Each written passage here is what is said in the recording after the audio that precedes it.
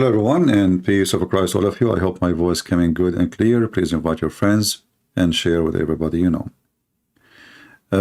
As you see the title, U.S. attacking Iran and Marines to Lebanon. In fact, this is a false title. I just want to get people attention. For tons of channels in YouTube, they are fabricating news and they are posting videos for USA training. Like, you know, USA bombers leaving emergency for battle, you know. They want just to get a click, and, you know, in the time of war, everybody believe everything he see. Even they are using cartoon to fool people. I mean, there's no limitation of how far they can go to make people believe that, like, that's it, you know, we are going, I mean, they are fighting Hamas, Abdul. And Iran itself can be whipped in 2 minutes. It doesn't matter how they say to you how massive the army of Iran, how strong. Israel is an army, you know, they have nukes since 1970, even before. So this is not an army who need really America. What they need is a support in the political field, or let us say we are behind them, you know, in case. But in reality, the Israelis do not need really the USA army, and all those ships is coming to the Mediterranean. It's just a show. They will not do anything. But all what we see in YouTube is people look 6.54 million. They saw the video 3 days ago. But this is just a training. This has have nothing to do with even today news. Those are all videos.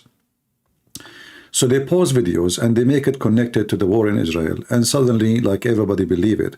Like now, I saw somebody, many, they are talking about 566 an emission is not to be found because the USA Army decide to send it only to Israel. This is false. Have nothing to do. In fact, the Israeli army don't use that emission, you know, at all, most of it. So, you know, people, they can be fooled easy. You know, people are just desperate to find the news, like what happened, something exciting, and we will feed them with the exciting news. You know, I keep blocking channels on my way because all of them, they are fake. Not even a single one is giving us really real news about what's happening. So don't watch those channels, especially with those, like, I cannot even find them because I blocked them already. Actually, the thumb of this video is from one of those channels. So they want to make you excited. They want to make you believe that you know, something is really massive. It is the end of the time. Or you will see a Christian minister saying it's the end of the time, etc. What happened? Why it's the end of the time?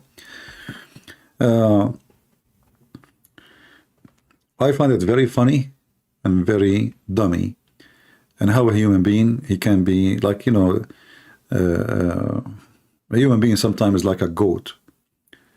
One goat walk in the front, the rest walk behind. Where the first goat is going, nobody knows. The goat follow, you know. The front goat stop, the one in the back stop. Why they stop? They don't know. If you go in the street now, and you know, you look at the sky. Let us say you go in a busy area. You look at the sky. You will see everybody looking at the sky because they want to see why you are looking there. They're not normal, you know, why you is looking there. Something there. So don't be just a copy and just follow blindly. There's many people, they are just trying to take opportunity to get a click for a video. Even the official channels, like this is an official channels of USA in Arabic. Those ones supposedly they are supporting Israel, but in fact they are speaking against Israel non-stop. This is an American government official channel. The first question you ask yourself, why even this journalist is there? Who hired her? Why she is allowed to speak in such a way? The answer would be very simple. In order to get the Arab crowd who hate Israel to listen to them, they have to hate Israel too. For them, well, you know what? Nobody listen to us except the Arab. And the Arab, they hate Israel anyway.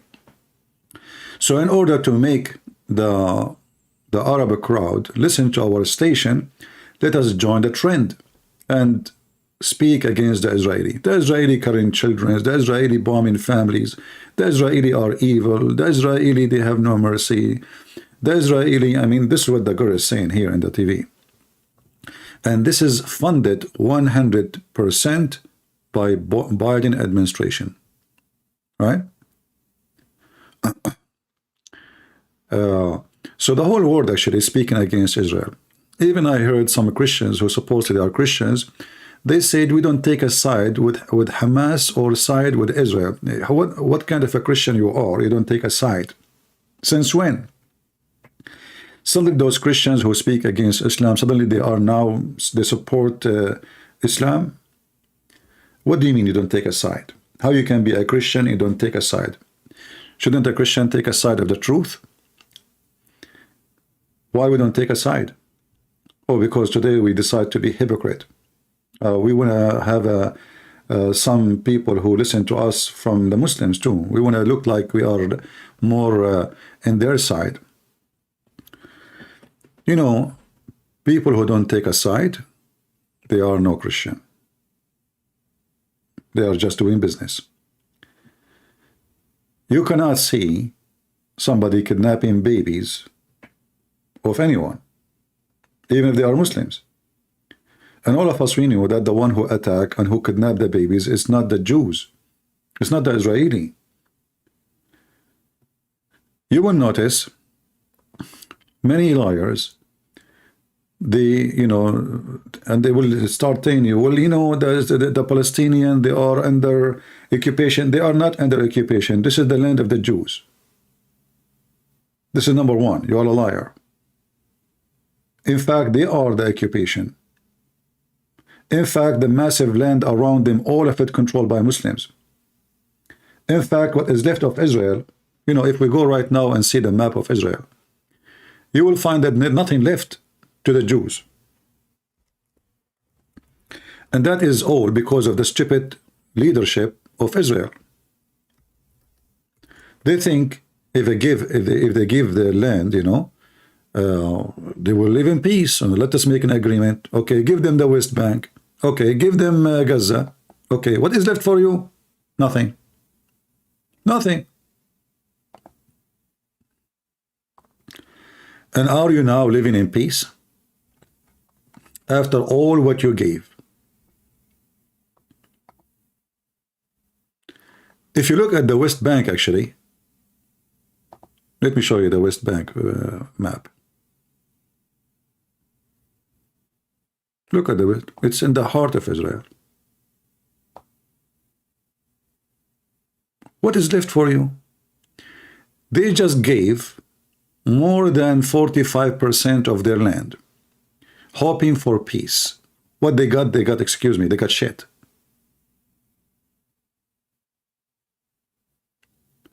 Jordan next to them is totally empty. The land of Jordan is not 1 to million as a percentage of population to the land. So you sign agreement because the stupid American, they want to do politics and they want to win election, and each one of them, he want to sign an agreement of peace with somebody because simply they want to look like heroes who they promote peace. But the fact, all of us, we knew that every single one of them is a scumbag and there's no peace is going to happen because this is not about the land. This is about religion. When Hamas made a speech, do they make a speech against Israel? No, they make a speech against the Jews.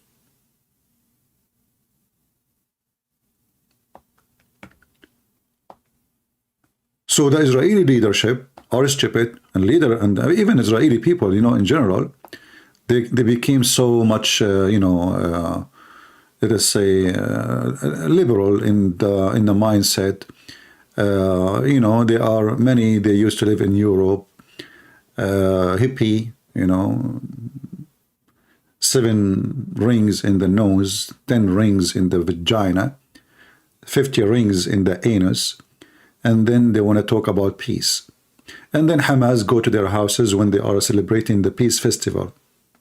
And then in the peace festival, the Hamas, they show them what peace is about. And they teach them that you hippie are a bunch of idiot. I know what I'm saying. It kind of savage, but this is what is. Savage is. They are savage, and those hippie Israeli, they think they can fight savage by hugs and kisses, and yeah, this is the truth, And now look at what's happening now. After 10 days, 11 days of what happened until now? Nothing. All the numbers you hear in TV reported from the so-called Palestinian, about 2,000 something get killed. Who is counting? Who can take what those people say for granted? You will notice that in one day, the number increased 800.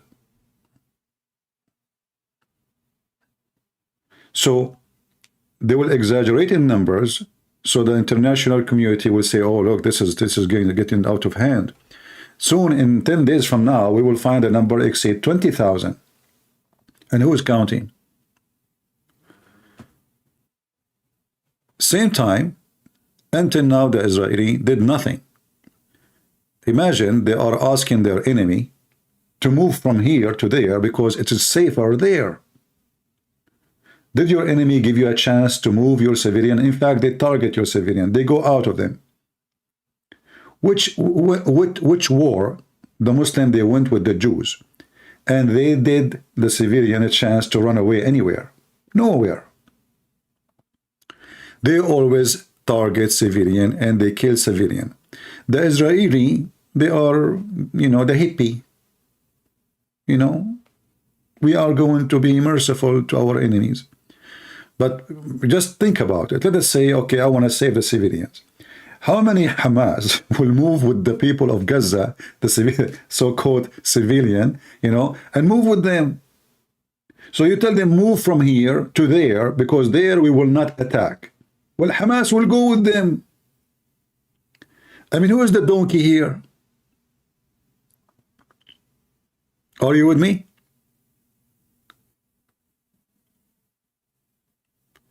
If I tell Hamas that building is safe,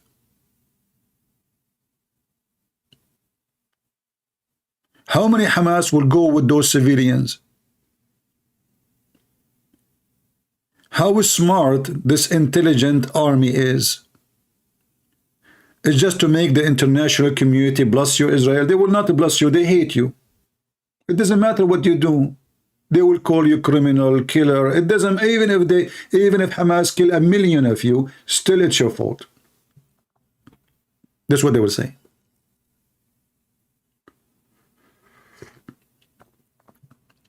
I saw in the news that Hamas, they shot rockets at Jerusalem. And Blinken, he blinked, and Netanyahu, he blinked with him, and they went down to the basement. What kind of leaders those leaders is? So because of a rocket shot at the city, it's not even coming to them. They go to the basement and they stay there for 10 minutes. Those are the ones who will win a war? A basement guy?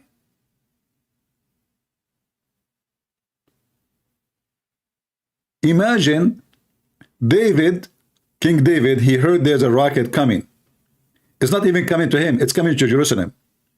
So what David he do? He go to the basement. What? So we put our young, children's to face the rocket, and we go in the basement. Why? Aren't you a leader? You see, if he's a civilian, I say, okay, civilian here, what he can do. I mean, that's it. But why you go to the basement? Where you go? Especially you are in a building with very heavy concrete. The rocket of Hamas is not even a toothstick. Those are the ones they will fight and they go in war. The first thing the Israelis should do, they should take this Netanyahu, put him in jail, and later he will be he will take into a trial for a treason. Him and his team, who were asleep. Have you ever heard of a border guard by 11 soldiers?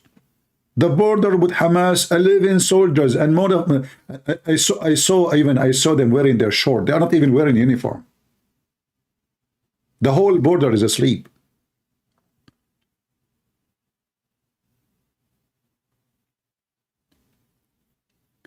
Now the Israeli woke up from the nightmare happened to them, but Hamas took advantage of the stupid Netanyahu. Netanyahu is a donkey. He's the same as a Trump. He's the same as a Biden. All of them, they are the same fabric. You know, Trump, the hero, when the Iranian hit the base in Iraq, Netanyahu, Trump, he says, as long nobody got killed, we will not respond. What the heck? That is genius. But that means they can hit the American, and they will hit again. They will keep hitting until somebody get killed. Coward. All what they want is just to win the election again. So Trump, he made a promise, okay, you know what, I will not take America to war. And then everybody took advantage. Okay, let us hit the guy. He will not go to war anyway. Same as Joe Biden, he told Putin, we will never involve no matter what happened in the ground. Then Putin, he went to Ukraine. They are the most dumb, stupid, idiot leaders ever you can imagine. And when you have all those leaders in one time, that what things is messed up. European Union, they want to send food and sugar and flour and cake and cookies to Gaza.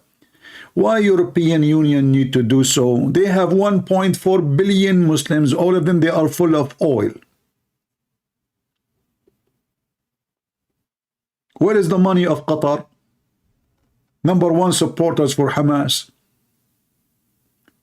Where is the money of Saudi Arabia? Where is the money of Emirat, Bahrain, Brunei? No, we want to send them, we decided to make it a 3-time assistant more. And actually, because of the assistant, those people didn't have a job. Since 70 years until now, not a single one of them have a job. They get a free meat, free flour, free bread, free education, free electricity, free. Paid by United Nations and donors. Nobody have a job. Today in this TV, the Muslim lady host, the journalist supposedly, she said the Gaza, you cannot ask people, civilian, to move that fast. The Gaza families, each family is big. How big? 27, 28, 29, 30. One woman. The average of Gaza women, of babies, is between 17 to 27. Every woman, she have between 17 to 27 baby. How they can feed them? They don't work. Thanks for the donation. We make babies, they pay. Right? So the whole world, is not sharing the truth with us. And then you watch an American TV station, like this TV station in front of us in Arabic. Everything there is poison against Israel. Every question, every answer. It's just to make the Arab audience like the station. They are trying to compete with the Jazeera, like who wanna put more hate against the Jews. So, you might agree with the Jews, like, we saw not long before the attack, an Orthodox Jew, he spit at a Christian in the street. But I'm not going to judge Israeli, all of them, and say, oh, this is how Israeli is. And even if they all is, isn't it this what the Muslims do to us? What about we read the Pact of Umar? At least this is individual doing it. In Israel, Christian person, he have the same right as an Israeli person. Do a Christian person have the same right in any Islamic countries? Do we? Do we have even any rights? Do they even count us?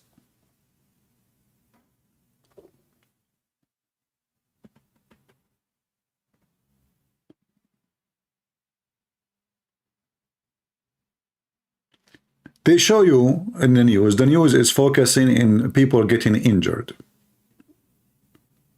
That's it. People forgot about Israel.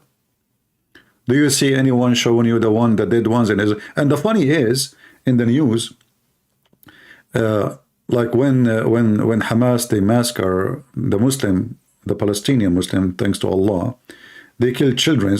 What the videos they did? They put a filter in the top of the image so we don't see. So what the point of the video? They don't want you to see.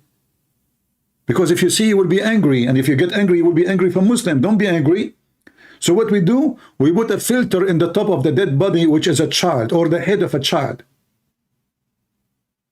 So what is the video? Did any of you were able to see the dead bodies of the Jews? No. All the media, they put a filter in the top. They have a camera, they have a raw image, which means they are seeing, it's not the Israeli giving, those are journalists from the CNN, from Fox News. Everybody put a filter in the top of the image. Why you do that? How come in the case of Hamas, you show us a child who is killed, but in the case of the Israeli, and you don't put a filter in the top of it?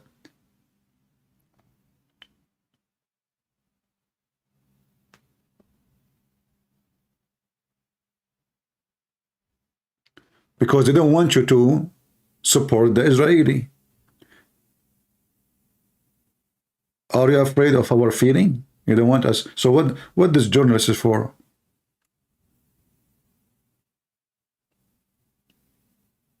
And look, they keep repeating the same image for the same person, with the same pant, with the same t-shirt.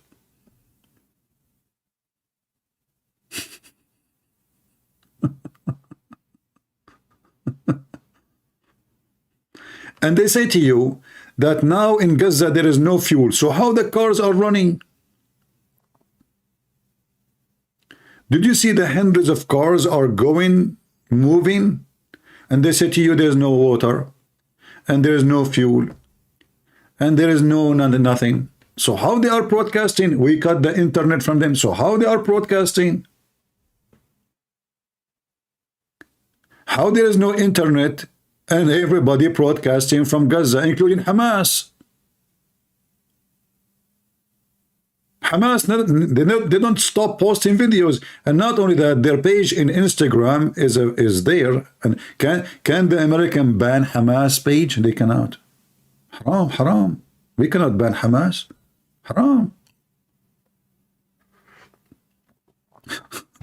They have their page there.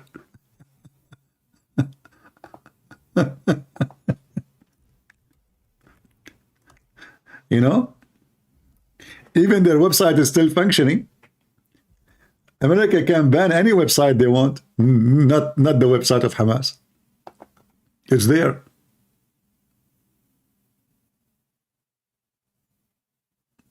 It's there.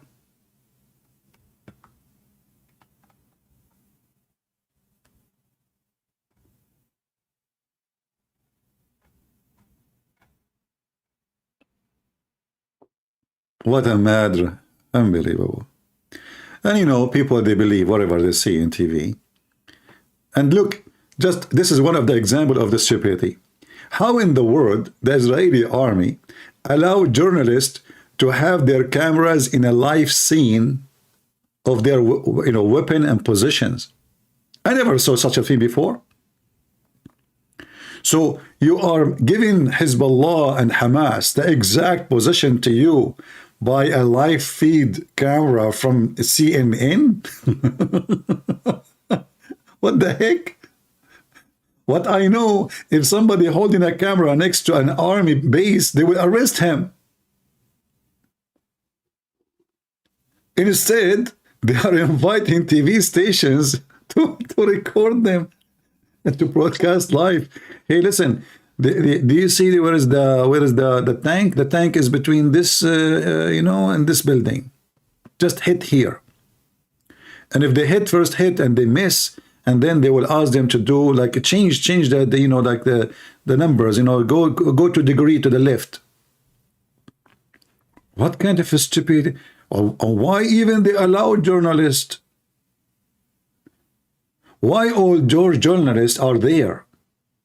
It's just to inflame. So the Israeli stupidity is beyond stupidity. All the journalists speaking against them, and they invite them to speak against them. As an example, why Al Jazeera there? How in the world they allow Al Jazeera, who they are #1 top supporters of Hamas, Al Qaeda? Is that democracy or this is stupidity?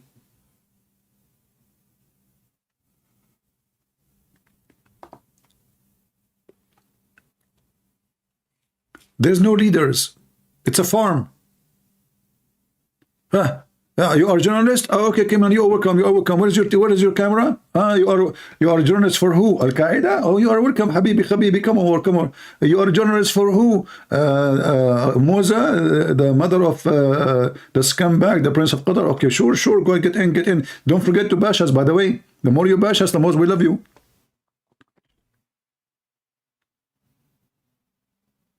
This is called democracy, especially in the time of war.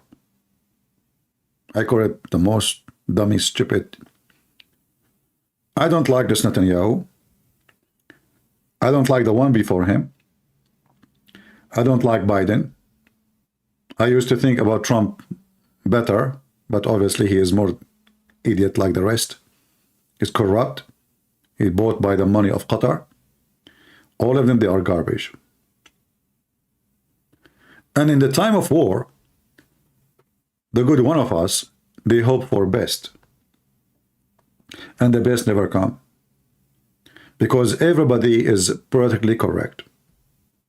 They are telling the enemy where to go to be safe. How in the world those Israelis they are going to win a war?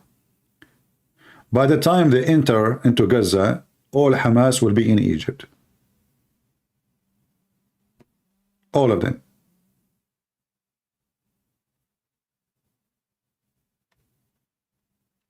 You enter Gaza, you take Gaza, you leave Gaza, Hamas come back.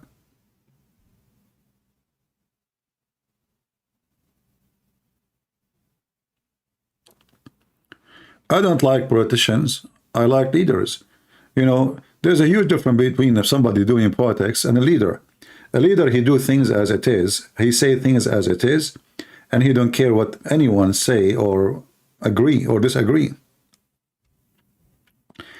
People who do politics, they never say what they believe. They never believe what they say. And they do what make it fit for their coming election, not for victory. They want to win the coming election. When a politician, he take an office, from the first day, he is thinking about how to win the election in the coming election 4 years after, or 2 years after, depending on his position. Therefore, it's not their interest to do what is right. What interest is to do what is right for the election. How to win the election. Real leaders don't care for election. They care for their citizen. They care for their country. They don't care really if they will have a job next month, next year or not. They care how to bring victory to their own people.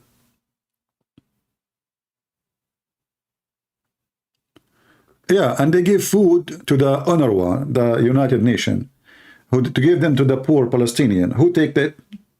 Hamas. They give them food. Who take it? Hamas. They take them, anything they give them, even medicine, Hamas. Hamas, they have a very expensive hospitals underground. Where they get it? From the United Nations. United Nations, they have hospitals for the civilians with highly equipped, expensive equipment. Hamas, they take it underground. All now what they are saying, assistance is coming to Hamas from Qatar, from Emirates. Look, everybody is now in the, please let me send more assistance. I want to send even Japan, European Union, even America, brother. Everybody want to feed the Hamasi. Who is going to take the food? Number one, Hamas, the fighters. They are feeding Hamas.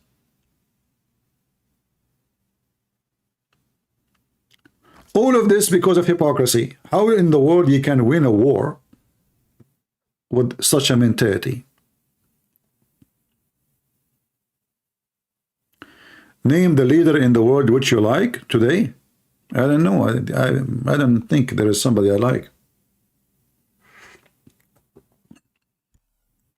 All of them, they are doing politics.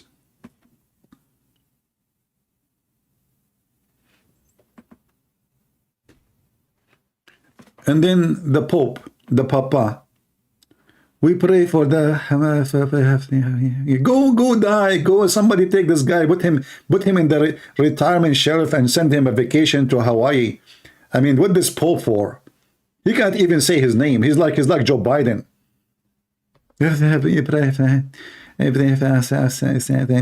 Diarrhea. They are coming from different galaxy.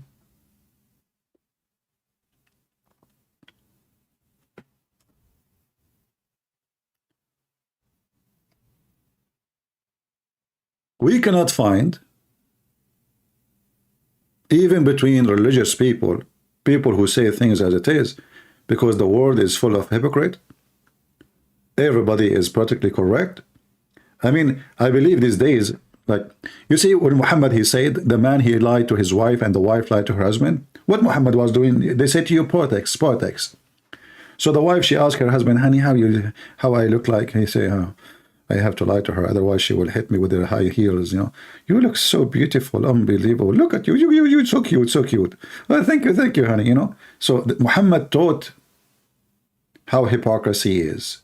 He is the first hypocrite ever, and the rest to follow. Who is the father of all lies? The devil, the Messiah said. So the second you start lying because just doing politics, you are a partner with the devil. Nobody want to say the truth. Nobody want to say that problem is not even Hamas. The problem is Muhammad, the faith of Muhammad, the Quran, Islam. Nobody want to say, okay, why Hamas doing this? This is what Muhammad did exactly to the Jews, to the Christians, to the Arab. The problem is not Hamas. The problem is Islam. What Hamas is? Hamas is an Islamic Mujahideen. Who is ISIS? Islamic Mujahideen. Who is Al-Qaeda? Islamic Mujahideen. Who is Muslim Brotherhood? Islamic Mujahideen. Nobody want to use the word Islam no more. That's it. It's Hamas. What is Hamas?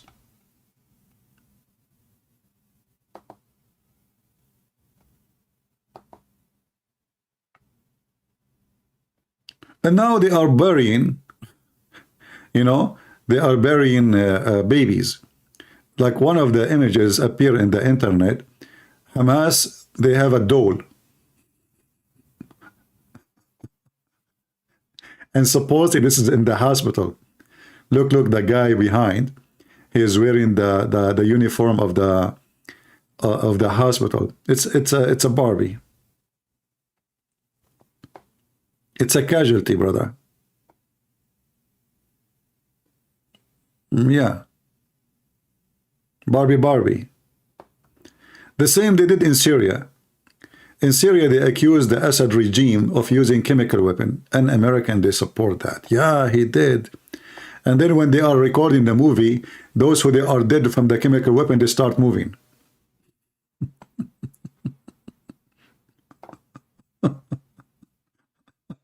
It's a zombie movie. There is a, if you remember, there was a video about a child saving his sister. Anyone saw it? In Syria. A child saving his sister. So supposedly there's a shooting, and the child, he ran to save his sister. And the internet posted everywhere, the Shia killing the Sunni, because this is war between the Shia and the Sunni in Syria. And then the one who made the video, he said, this was a video I made, have nothing to do with reality. It's not even done in Syria.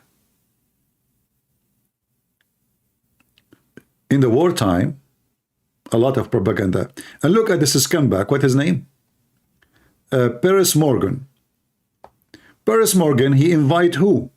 Mimi Hijab. He is giving them a voice. He is making them famous. I mean, who is Mimi Hijab? Is he a leader?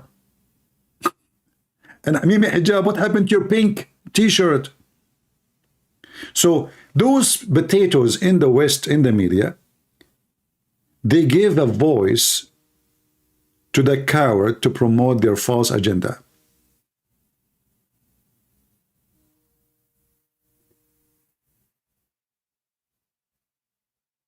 This guy is a street boy. If not David Wood, this guy, nobody know him.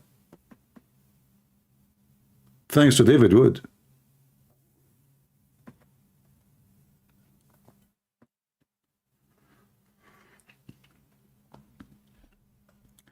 That's why they don't dare to come to me. And what we have here, 2 days ago, virus in the Quran, myth or reality. Interesting. You know, sometimes I find that the Christians, when they make a topic, this is 2 days ago. I mean, do we need even a conference about this? Just open your TV. We need to make a conference about, okay. Yeah. So, I mean, the whole world is really weird. And people, they do crazy stuff. And they say crazy thing. And you are in a time you need to prove that Islam have violence. And people will not believe you. Like, what are you talking about, man? For sure, it's a myth. You know, ISIS don't present Islam. How many videos made in YouTube? How many articles made in the internet that ISIS is not Islam and Islam is not ISIS? And how many donkeys in the world believe it? A lot. If ISIS is not Muslim, so what they are? Hindus? Is Hamas Muslims? Is Hamas Muslims when they kidnap children and they cut their head? Every Muslim will say yes. So how come Hamas is a Muslim? This is the European Union giving more money to Hamas. They get you this blondie women speaking blondie words, giving us blondie assistance. We will increase our assistance to Hamas. And the excuse is civilians. Look how shiny they are. You know, the hypocrisy of the world is beyond imagination. Trump, he made sanctions against Syria. The whole country. The whole country. They cannot even buy flour from abroad. Medicine, medical equipment, nothing. Nobody cried for them. The whole country. Why? Because simply Syria, you know, the president is a secular. Women, they can wear a skirt and short and bikini. And he is not a Muslim terrorist. If he is a terrorist, like Hamas, we will give him assistance. Then this poor guy, he have no problem with everybody. Suddenly he became the enemy of everyone. And then he found only two friends. The terrorist state of Iran and the filthy Putin. And now they blame him why he is a friend to Iran. Well, you give him no chance. Those are the only two people they want to help. His people are suffering. They are hungry. They cannot find food. So look, 6 days, 10 days, Gaza don't have food, but they have. Syria has no food for almost the last 14 years.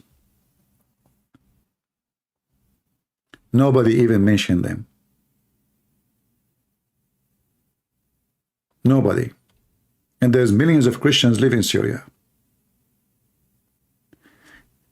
They want the secular president to be removed, and they want to replace him with Hamas. Who is the one who will take the place? The plan was Hamas. In fact, the scumbag Netanyahu, he himself, he built a hospital for Hamas, who they are fighting in Syria, in the border of Israel. And there's a video of him, actually.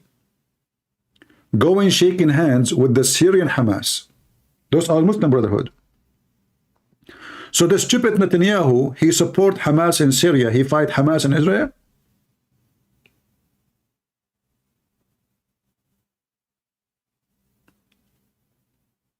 Do you see what I'm talking about?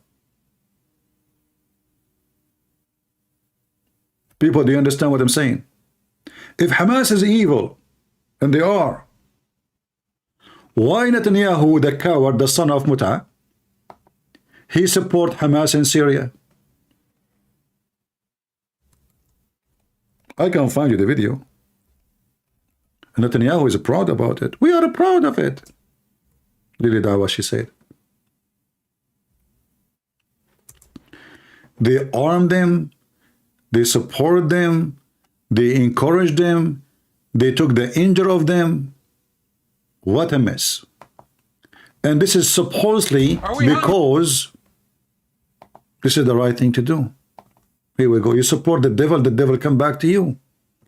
This is exactly what the stupid American they did with Osama bin Laden. Who trained Al-Qaeda? USA.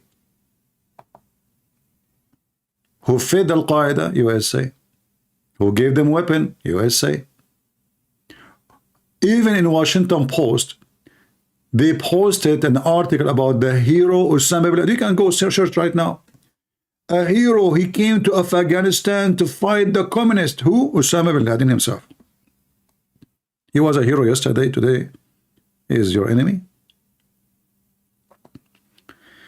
Do you know the song Who Let the Dogs Out? Do you know it? Who let the dogs out? This is Netanyahu coming to visit the camp of Hamas, the terrorists in Syria. Those are Hamas fighters in Syria. And look how Netanyahu is so happy, excited. Habibi, how I can help you, Habibi?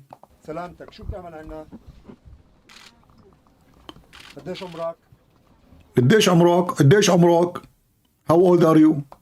وبنا خدسرة شمو عدنان يلدين يشكل نشيط. His name is Adnan. لروبا بايوت كروبيوت بايوت شخصيان. And look, you know, the doctors and everybody want to take care of the terrorists of Syria. This is reality. This guy is the one who supported them. When the Syrian army get closer to them to kill them, Hamas, the Israeli army, by the command of Netanyahu, shoot back at the Syrian to keep them away from Hamas. So now Hamas protected by Israel.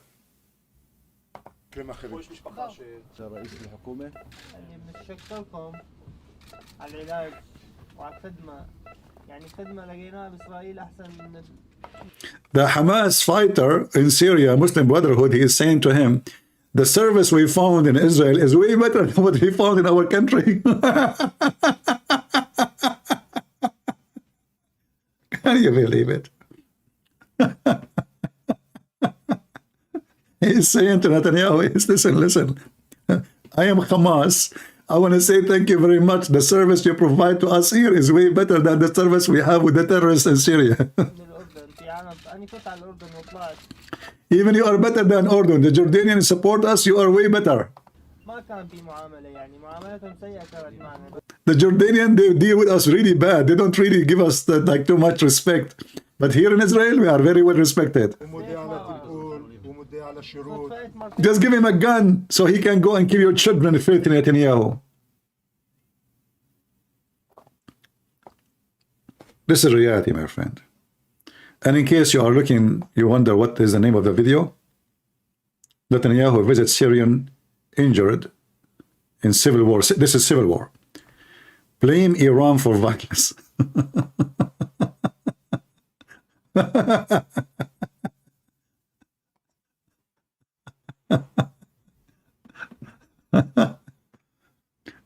You know, this guy should not even be there in the office for a second.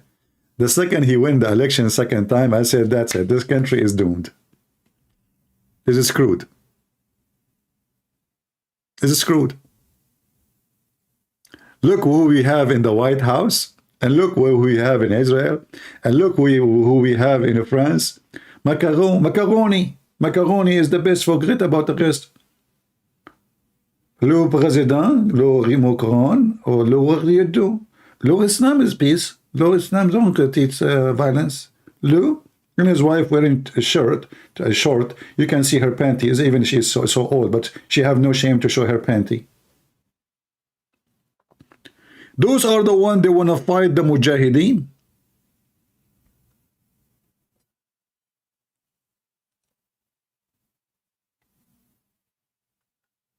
Macaroni.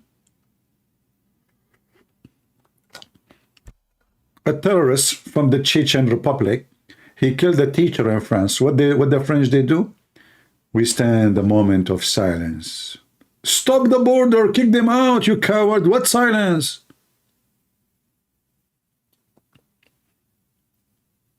Each time the terrorists they kill one of them, we stand a moment of silence and we give flowers. You know what? I decided to move to France and open a flower business. Because they will buy a lot of flowers in the future. I think this is a good business. Go to Europe. Each time the terrorists, they kill a bunch of people, they will come to you. Your business will be flourishing. I mean, flourishing.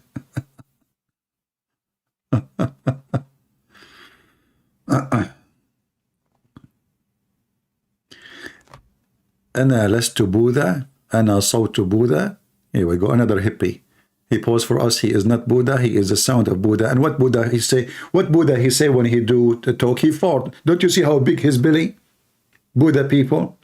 You know, and the other thing, like, you know, those supposedly the hippie, you know, the yoga people, they think Buddha was like a peaceful, you know, the first one who started martial art and karate and Ching Fu. Oh, those are the Buddhists. You don't know what the Buddhists did in Cambodia? Buddhist. They slaughtered hundreds of thousands. Do you know what the Buddhist Chinese did? Did you know what the Buddhist Japanese did? So give me a break, Mr. Yoga boy. He is not Buddha. He is the soul, the voice of Buddha. You made me fart. Go and see what the Japanese did, the Buddhist Japanese, when they come to Korea, when they come to Philippines, when they come to China. They are Buddhists, very much devoted Buddhist. And then they try to replace it. They say to you, like the communists, you know, the liberals, the socialists, they are better. Stalin, every morning, if the number is less than 5,000 to be executed, he is upset and they fear he will be angry. Every morning he executes 5,000 people. Socialist.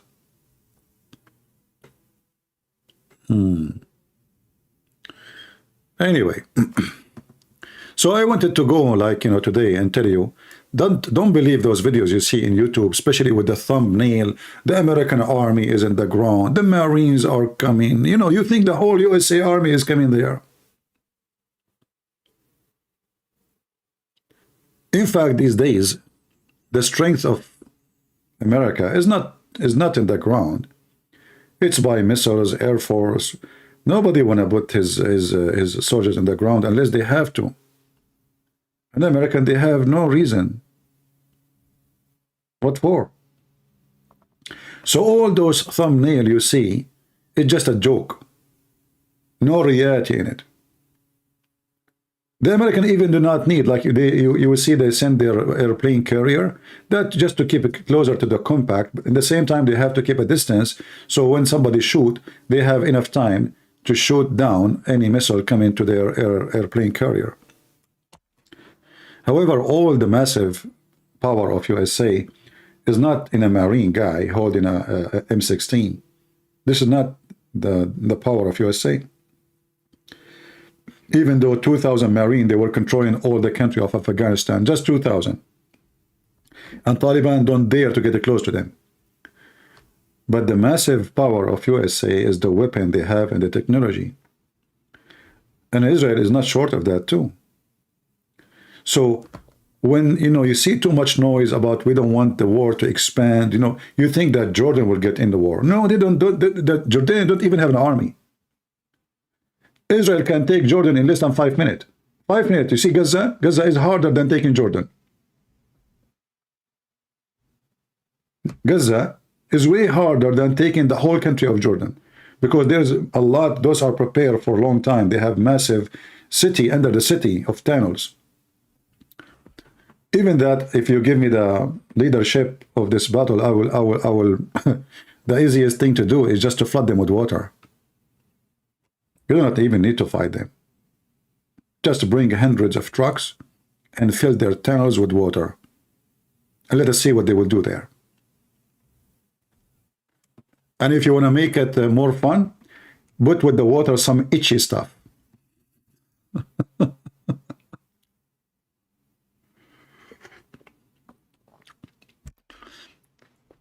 You know, the itchy stuff? There's some plants, you know, or even chemical. If you mix it with water, it will make the skin of a person itch like crazy, you know? So just mix it with itchy stuff and throw it in the tunnel and let Hamas itch themselves until tomorrow. By the morning, their meat will come out from itching. Scratch, scratch, brother, scratch, scratch.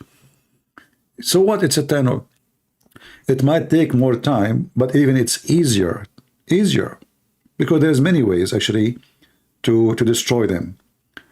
Put water, connect the water with high voltage electric.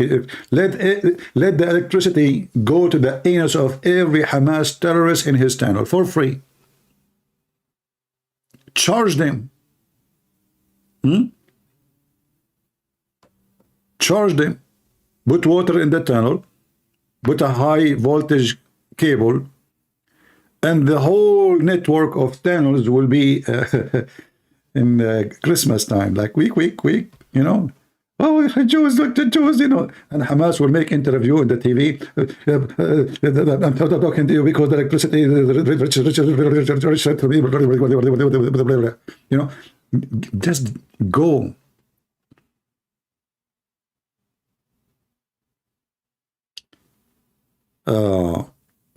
In the worst case scenario, would you take up an arm and fight terrorists? Would this be a Christian good thing? Well, this is what I did. When 9/11 happened, what I did, I joined the USA Army. I'm the last one to ask me this question. Where everybody don't want to go to war, because, you know, there's different to join the army in the time of peace and join the army in time of war. I joined in the time where nobody want to join. No man is a man. No man is a man if he don't do what the man do. A man is not somebody have a penis. Even though this is what they decide as gender. A man is someone he stand, he fight, he defend his family, his land, his honor. And the one who don't do that, he is not a man. Period. And to be Christian, why don't we have the Old Testament? The God of the Old Testament is the same God of the New Testament. Why those silly Christians, they say to you that Jesus loved everybody, they forget that Jesus said, the one who don't have a sword, go and buy one.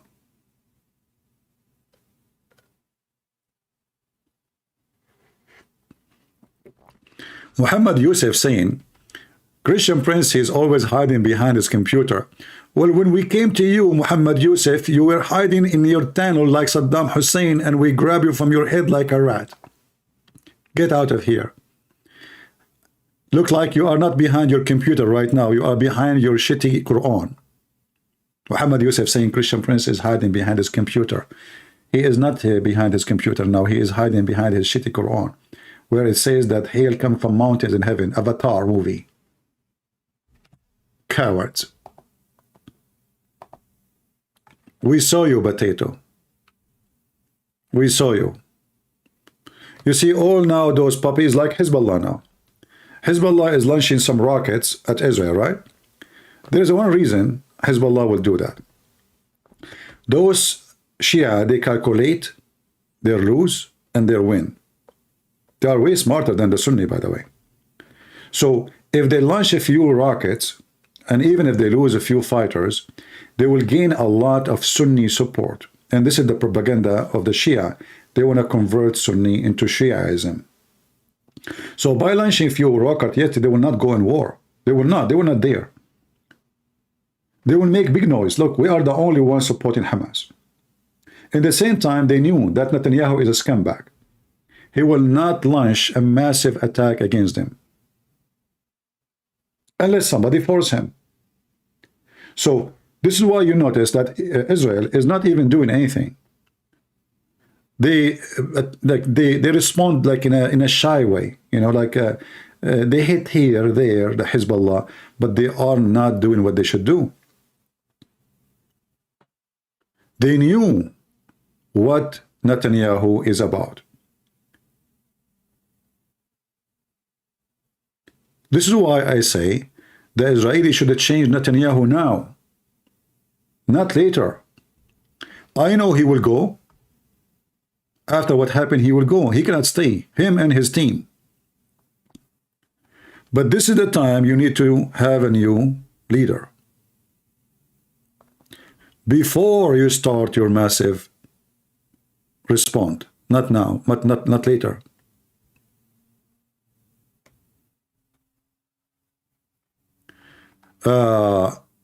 Aberration saying, few verses later he said, put your sword back in the place. Those who live by the sword, they perish by the sword. Well, Jesus was copying the Old Testament. You are ignorant, my friend. I'm not insulting you, but I'm saying to you, you're ignorant. When Jesus said, the one who live by the sword shall die by the sword, Jesus, he just told you, you should kill the one who live by the sword. What you yourself, you take from it, you take it only that you should put down your sword. That's false. It is Jesus himself, he said, go and buy a sword. But when the police are coming to arrest Jesus, if we can call them police, those are just doing orders, command. Those are the authority. Peter, he wanna kill a soldier, it's not his guilt. He is coming to arrest Jesus. So Jesus said to him, put your sword down, because he is fighting the wrong person. So the ignorant Christians, they say to you, Jesus, a few verses later, he says, put your sword down. What Jesus was quoting is from the Old Testament. The one who live by the sword shall die, which means this is the penalty. The penalty is, if you are a killer, if you are the one who attacked by the sword first, you are the killer, you shall be killed. That is justice. What the coward ones, or who so-called Christians, they make it what? The opposite. Jesus don't want us to carry sword, don't want us to fight by the sword. But he is the one said, if you don't have a sword, go and buy one. So buy sword for what? To make shish kebab? What Jesus is saying to you, don't be the killer, because the one who killed shall be killed. That is justice.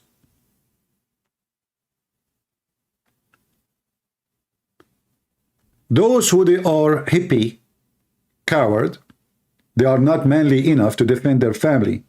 They find the excuse. Jesus said, love everybody, love your enemy. Love your enemy. Your enemy is the one who is screaming at you, persecuting you, not somebody want to slaughter you. Not somebody want to take your wife. Not somebody want to rape your child. Loving the enemy is by rebuking them.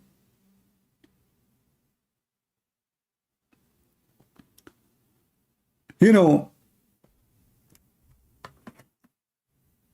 through centuries, scumbag priests, they taught the crowd that you cannot revolt against the leader. Why? Because there's a verse in the Bible says that those leaders chosen by God. That's it, chosen by God. But all of us, we knew that this is not what it meant. All of us, we knew who is John the Baptist. If there's anyone here do not know who is John the Baptist, no, Sam Shamoun, you cannot call me. Sorry. I'm really upset from you. You told people you cannot take a side? You told people you cannot say take a side with Hamas or Israel?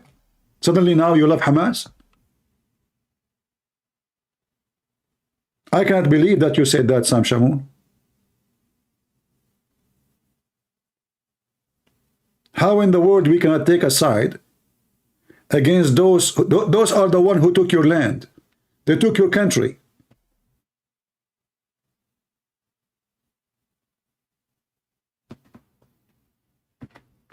All of us, we knew what John the Baptist did. John the Baptist, he lost his life. Why?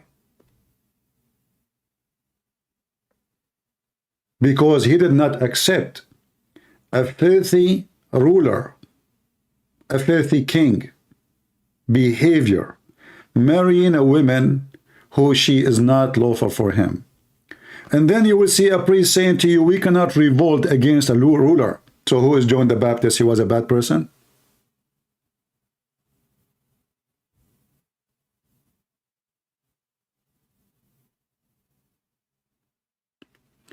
You did not say that, Sham Shamoun? Well, if you did not, I apologize then. I don't know. That's what they told me. I heard somebody saying that maybe they understood you wrong, that you don't take a side, and they said to me that you have a Palestinian guy speaking to you. Yeah.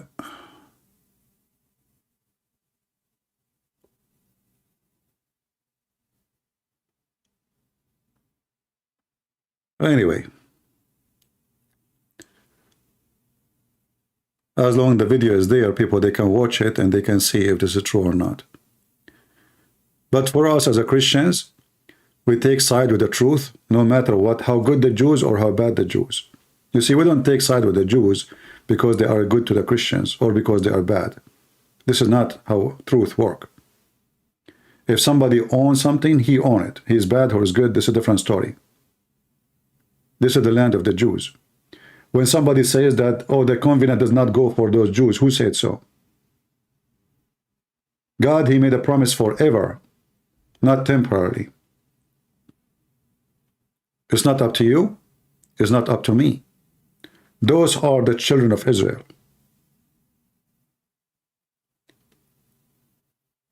I cannot say to someone like Sam Shamoun, Iraq is not your land. Even though the land in the Bible says that this kingdom, the kingdom of Assyria, will be destroyed. Is that correct?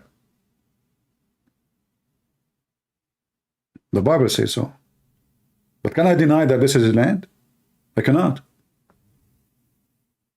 Even in the Bible, it's promised that this land will be destroyed. This kingdom will be demolished.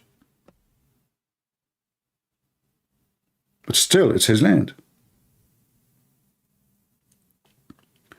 The prophecy about demolishing the land does not change the fact that those people, they are the one who own the land. So we as a Christian, we have to be truthful and side with the truth. If Hamas owned the land, we will say Hamas owned the land. As simple as that. If Hamas does not, then Hamas does not.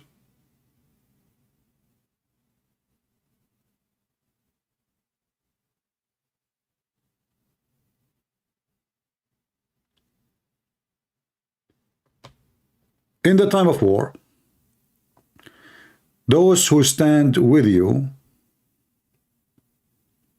is the one, if you are truthful, is the one who stands for the truth, and the one who opposes you is the liars.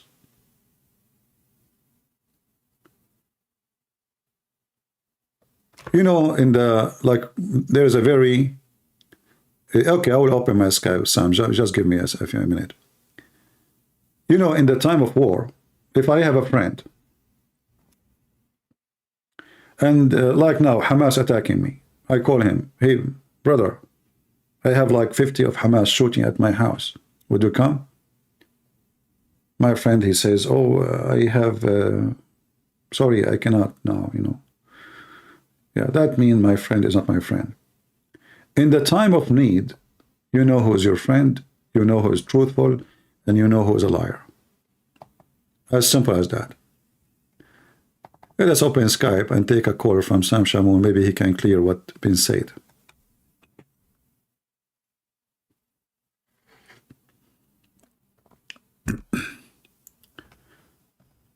All right, Sam, text me in Skype, please.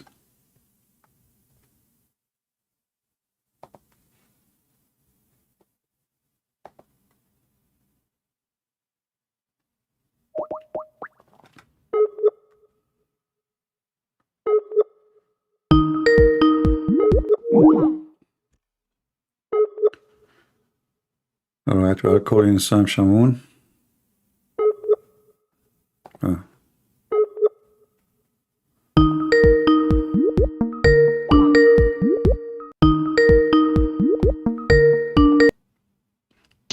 Hello?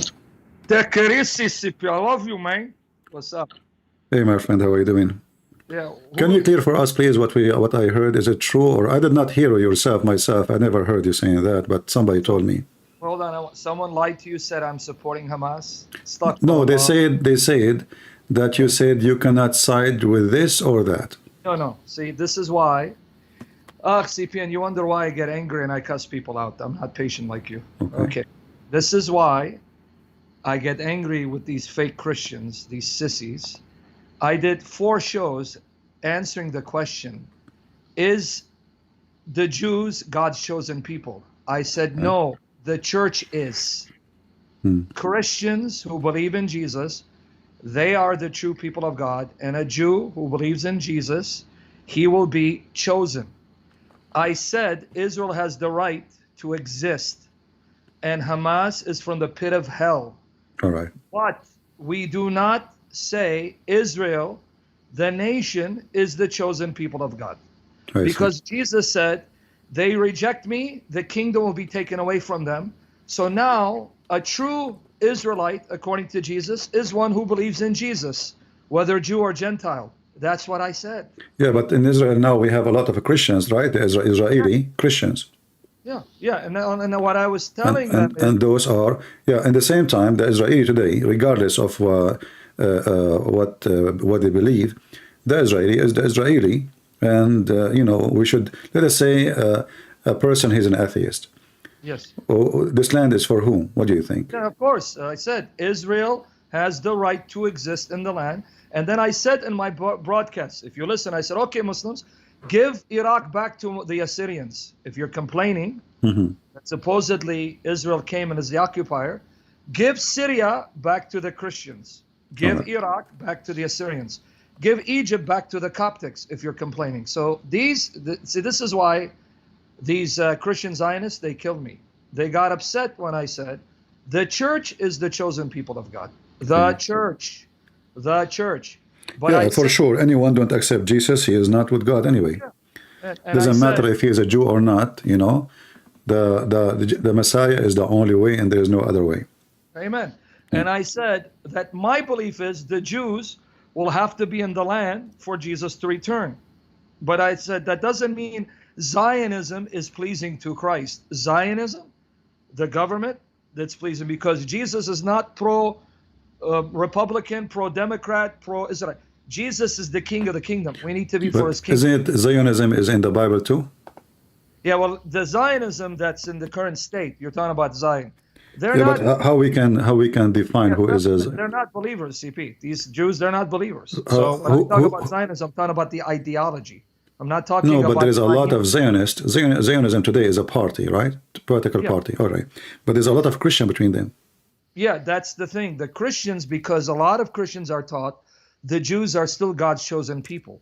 No, No. I mean, we just agreed, me and you, that the Christians who believe in Jesus from Israel, they are chosen people of God, right? Yeah, any Christian, Jew or Gentile, is the chosen people. Yeah, let us focus now in the Jews alone. No, they say, no, Israel is the chosen people of God. Well, they are Israel. They are Israel because at the end of the day, the one who inherited the land is Israeli, and those are Christian Israeli. So they are. So remember when God he went to destroy Sodom and Gomorrah.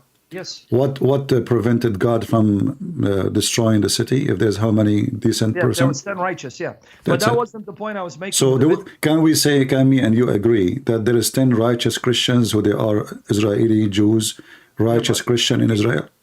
If you listen to what I'm saying, I'm not disagreeing. Listen to what I'm saying. All right.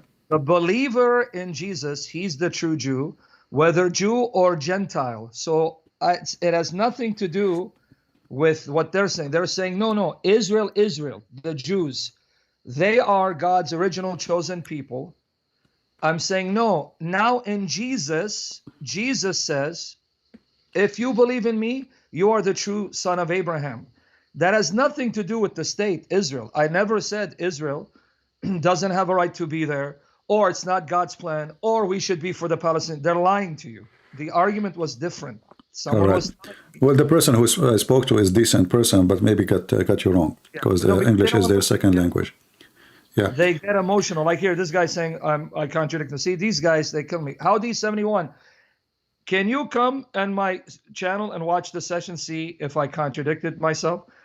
I told them in Romans 2, 28, 29, Romans 2, 28, 29, Matthew 21, 37 and 45, Galatians 4, 21, 31, Galatians 3, 26, 29. Paul says the true Jew is the one who believes in Jesus. So if you're Jew or Gentile, if you believe in Jesus, you are the seed of Abraham. So the church is God's people. And I said, God is not done with the Jews, because I even quoted Romans 11, 28 to 29, where he says, for the sake of Abraham, Isaac, and Jacob, he's not going to wipe out the Jews like he did Sodom and Gomorrah. He will not wipe them out because of his love for Abraham, Isaac, and Jacob. That's in Romans 11, 28, 29. So if the liars were honest, because Christians, we are condemned if we lie and bear false witness. Sam, what do you think about the covenant, which is in Genesis, that your land is from the Nile River to Euphrates? Yes, okay. Now, you're talking about the covenant made with the descendants of Israel. Now, Jesus comes and says, true Jerusalem is heavenly Jerusalem, our mother, Galatians 4:26. Hebrews 12, 22, 24. The Jerusalem above heaven, that's the true Jerusalem, and it's going to come down. The Jerusalem on earth, now that Jesus is rejected, read it, it's not me. Jesus is rejected. Revelation 11:8, it's called Sodom and Egypt. It says where our Lord was crucified, Sodom and Egypt. Then Jesus says, if you go to John 4, 20, 24, when he says to the Samaritan, it's not in Jerusalem nor on this mountain where you worship God, but you worship God in spirit and truth, because Jesus says, you reject me, your house will be left desolate. So I have no problem with earthly Jerusalem belonging to the Jews. That's not the point. That wasn't the point I'm making. Yeah, now but the covenant is about earthly promise. And then Jesus said, this earthly Jerusalem, I'm done with it. It's but still, the land promised in the covenant with Abraham to the Jews. So we don't want to mix between the end of the time and the promise of those who believe in Jesus, where they will be in the heavenly Jerusalem. No, that's not my point. If you're listening, CP, brother, just listen a little bit. I know you want to argue and debate. Jesus said, because you reject me, I leave your house desolate. Matthew 23, 37, 39. Luke 19, 41, 44. So the earthly Jerusalem, it's for the Jews. My point is that the New Testament says that the true Israel are those who believe in Jesus. The true Jerusalem is heavenly. Paul says, Galatians 4, 21, 31, if you read it, he says the Jerusalem on earth, that's Hagar. Go read it, CP. Open it. Galatians 4, I agree with you. But in the same time, don't we have until now Christians in Jerusalem, believe in Jesus and they accept Jesus every day? By the way, brother, who's Howard 71? He's saying I'm back on. Is this guy a dog of Satan, Muhammad? Don't forget, don't worry about it. Go ahead, what you're saying? But we have now, until now, every day, and this is why many rabbis are so angry from the Christians and Christianity, because there is Jews every day in Jerusalem and the area around. They accept Jesus. Is that correct? Yeah, they're all Jews. Right. So Jesus, he said, because you refuse me, I reject you. But he did not refuse those who accepted him, correct? No, you're making a different point from me. No, just wait, hold on. Just say I listen to you. Listen to me. So, in the same time, even when Jesus said, I reject you, I expel you from me, etc., still all his disciples, they were Jews. And who's debating that? Huh? Can No, you no, repeat what my no, no, no. argument is? Listen. So now, even with the decision of you Jews are rejected me, but Jesus is still he is supported by the Jews. Even at that moment when he said Jews that. not support him? Sorry, Which Jews support him? all the disciples. Yes, and you're making my point, so you're confirming my point. But what Yeah, was but my today we point? have disciples too. Today we have disciples, which mean new convert to Christ. With earthly Jerusalem? You're not making my point. You're making another This is point. not about earthly Jerusalem. This is about those people. They will not be forsaken because they believe in Yeah, and Jesus. that's So any belief in as long Jesus. there is a Christians in Jerusalem, Yeah. and they are believers, And the the same Christians in the same Palestine, as will they- Sodom and Gomorrah. This is my point. The same as Sodom and Gomorrah. If there is only 10 decent people, God will not destroy it. As So long will God destroy Palestine if there are 10 Christians in Palestine? what Palestine? There's no Palestine. If there are 10 Christians in Palestine, will There's he no destroy Palestine. There's no Palestine. In fact, the Okay, existence, we know. the existence of Israel is the best for the Christian who they are in But you didn't Palestine. answer my question now. Yeah. I answer yours. Answer mine. Yeah. Be direct. This place called Palestine. I know. You cannot Palestine. destroy something that does not exist. Say it again. You cannot destroy something that does not exist. Okay, but it's called Palestine. It's called The Palestine Christians in Palestine, before will those it be people wiped out? exist. Yes or no? This is the name of a territory, not the name of Okay. the people. The Christians in that territory, will that territory be wiped Well, out? Yes. or no? God will not destroy them because simply He destroy the Christians because they are going to be saved by the Israeli. A Palestinian Christian, they're if we not can gonna call be him, destroyed. listen, a Palestinian Christian will live 1,000 times better than living under Hamas. Do I agree? Okay, yeah, I agree with that, but that's Okay. not my question. So why God Repeat one more is time, going I'm to repeating destroy? my Why God is going to destroy the Christians in Palestine? You got If it. He So is going to Palestine, save them, they're no, Christians listen, there, listen. they So cannot be God will save the Christian So in they Palestine cannot by be Israel. destroyed. That territory cannot be destroyed. Good job, CP. No. People too. People. But we are talking about the Christians in Palestine, if you call it Palestine. And if there are 10 I there, Palestine will be I destroyed. believe that Israel is going to save the Christians in Palestine, even though there's some Jews, they don't like them, they hate them. So So Israel is going to bring the Christians out of Palestine into Israel? Okay. no, they Well, will that not bring them means out. They will not bring them out. This is the land of Israel. So the Israeli, because they are hypocrite today, and nobody dare to say the truth. Listen, because they don't dare to say that this is our land. You like it, you don't like it, drink from the ocean. So because we have politics, because we have politician, nobody dare to say the truth. So Christians who live in Israel, this is not Palestine, this is Israel. So those Christians will be way more better saved by Jesus if they agree to live under the Israeli. And I met many Christians from that land, and I spoke to them, and they told me, even Hamas, even Gaza, they wish to get a passport of Israel. Everybody say that, They told me life there is way better, and we cannot compare between how the Israeli treat the government, treat the Christians, even though you call the Arab, and how the Arab treat Arab, or how the Palestinian treat Palestinian, or how the Saudi treat Egyptian. So for the Christians who they are part of so-called Palestine, and those are the original people, by the way, not Hamas, not those Muslims. Muslims they came as an invasion. The Christians they are the original people who used to live side by side with the Jews. The rest are not. So the rest don't even have a right to stay. However, the Christians within Israel are 1 billion times better than being under Hamas or Islamic State. Of course. Knows who's making that argument. All right. So this is why when you said to me, is God going to protect Palestine for 10 Christians there? Palestine never exists to be destroyed or not. Yeah. Now, CP. The Christians there. Your argument. Let me remind you what your argument is. If there are 10 righteous in Israel, will God destroy it? No. But now, because you said politics and they're cowards, this territory that they call Palestine, I know it's Israel. There was no Palestine. Okay. That's not my point. I'm talking about today they call it Palestine. Now, your logic, if there are 10 Christians in that territory, it won't be destroyed either. I'm just using your argument against you. That's it. Yeah. So you're making my case. All right.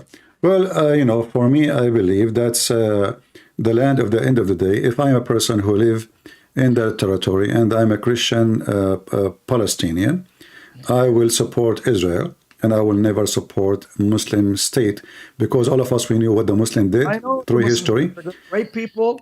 They're going to enslave them. I know that. I We hate know this. we know the Pact of Umar, right? Yeah. We know what happened. We know what they did, and we know that we cannot even compare. Now No. there is in Israel there is a huge number of people who support homosexuality. We know that, but Of course, I this said is the case in everywhere in the world today. Everything is awkward. Everything is backward.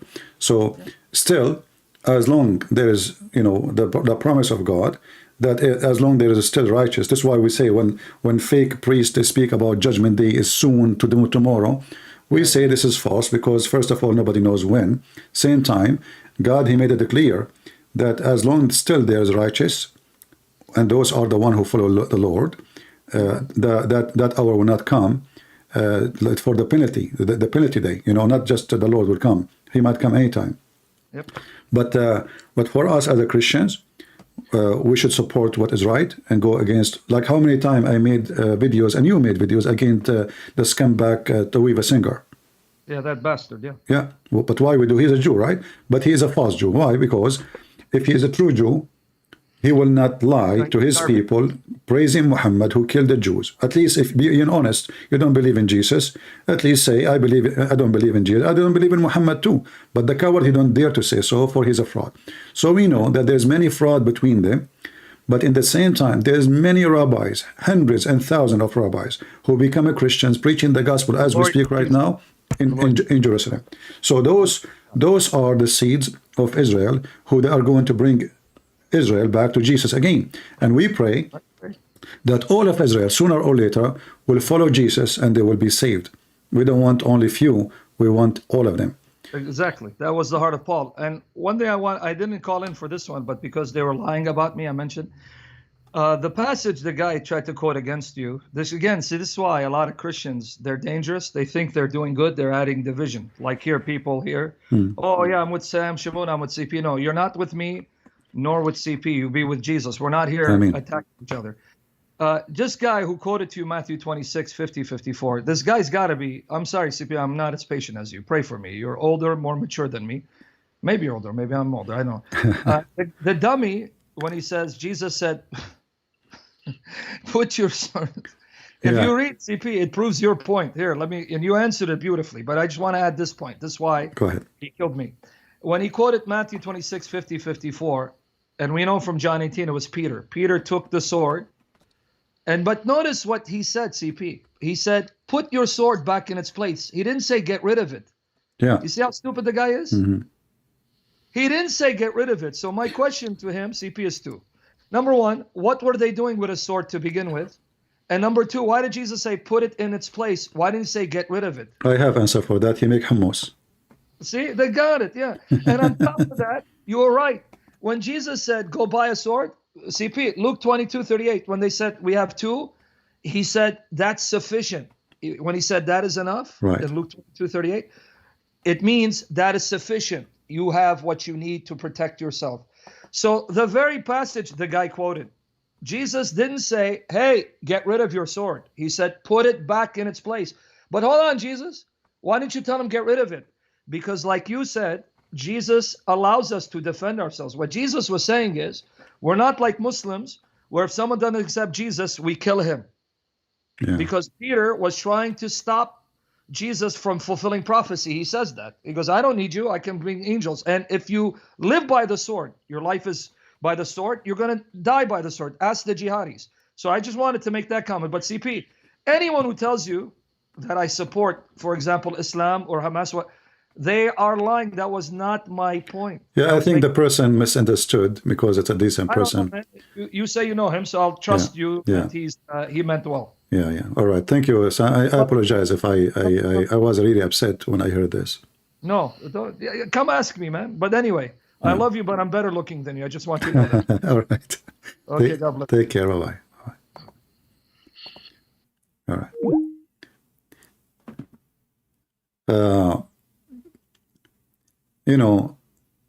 I spoke to many people. Actually, the problem is with Israel now that Israel themselves, they are confused. What is the red line? Who is the friend? there is a bunch of Orthodox Jews who they are very aggressive and hateful to the Christians. They were preaching and teaching that the Christians are our enemies and Muslims our friends. Non-stop. They even say we are allowed to pray in the mosque, but we are not allowed to pray in a church because the Christians are pagans. So imagine they are willing to follow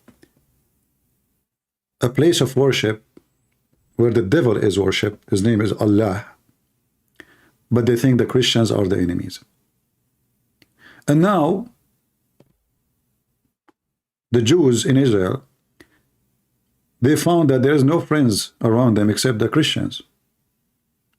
Nobody support them. The hippie, the liberals in USA, the atheist, they hate them to death. European, same garbage. Who is the one who support the Israeli? Muslims? Pakistan? Nobody. The only friends they have is the Christians. So I hope the Israeli, including those idiot Jews, Orthodox Jews, who hate the Christians, will see that because of the love of Jesus, you are being loved, even though you hate us, even though you spit at us on the street. Did the Jews ask themselves, how come the Christians don't do what Hamas did? There is so many who they are considered as a Palestinian Christians. When the last time we heard a Palestinian Christian kidnapping a Jewish child and beheading the child? If the Jews are discriminating anyone, he is supposedly Palestinian. Why the Christians don't do suicide bombing? When the last time we heard of suicide bombing from a Christian going in a bus station? We never heard. So what the problem? The problem is religion. The problem is not an oppression. It's not an occupation. It's not a government. The problem is a religion, what they believe in. The second you believe in Muhammad and the faith of Muhammad, you turn into terrorist. You will find a person who was all his life peaceful, living in USA or England or anywhere. He converted to Islam after second day, he's a terrorist. It's a fact.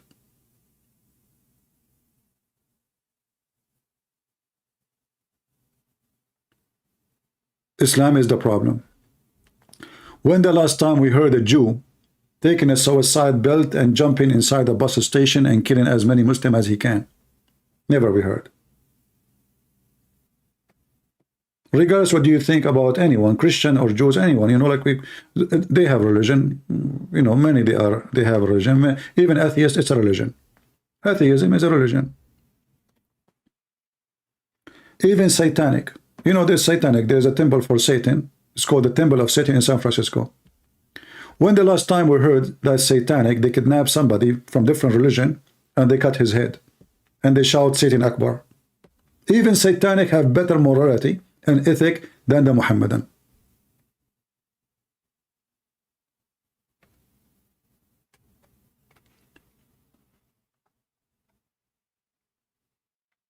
Even satanic. Somebody saying, I heard the Jewish lady shouting that the Nazis were Christians and that Hitler was a Christian. Well, by name, she is not lying. They were a Christian by name. But can she forget that the one who fought Hitler were the Christians? And the one who saved her ass is the Christians? You know, when somebody says something, if the other person is a donkey, he do not know how to respond, his voice will be heard. And now you caught her. How come you did not answer then if you heard her? You heard. Why, you don't have a brain? Tell her who is the one who fought Hitler. Isn't it the Christians? Isn't it the Christian they paid millions of lives to save the Jews? Can the Jews alone fight Hitler? They cannot. Can they make victory against Hitler? Absolutely not. So who is the one who fought Hitler? So Hitler, maybe he have a cross for his sign, but this is the cross of the devil. Have nothing to do with Jesus. It's a fact. And he was killing Christian too. Was he killing just Jews? 100 million human beings died. 6 million of them are Jews only. So what about the rest? They were Hindus.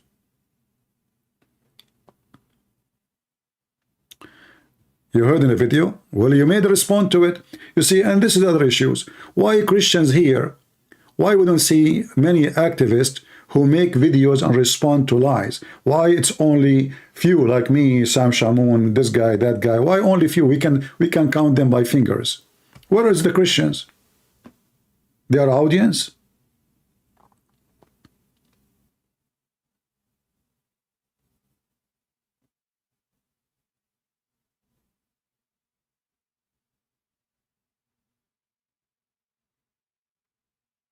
We have to say things as it is. A person he worships Satan is 1,000 times than person he worship Allah. I never heard of a satanic man who put rings in his nose, his anus, his vagina, his whatever. He is shouting Allahu Akbar, I want to kill somebody. He believes in Satan, still he is peaceful. He's way more civil than a filthy scumbag, a member of Hamas. So the name of satanic, the act of satanic is for the Muslims. Those who were, actually I saw a video, and the video says a satanic man, he converted to Islam. I said nothing changed, but now he will get into violence.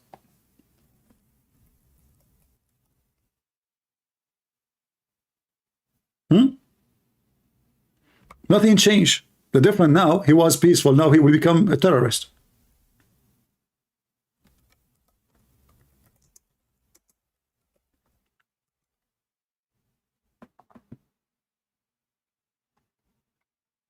Look at this. Satanist prophet accept Islam. He's a prophet now. Look at this kid. He's a prophet, guys. He's a prophet. Satan have a prophet.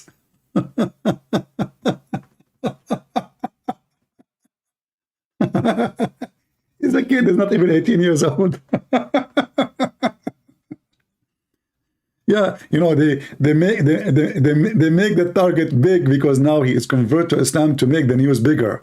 Satanist prophet conversion to Islam. Prophet, I mean, the second you say that, that means he is a prophet. That means Satan is God. So he was Satanist or satanic by name before. Now he is satanic by real. What is the next step? He is going to explode his ass in a bus station. He is going to if a girl, she is 6 years old like Muhammad.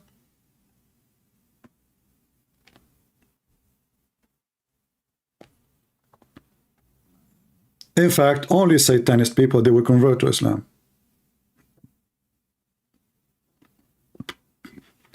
When you see somebody convert to Islam, the first question is why? You know, you will hear all kinds of reasoning, and the reasoning are very funny and stupid, but there is only one reason to make a person to convert to Islam, to be a pervert. Because the second I say I believe in Islam, what does that mean? I believe there's a God, he is making a lot of women for me, and he is smoothing their skin for 1,000 years, and they are ready for me, and their legs is open. Pervert. Otherwise, everything in Islam is not there. As an example, a Muslim said to you, "Oh, Christianity and the Trinity does not make sense."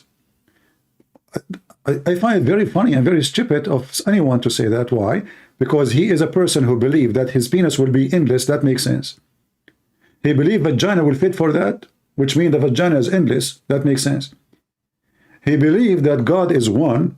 He cannot be 3 or 4. That makes sense. Well, God, he can be whatever he wants. Who cares about the number? What if God in reality is 1,000,000?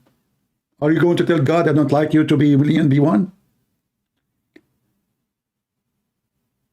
What makes sense? What makes sense about God anyway? Does it make sense that somebody can walk in water? No, it does not. Does it make sense that somebody is born of a virgin? No, it does not. Does it make sense that somebody he put mud in your eyes and make you see and you are blind? It doesn't make sense.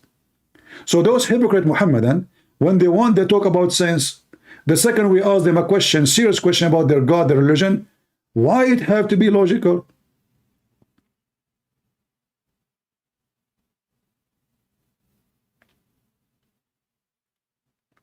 Do you remember Lili Dawa? You know Lili Dawa?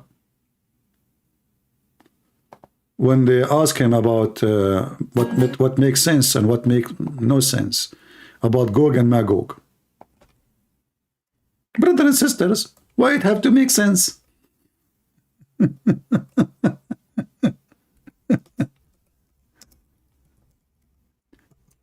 It doesn't make, why it have to make sense?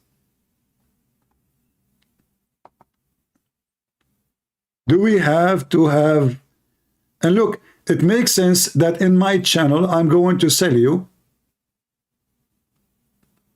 halal cat food. I mean, have you ever heard of religion? They have even food for cat, it's halal, kosher. What will happen to the cat if she eat the food which is not halal?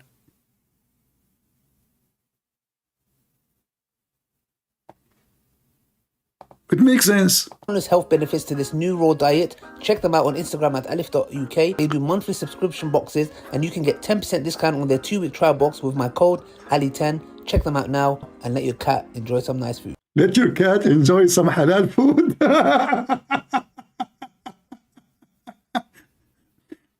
It makes sense that religion is a business. It makes sense if your cat eat food not halal, she will go to hell. This is how they fool people. Even cats, they need halal food and make money from the dummy. What will happen, brother, if your cat, she eat a mice is not halal? She will go to hell, brother. So what we do? We give them halal food. And you want to get discount? Go to my website, halal cat food, brother. And now here, they want to talk about what makes sense. Assalamu alaikum wa rahmatullahi wa barakatuh. Brothers and sisters and dear friends, welcome once again to my channel. Yajuj and Majuj. Allah subhanahu wa ta'ala talks about them in the Quran, and they are mentioned specifically in a hadith, brothers and sisters. Now, one thing that a lot of people make a mistake, which I've seen, you know, people of knowledge, is that they try to comprehend and understand who is Yajuj and Majuj? Where are they? How could they stay in a cave for so long and dig, and just when they're about to come out, and obviously there's issue, some say there's issues with ventilation, etc. Parts of it, you know, are not authentic, whatever it may be. I'm not trying to get into that, okay? You know, and then Dhul Qarnayn, and you know, there's so many speculations, etc. And a lot of people come and they're like, some people even get into doubt with this matter. Some individuals even leave Islam, and I'm like, what's the issue here? Let me tell you guys the crux of the matter, because there are a lot of people and a lot of individuals who've tried to make people understand this and even push the narrative of these certain ex-Muslims, you know, that, you know, people are leaving Islam because of this, apparently, yeah? Which I just heard one individual, and most of his reasons. Yeah, one individual, he want to leave Islam because he want to have intimacy. Abdul, people, if they want to have intimacy, they should go join Islam. You can have 4 women and F them all in the same time. And you're talking to somebody, he leave Islam because he want to have intimacy? Aren't you the one who made a video says you can have a secret wife? Secret wife, you donkey. You are so coward. You don't even dare to tell your wife, I have a second wife. She will cut your penis if you have one. Take some hormone, man, so you can have a voice of a man. Tell us what happened in Gog and Magog now. Forget about the intimacy. Because, you know, he couldn't have intimacy with a lot of girls or something along those lines. Okay, I don't think it was this issue at all, yeah? It was more of his desires. The point is this, that we fall for this, and then what we try to do is, in return, is like, I know, let's try to bring it down to a logical level and try to explain it in a logical way. Now, I've seen many people do these videos, okay? Many people... Why, you idiot, you want to understand that in a logical way? But this is the same guy, he said that Trinity is not logical.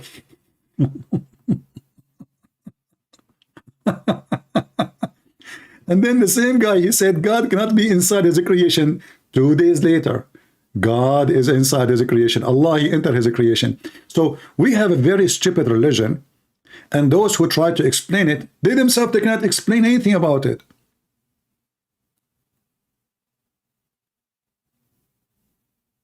They themselves, what he's saying to you, why you need even to understand what's going on? Why we have to make things logical? What's wrong with you? To do is, in return, is like, I know, let's try to bring it down to a logical level and try to explain it in a logical way. Now, I've seen many people do these videos. Stupid people. How in the world you try to make it logical, huh? Nothing logical. But Trinity is not logical. Jesus is God is not logical. He's Son of God, not logical. I mean, everything they say to you against Christianity, they try to make it what is logical, what is not. The second you ask them about their stupid prophet and his fiction stories, flying carpet, and etc., why it have to be logical? So now we have trillions of creatures who they are powerful, aggressive, all they are held behind a wall. And the Muslim, they are saying, where the word, where is this whole wall? Where is the wall?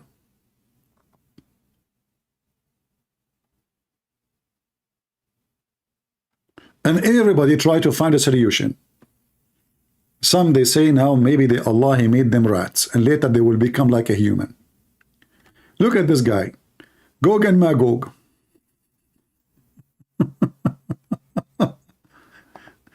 I mean, oh boy, oh boy.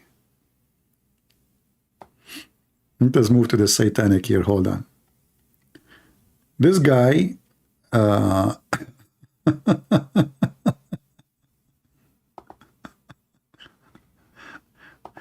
You know, the drama of those Abdul is beyond look, this brother here, he is in his car, he is going, he can explain to you anything in the world.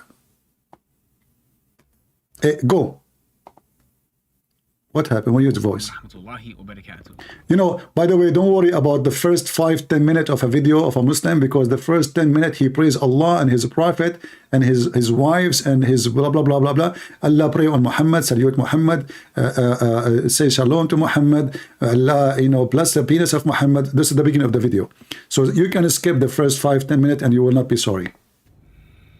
As I was preparing for this video, which, as you'll see, inshallah, it's a response to a lecture by Dr. Yasser Qadhi about Ya'juj wa Ma'juj, I received a text message. It was from a number I didn't recognize, but it was very urgent. Jibreel? Assalamu alaikum, Brother Sajid. It's an emergency. Please call me as soon as you get this. So I stopped what I was doing. I stopped working on the video, and I called this brother. Story. And I asked him, is everything... by the way, like when he texts you, you were scratching your balls. I mean, do you have to tell us everything? Then just get us, I receive a message and it says this and I answer. Well, I stopped doing everything. And he said to me, test me, it is urgent. And then I stopped doing everything. And then I told him, and then he told me, and go to the topic. This is why I told you this. You can skip the first 10 minutes of the video. Always Muslim, they say nothing. Go. Okay? Are you all right? And he was like, he said to him, are you all right? But you don't even know the guy. no, Brother Sajid, everything is not all right. Everything's not okay. No way. So what's wrong? What happened? What happened? He said, my son doesn't believe in Islam anymore. No way. I said, SubhanAllah.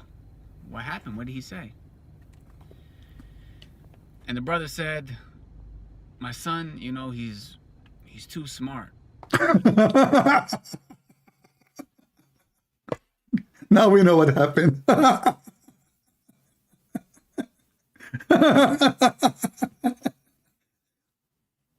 Listen. He told him, my son don't believe in Islam no more. He said to him, what happened? He said, my son is too smart.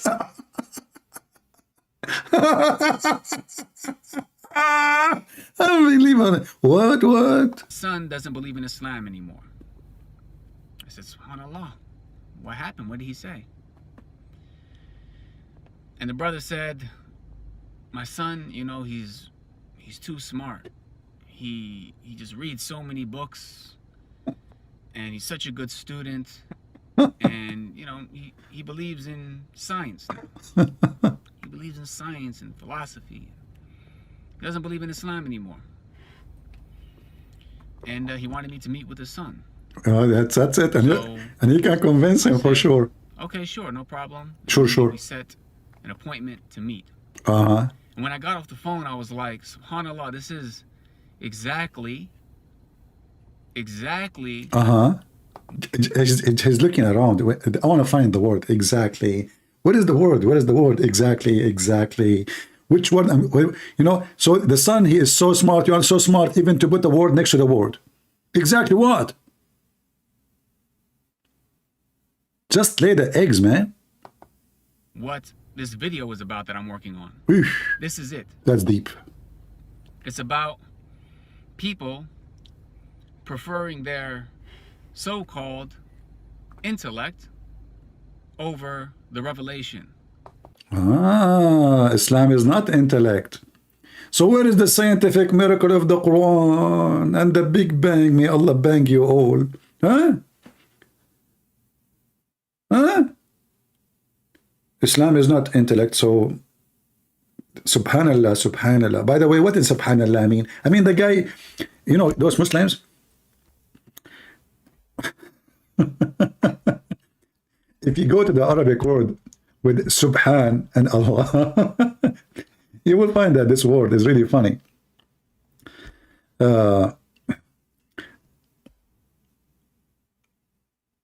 If you ask the Muslim, who is the first one who said that word? They will say to you, Allah.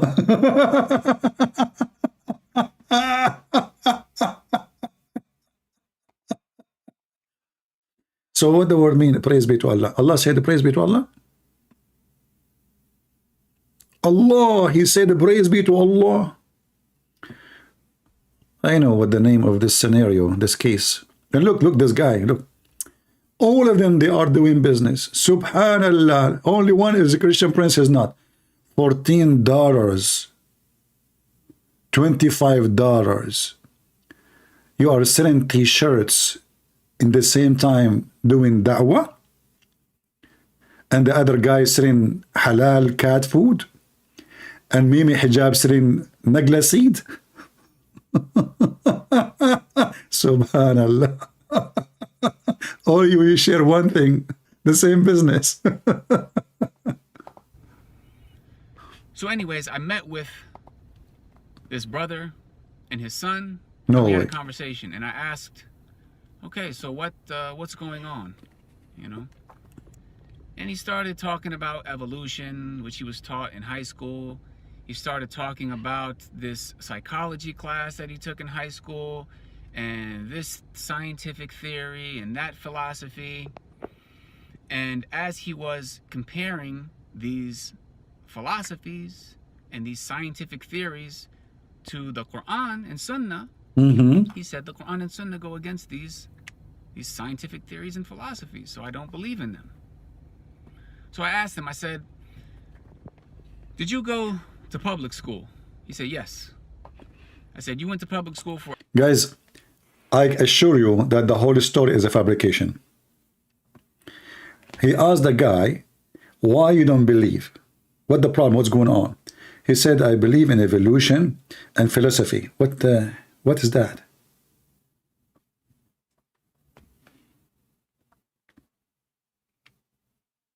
What? She didn't ask him, okay, what is the problem if you believe in evolution and philosophy? What's up?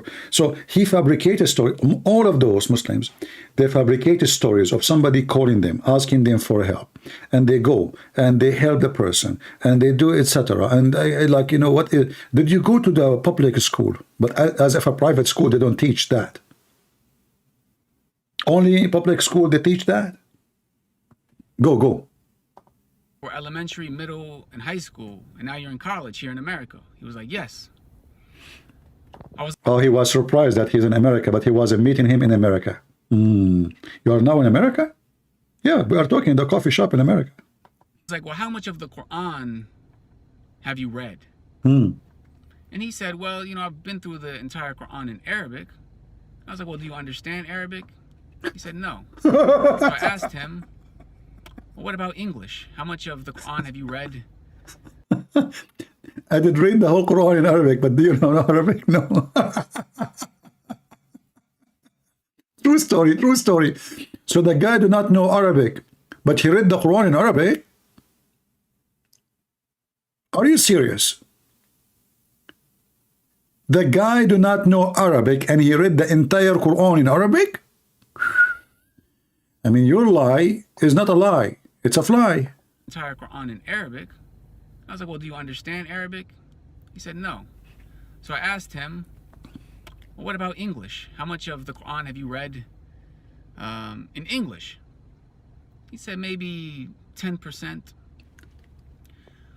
So I said to him, I said, look, your entire life, you have been conditioned to view the world in a certain way. Your perspective, foundationally right now, is based on years and years and years of what you have been taught in school. What you have been taught is correct, is... Isn't it this is the same happened to you? That they've been telling you for years and years and years that the Prophet have a flying donkey and he always speak Arabic? Eh? And he have 2 wings?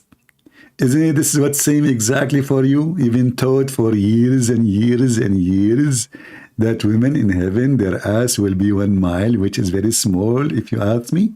I like it 2 mile. Why 1 mile? 1 mile? What I would do with 1 mile women ass? I can't even use it for hiking. Not even for biking. 1 mile? What Allah will do is if he make it 2 mile. So you are telling the guy why he don't believe, but you believe in this garbage? Been telling you for years and years and years and years and years that in the day Suleiman, he have a flying carpet, can fit an army 3,500 miles long. And you are trying now to be logical with the guy? So listen, he's trying to be logical to convince him of something illogical. True story. Academic, is intelligent, and all of it is based in... For sure for hiking, because Allah, he made... Oh, listen.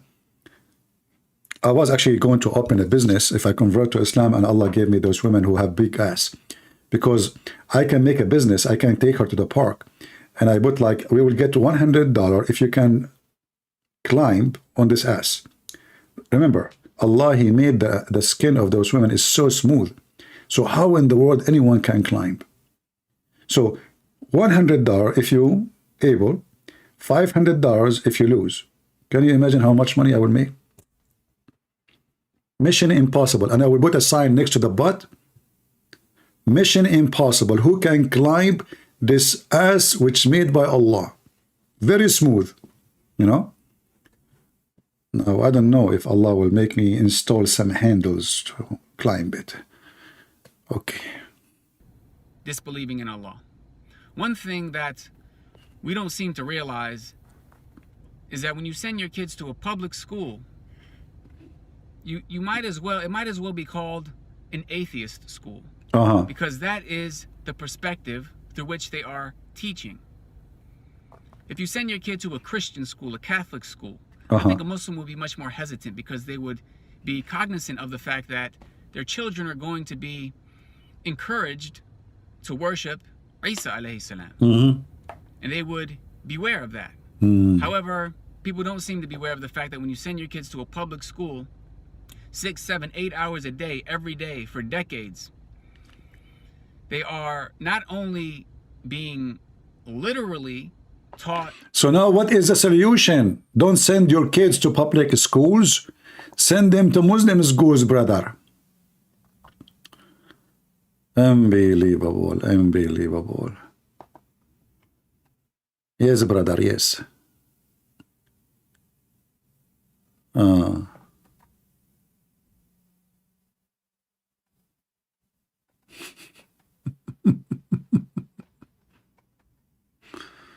All right.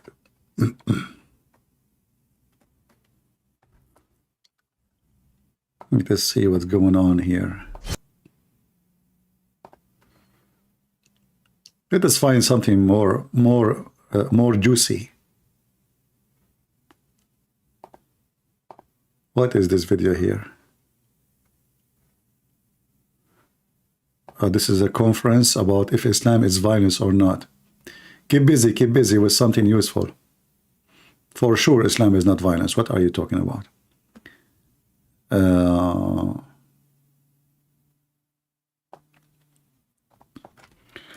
We are not talking about the war no more because there's no news actually. It's just nothing. Nothing will happen. I think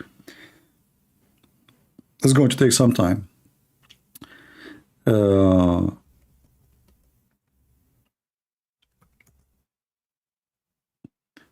So we are looking for some stupid things. Let us see.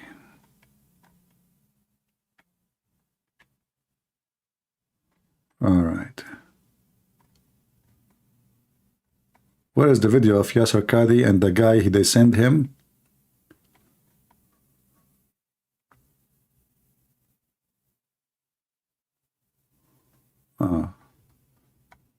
I don't know which video actually.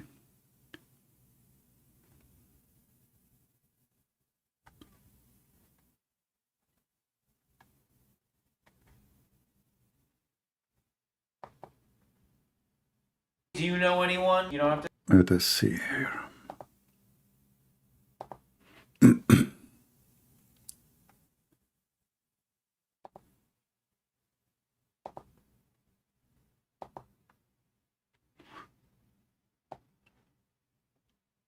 Go, Yasser Qadhi, go. We need some entertainment. Their children are constantly engaged in public zina, a'udhu billah, and so they're just procreating like beasts and creatures. And He's talking about Gog and Magog. Those Gog and Magog, they keep ifing each other, brother. preserved. And it was then further adapted and developed by many later historians of later generations. Historians. And from their works we get this story. So for example, Al-Idrisi, who wrote his famous geography under the Norman king Roger, he wrote this his famous work on geography, Kitab al-Rojar. He preserved the story. Al-Mas'udi, the famous historian, he preserved the story as well. Al-Bayruni as well, he wrote it. Al-Muqaddisi, Ibn al-Jawzi, All of those, they preserved the story of Gog and Magog. Famous historians whose books are popular in the libraries, they took it from Ibn Khordaz Bih. Now, this entire chronicle, this entire narration has actually been translated into English, and you will find it in various academic articles and publications. And it is actually of great interest to many modern historians because Salam al-Tarjuman, in his dictation that he said, he gives a very detailed city-by-city description of his itinerary. And it does seem that where he went, it corresponds Hold on. mini army of 100 top-notch soldiers and horses I and skipped. cavalry Okay, and guys, equipment by mistake, I skipped the cheese of the video. Let us go from the beginning. Sorry. for the era of any of the major books of hadith or tafsir have been compiled. The famous Abbasid Khalifa Al-Wathiq Billah, he saw a dream that greatly disturbed him. He saw in his dream that the great wall that was built by Dhul Qarnayn to block Ya'juj and Ma'juj had been opened up. This dream caused him so much distress, and of course he was the Khalifa, and he had the entire army and the entire teams at his disposal, and so he decided to send an expedition to the ends of the earth and to see how true his dream was. After asking his advisors who to send, they said they had the right man for the job. Who? And they told him about this traveler. Let me guess. Ali Dawa. Who is the right person for the job to find Gog and Magog? I mean, aren't you even ashamed, you idiot, to mention this? So how the guy, he was able to find it in the time of the Caliphate, and now we cannot find it. We have Google. We have satellite. In the time of the Caliphate, a guy with 100 soldiers, they were able to find the gate of Gog and Magog. What happened to it now? Tell us. Whom history has recorded as Salam al-Tarjuman. Salam, the polyglot, the one who spoke many languages. Tarjuman means he spoke many languages. Frankly, we don't have much information about Salam. Tarjuman does not mean speak many languages, you idiot. It's mean the one who translate. You are a donkey. Other than this particular story. So the Khalifa calls Salam to his palace, and he gives him a mini army of 100 top-notch soldiers and horses and cavalry and equipment, lots of money. What equipment exactly? I mean, they have a horse and a sword. Equipment? Did he give them GPS? He gives him, multiple types of passes and letters to guarantee his safety to the ends of the earth. And he tells him, your job is to go and Why the caliphate at that time controlled the whole earth? Potato? find the wall of Dhul Qarnayn and to Go and find the wall of the Qarnayn, okay? Find the wall. The wall. We cannot find the wall, so we control the whole earth. I gave him passages to the end of the earth, and yet, find me the wall. tell me whether it has cracked open or not. The only cracked open is your head, you donkey. So Salam took on this assignment with great gusto, and he spent the next 2 to 3 years traveling province after province, working his way In one direction. eastwards, until finally, according to his own He went to the east. Remember, because Gog and Magog, they are in the east. account, he did reach the fabled gate of Ya'juj and Ma'juj. There, he verified that the gate was indeed in intact condition, fully He found the gate.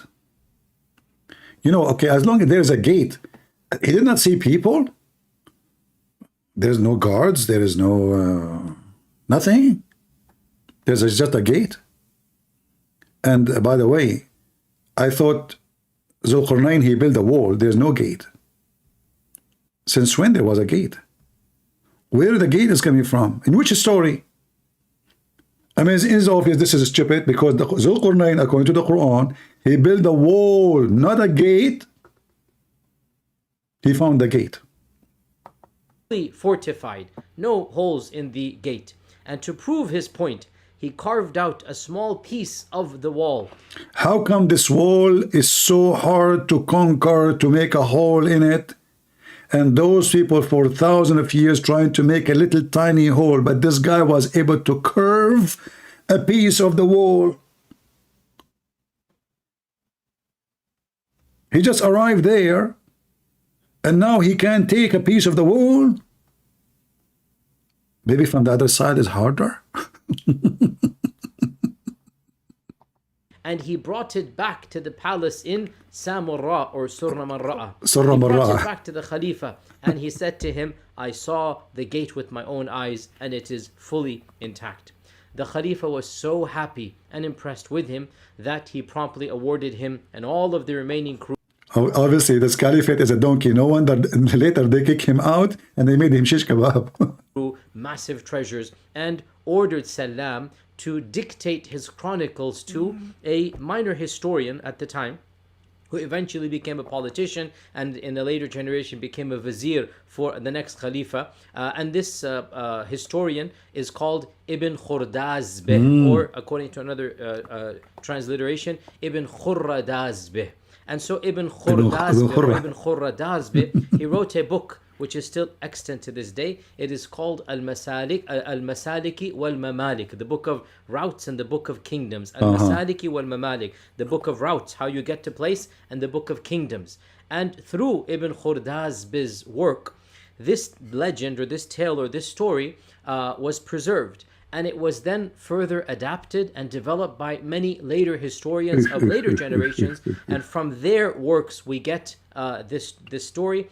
So, for example, Al-Idrisi, who wrote his famous geography under the Norman king Roger, he wrote this his famous work on geography, Kitabu Rojar. He preserved the story. Al-Mas'udi, the famous historian, he preserved the story as well. Al-Bayruni as well, he wrote it. Al-Muqaddisi. It's not about if the story is true or not. No, it's about how many people wrote about the same story. Christian Prince, he wrote about it in his book too.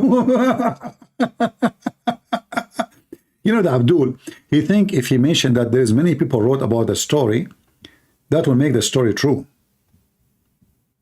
People are laughing at you, you idiot. And you too spoke about the story. And is the story is true or not?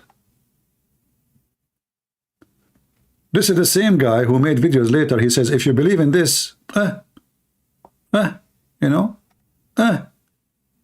like me, myself, I don't believe in this, But if you believe in this,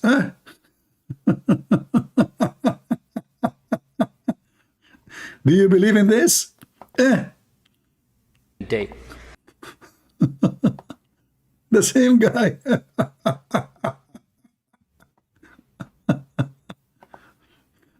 Do you believe in this? Ya'juj and Ma'juj is actually, for our modern times, I would say, one of the most, if not the most problematic of the signs of Judgment Day. And it has caused many of our youth to question, to doubt. I myself have met people that have actually left Islam because of these types of tales. And we have to be honest and frank and not pretend as if this doesn't exist. Perhaps some of you are not accustomed to hearing people speak like this, but my philosophy is different. What? You have philosophy? I thought philosophy is against Islam. And let us be honest. Finally, a Muslim want to be honest. Are you going to go to hell now? We are dealing with a crisis of people leaving our faith, our own children, our own young men and women. And of the reasons why is that we are not answering some of these issues that they bring, and we dismiss them.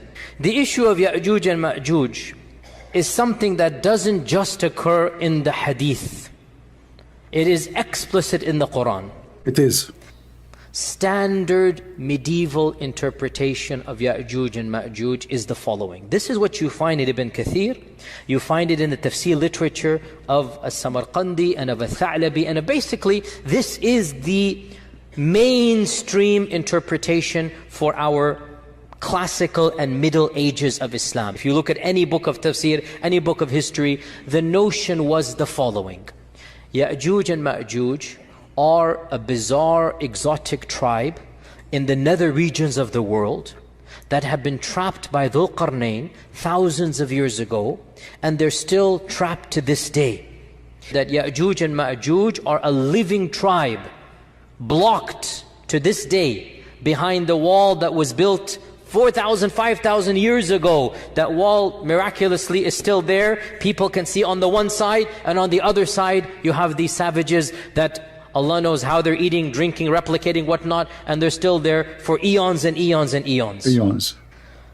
Dare I say, anybody who knows science and geography and modern civilization, you cannot believe that there is a tribe for 4,000 years. You cannot believe. Can you? But this is the same guy. Did you hear what he said? You cannot believe in this. Can you? But this is the same guy. Look what he said.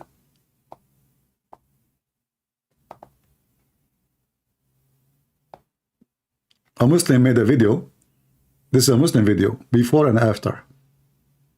If somebody were to say, how can we believe these ahadith when Google Earth has mapped the whole world? We can zoom in and see everything around us, and there is no massive land hidden from mankind. The response is, Wallahu ala kulli shay'in qadir. Allahu a'lam. If we believe in the ahadith, Allah is able this to is do what the anything. ahadith tell us. This is what the ahadith tell us. And there's a simple rule that Ibn Taymiyyah mentions. Memorize this rule. The Quran and Sunnah does not bring the impossible, but it does bring that which astounds the mind.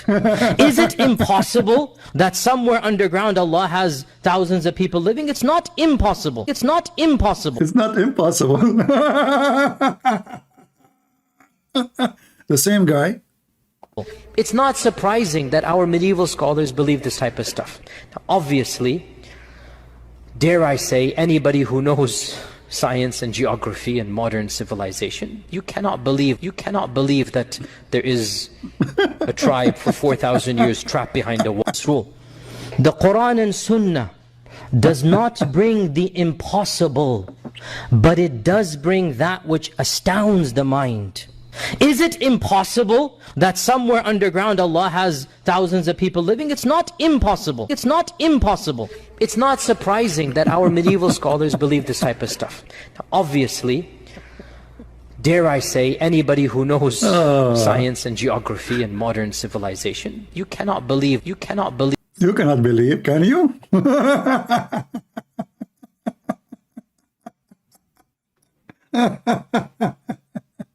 Oh, what a comedy. What? science and geography and modern civilization, you cannot believe that there is a tribe for 4,000 years trapped behind a wall.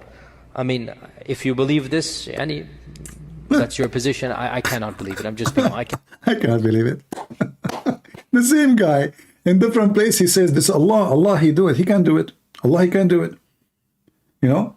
So you notice that those who the Muslim, they call them scholars, they are a bunch of scumbags. And obviously, they themselves are the most confused. How fast you change your position? Either you believe or you don't believe. Either Allah is capable or Allah is not capable. If you believe in this, that means you're a donkey. This is what he's saying. If you believe in this, science and geography and modern civilization, you cannot believe that there is a tribe for 4,000 years trapped behind a wall. I mean, if you believe this, that's your position. I cannot believe it. I'm just... But this is exactly what the Quran is saying. That only in the day of judgment, those Gog and Magog, they will be able to escape from the wall. This is why we find Islam is very stupid, is laughable. Isn't it?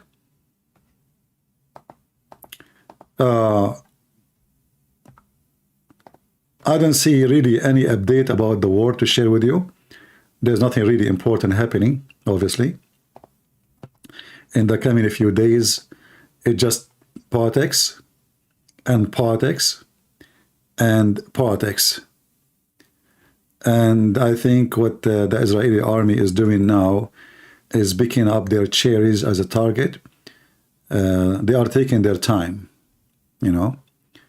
I don't know if this is good for their benefit or not, but obviously there's nothing really going to happen. And as long Biden is coming this coming Wednesday, I don't think even the attack will happen before that day, because it doesn't make sense that the American president is in Israel and then they launch the attack. Mostly the attack will happen way after, at least after he leaves the Middle East totally. So maybe all the coming week there's nothing will happen. They are just targeting, searching for target locations of Hamas, and they are hunting them, but no real invasion will happen.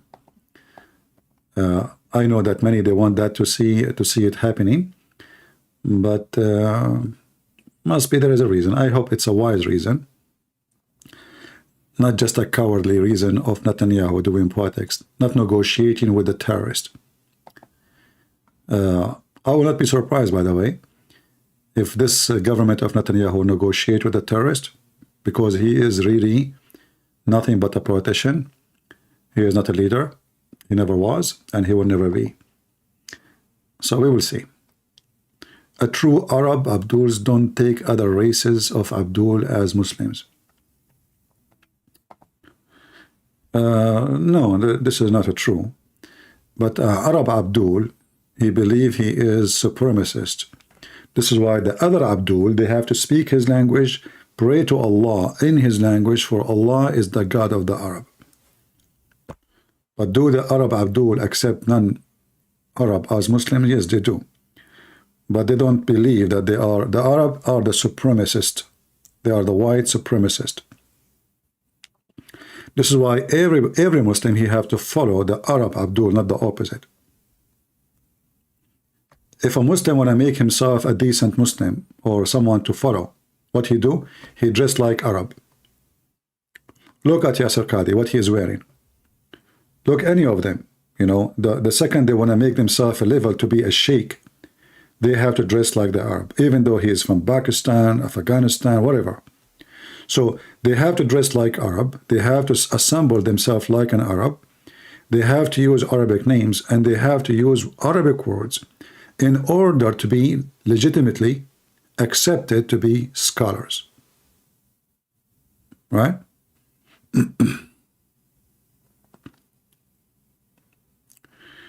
I cry that the Lebanese people don't speak Syriac anymore and Arabic.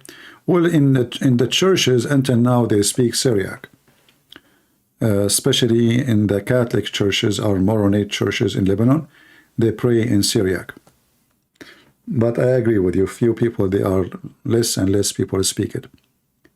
And this was the plan of the Muhammadan, to make people of the land to forget their language. Whatever they occupy, they force the Arabic language on the people, and by time the whole land will become an Arab land. So they occupy Syria, now called the Arab Republic of Syria. But this is never been an Arab country. Same as Iraq, same as Egypt. And you will notice right away they add the word Arab next to Republic. They have to say Arab. Orthodox didn't use Syriac. Only the Syriac Orthodox, they use Syriac. The Syriac Orthodox, they use Syriac language. As an example,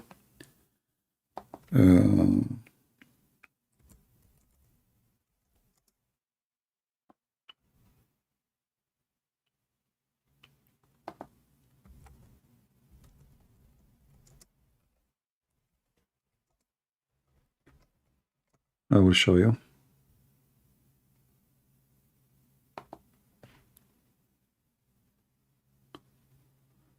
As an example, this video here. Are you safeguarding your building's future? Commercial. This is the prayer of our Father Art of Heaven in the Syriac, and those are the Syriac. Those are the real Syrian, who they speak only Syriac language.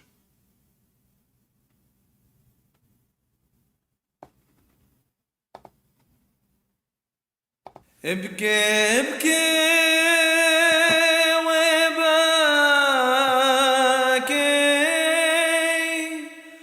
قد مويت على يبكي ابكي بنيا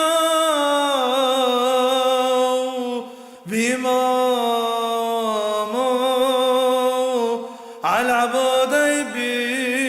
Yeah, this is not our Father Art of Heaven.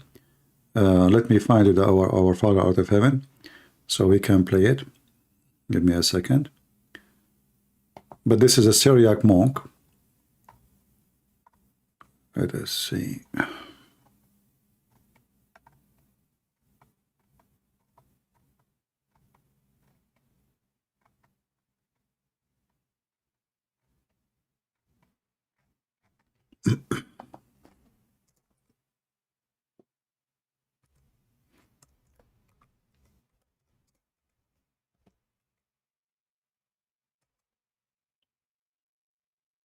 Here we go. This is our Father Art of Heaven. It's the same guy, actually, the same monk. Syriac monk. Those are Syriac Orthodox.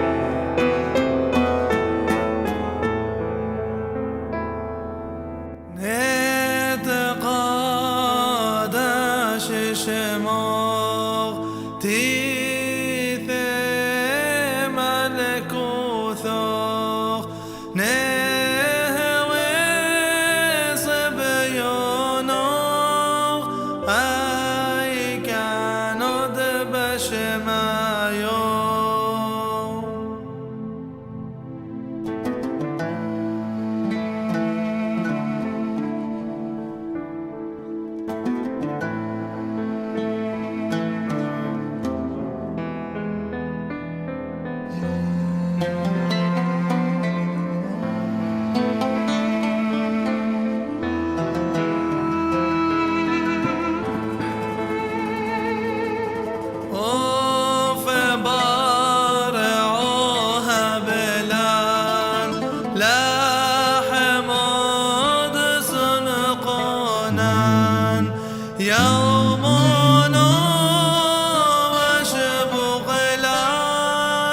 حوبين وحطوها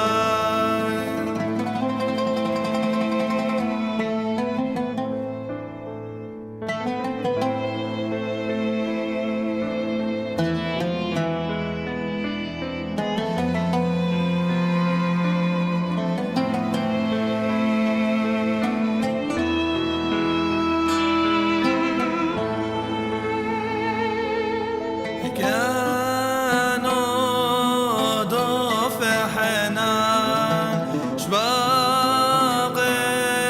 الحيوبين ولو تعالى نسيونه إلو فصولا من بيشوم طول دينه ملكوثه حيلو تشبحته علم علمينا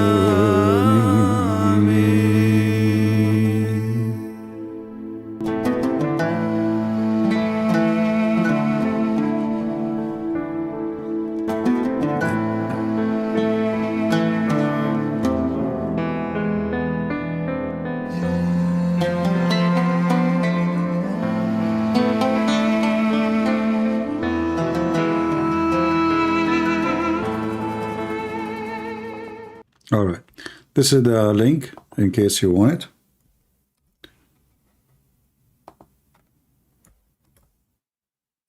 For the video, for those who ask for it. Yeah, see, Aramaic language is very beautiful. And I believe strongly that Muhammad, when he started asking the Muslim to sing the Quran, he was jealous from the Aramaic Christians because they recite the whole Bible as a song. The whole Bible is recited as a song.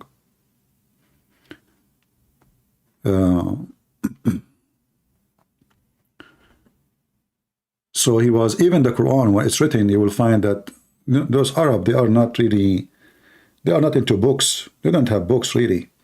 So you will find that the word chapter is not, this is not from the Quran. Chapter is not from the Quran. There's no chapter. The word even surah, this is stolen from the Syriac. What surah mean? They don't even know. Verse number. So they were trying to copy the Bible, but they fail because the Quran is a very messed up book. If you go in the Quran, and we can go there, you know, we will find, it says here in the news, Pentagon put its arm in the Middle East all over. Yeah, maybe they are preparing for something big. We will see why all those weapons are coming. Is just for show or for play? We will see. So if you go in the Quran, you will find right away that the Quran is really messed up book. How we can find out in 2 seconds? You see, if you look at the Bible, you will find that, as an example, how God created everything start with the book of Genesis. Everything is organized. The creation, step by step, etc. In the Quran, it's messed up. Creation is all over the place. You can't even know, like, where. Do they have like a chapter of the Genesis? No. Do they have a chapter for Exodus? No. Do they have the chapters' names even don't make sense? They were even confused even about what the name. As an example, at Tawbah have many names because everyone give a different name. So those names are created later, but I will show you a verse in the Quran.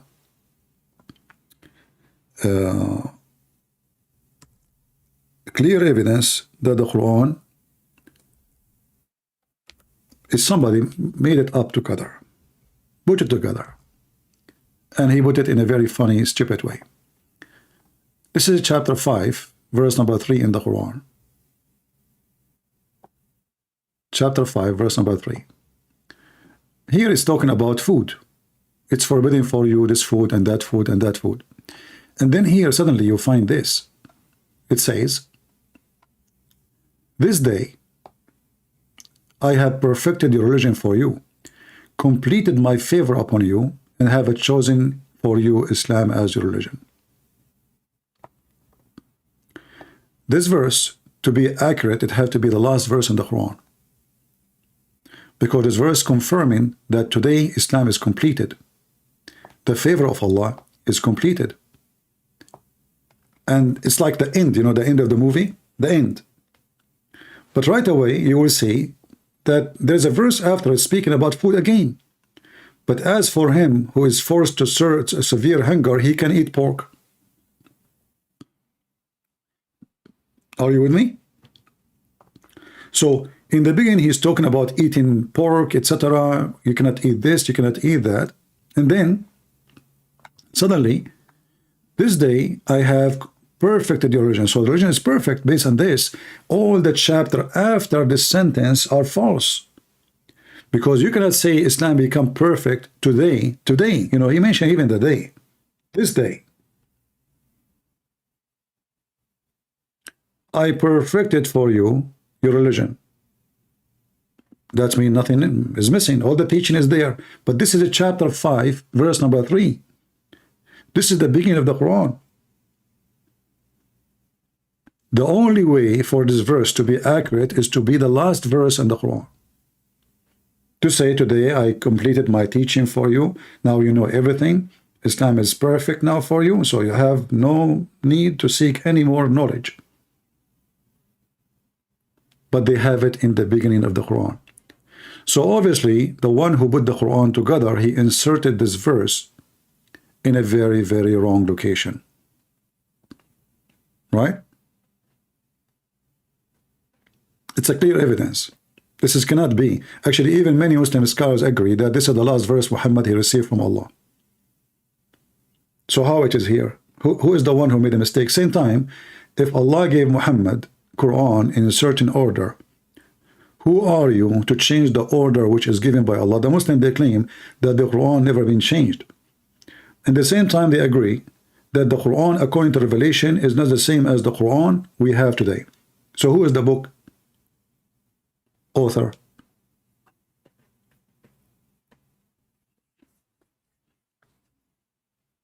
Do we have any Abdul? Not to mention the Quran is so stupid, cannot be from God, you know, with all, not only errors. You see, I don't judge a religion by saying it's against science, but I judge stupidity. Because sometimes even science can be wrong. Like science today, maybe today, they were teaching Big Bang for the last 20-25 years, right? And now there is a huge amount of scientists, they are saying obviously Big Bang is wrong. Or there are many opposing it, and there are scientists too. So science can be something changeable, and new discovery will come. What they did the previous discovery, what is supposedly known today, it might be wrong tomorrow. Like the black hole as an example, the nature of the black hole. So a human being, he have little knowledge, and time provide him with more knowledge supposedly, and then when the new knowledge arrive, the previous knowledge being thrown in the garbage or confirmed. So science is not really a fact unless we touch it, we see it. Something is far away from us. It might be delusion. Like as an example, for a long time they thought there is some plant, even a planet, sorry, and they gave them names. And then by time they found that they are not even exist. Those are just a delusion, a gas, a reflection of light. So even you see it with your own eyes in the telescope, and you give it name, you give it dimension, you give it location, you give it etc. And then after many years, they found that this is absolutely not true. It was just wrong. I remember the story about the microwave. You know, the newspaper, they keep talking about, I forgot which year is that, but the article is still there, talking about we are receiving communication from aliens. Every day around 5 minutes, they receive signals from the space. And the aliens are trying to communicate with us. And the news go crazy about it. All American news, even the world. The American satellite receiving communication with aliens. American scientists trying to translate the message. It turned to be that there is a microwave in the research center. When they, in the morning, when they start making coffee, they start receiving the signal. As long as they stop making coffee, the signal stops. And then what happened? The microwave, the very same microwave, stopped working. And then the signal stopped. And the scientists were confused. Why the alien are not communicating with us no more? But when they got the new microwave, the alien are sending messages again.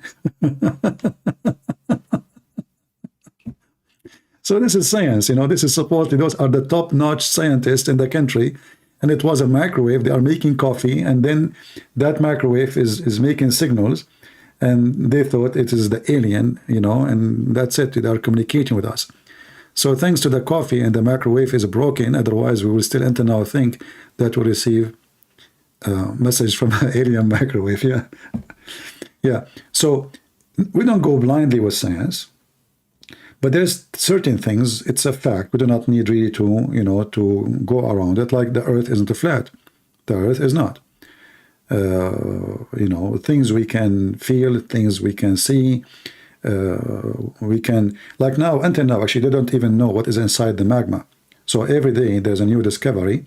According to them, now they knew things about what is inside the earth magma. But we live in the top of this earth, still we are unable to see or to know what is really deep inside our earth. So how in the world we will be able to know what is in Mars? You know what I mean? We live here, we have the oxygen, we can dig, we have the equipment, we have the computers, we have the manpower, we have everything to help us. We have volcanoes, which is coming deep from inside the earth. All of this is still, we do not know really what is inside the magma. So if we type right now the magma, we will find a new discovery. Scientists, they'll find a new discovery. So if this is how hard it is to find out what is the earth is about, how we are going to trust somebody tell me what is the nature of a planet is millions of years ago, of distance. We cannot trust what they say. However, faith and science, most of the time, they don't match. As an example, science doesn't say that a woman, she can give birth without a sperm of a man. That is against science. We as a Christians, we believe in it. Muslims, they copy that from the Christians and they believe in it. But is it scientific? Absolutely not. It's impossible for a human being. Maybe other creatures, it's possible. They are like fertilization maybe, but for a human being it's impossible. This is why we call it miracle. So science is not really a reason to believe or not to believe, unless you are a person who believes in science only, and even that science itself can be deceiving, and it's not a fact, in many places. Faith is different. Faith is about, science can be totally opposing what we believe in. Still we believe in our faith, we don't believe in science. Like, in the Bible speak about that God created the earth and the heaven in 6 days, correct? I can do what Zakir Naik do when they ask him about the Quran says the earth and the heaven are created in 6 days. How that fit with science, he said the Quran speak about 6 days, but he means sixth period rather. Sixth period. Absolutely, this is false. The Quran says 6 days. That means 6 days. So we can be hypocrite, like the Muhammadan, or we say it's a metaphorical, which is not really what the Bible says. The Bible doesn't say metaphorical. It says 6 days. Very simple, Day number 1, day number 2, number 3, that's it. So either we take it as the Bible says, or we try to find a solution bending the words to make it fit with science, and that will make us hypocrite like the Muhammadan.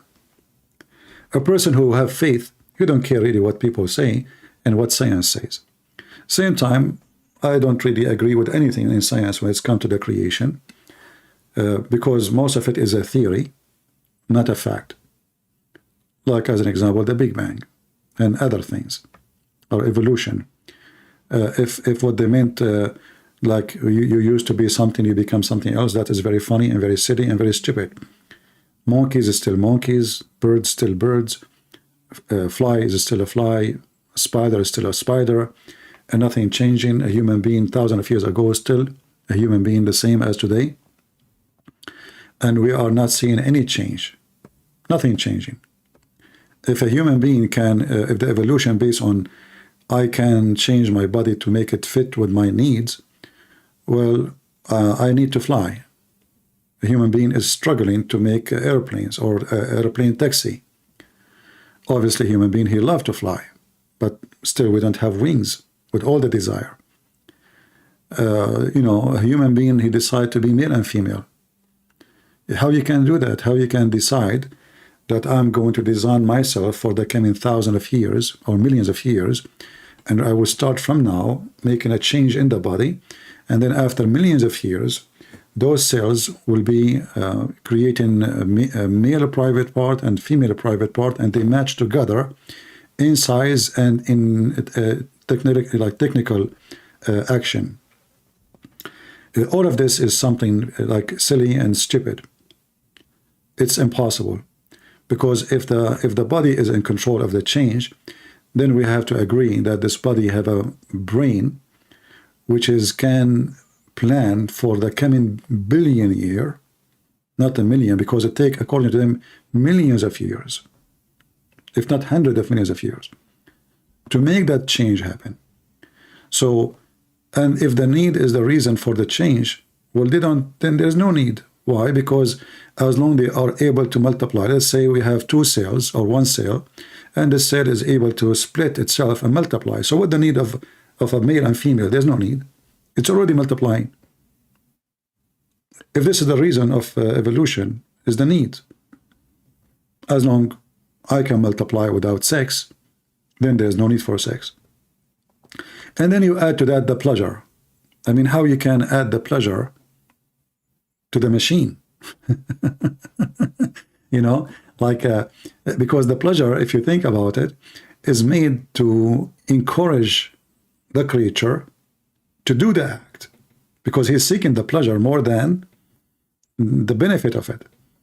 So that will guarantee the multiply, let us say, system, because they will do it anyway, because animals now, they are seeking the pleasure. They are not seeking, like a donkey is not thinking about making babies. The donkey is thinking he is a male. You know, this donkey need a female. He's horny. As simple as that. So all of this cannot be a creation of one cell was somewhere in the swamp thinking about a billion of years from now, I'm going to design this.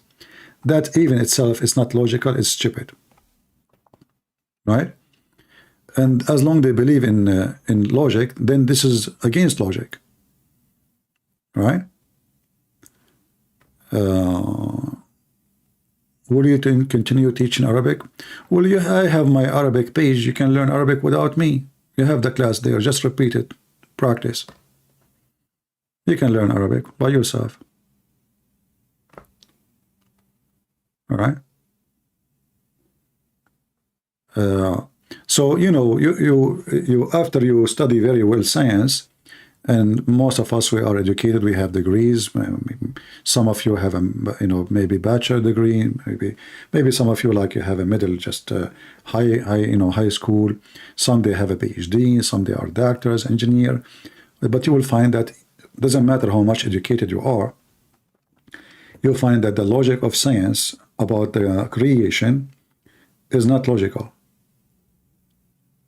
And, you know, because the liberals or atheists, they control education, universities and institutions.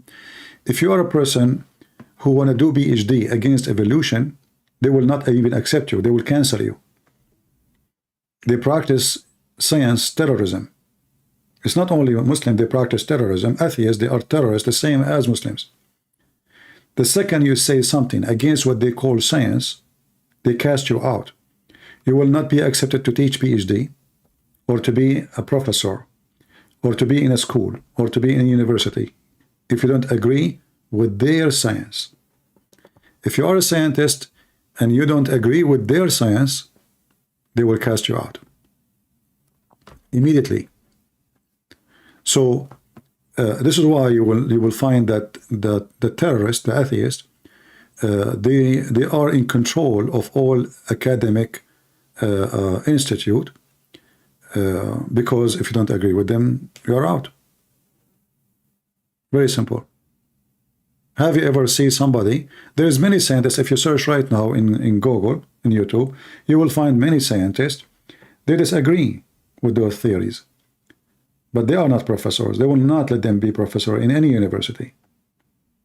They will not. And they cannot do PhD. Like the time you do your PhD, like let's say you can announce that you are against their belief after you get PhD. If you try to get a PhD and you are saying to them, I don't believe in what you say, they will not give you the PhD. So many, what they do, they play taqiyya, protection, which means you lie. So you lie, you say, I agree with you, yeah, I believe in evolution, I believe in a Big Bang, I believe, etc. Until you finish your PhD program, and then you announce that you are against all of this. Because if you say that in the front, they will not even let you attend into the PhD program. This is why I believe atheism is no better than Abdulism. Both are terrorists and they practice terrorism against you. If you are a Christian, you go to school now and you start saying, if you want to read the Bible, what they would do to you?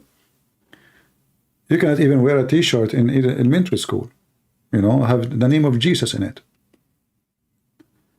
You cannot have the flag of USA, but you can have the flag of Mexico or Cuba or Afghanistan or Iraq, but you cannot have the flag of USA, because atheists who control schools and educations, they want kids to hate America. They want kids to be atheists. They believe in like international universe, like international. There are no borders, no hippie, So the second you are a nationalist, they hate you, you are racist. The second you like your flag, you are an idiot, you are a terrorist. The second you want to close the border, you are a monkey, like bigot, racist, I mean, they cast you right away. They have a caste system, and they claim that they are the one who accept others. But the fact, atheist is more demonic than Muslim themselves. You see, Muslims, they can accept in their society somebody is a Jew or a Christian, but they treat him as a second citizen. Atheists, if they are totally in control, they will eliminate the Christians, the Jews, or any believer. Totally, they will eliminate. So for me, I find that atheism in control are even way more worse than Muhammadism. The most evil system is atheism. Next after that is Muhammadism.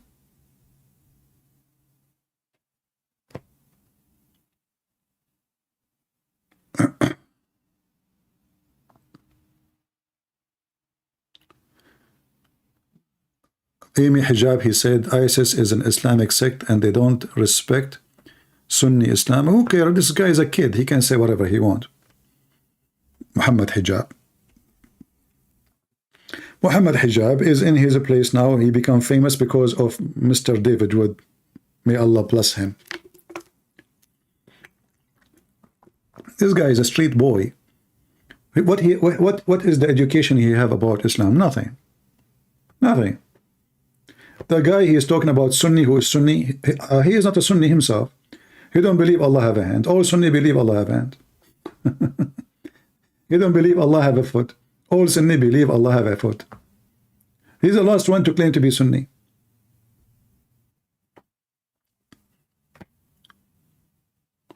But there is people in YouTube, they got famous because of the blessing of David Wood. This is why the Muslims, they line up to debate him, If you want to be famous, debate David Wood. And if you are good in mockery, you mock him, you will look like you are the one who won the debate, and then you will become famous. Like this Sheikh Uthman. Who is the Sheikh? Sheikh Uthman, he was arguing with me, challenging Christian Prince. Suddenly, David Wood, he decided to fly all the way to San Diego. And who asked you to go there? And did he even debate him? No, he made him famous. So suddenly, Sheikh Uthman, he said, three Christians, David Wood, Roger, and Sam Shamoun. But Sam Shamoun wasn't even talking to them. So 3 verse 1, the Muslim, Allahu Akbar, who is this Sheikh Uthman who is standing for 3 Christians and he's alone? The smart David Wood, as usual. All right? No, I did not. But the joke is, Morgan, he is the joke too, because why this guy is inviting him? Those people, you know, they are just trying to get the clicks. Anything will make a click, they will invite. All those who they are in the media are just after a click. Like when Tucker Carlson, he go and he met with Andrew Tate. I mean, why in the world somebody, he claimed that he is a journalist. When I meet somebody, he is a pimp, literally. What is the interest? But this guy, he is looking for anything can be considered as a chaos. Something he like to oppose. If you say it's white, he say black. If you say it's black, he say it's white. This is how Tucker Carlson is. And there is many donkeys believe in this guy. But in reality, he is a filthy scumbag. He have a very filthy mouth too. If you watch his interview with Andrew Tate, the F word is every 2 seconds. They are trashy people, and you know, they are angry in the same time. Like as an example, Tucker Carlson, he said why they hate Russia, because they are the only Christian nation. Russia now are the only Christian nation, and Putin is a Christian. This is why they hate Russia. But this guy, he go and meet a pimp who joined Islam, and he support ISIS, and he support him. But according to him, they hate Russia because Russia is the only Christian nation left. So are you Christian? So you are a Christian and you go and support a pimp who is a Muslim, who do human trafficking and rape, and say the F word every 2 seconds? And people are fooled. You know, they believe those are the famous one, the celebrity. You know, you follow them blindly. Human being generally is like a mosquito. You know, they see a light, but the light is a fire. They go inside the fire, and they get burned. So all of them, you know, they look for who is the one who make more, like let's say, the crowd will make the crowd like discuss about it. So they search for a topic. Let us bring this guy. Let's bring this guy. Like when what the other guy, I forgot his name. He brought Rashid, brother Rashid, and Spencer, and those 2 Muslims. What was the topic there? I don't know. You tell me. What was the point? What we got benefit from that? Stupid conversation. They seek a click. They seek publicity. They want to be always in the market. It's a market. There's a competition. How many viewers we can get.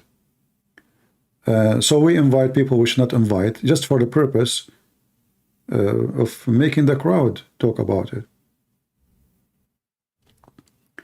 Like, you know, when I see I don't like to talk about other channels, but sometimes I find what they do is funny. Like the daughter of Patterson, right? She went all the way and did an interview with Andrew Tate. Why this woman, she going there? What is the interest? Why a woman, she is even interested to go? She is seeking a click. She wanna preserve her place in the click business. So this guy, you know, now he becomes so famous and people talk about him. Let us go and do interview, and now they will talk about me. And now they're all talking about her, that she slept with him. She's happy about it. And here you ask yourself, if this Patterson is a good man, how in the world he have such a daughter? If he is a smart man, he can guide you, and he can tell you what is right, what's wrong. How come he could not teach his daughter some manner and some ethic? I don't want to use the word whore, but you tell me what the word I will use.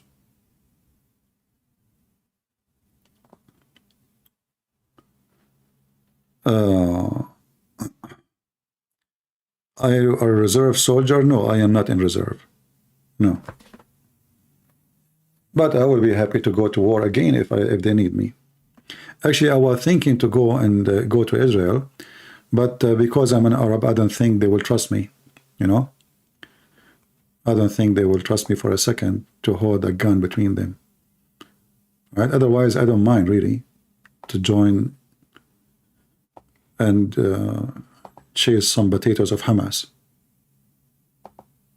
You know, that will be an honor for me.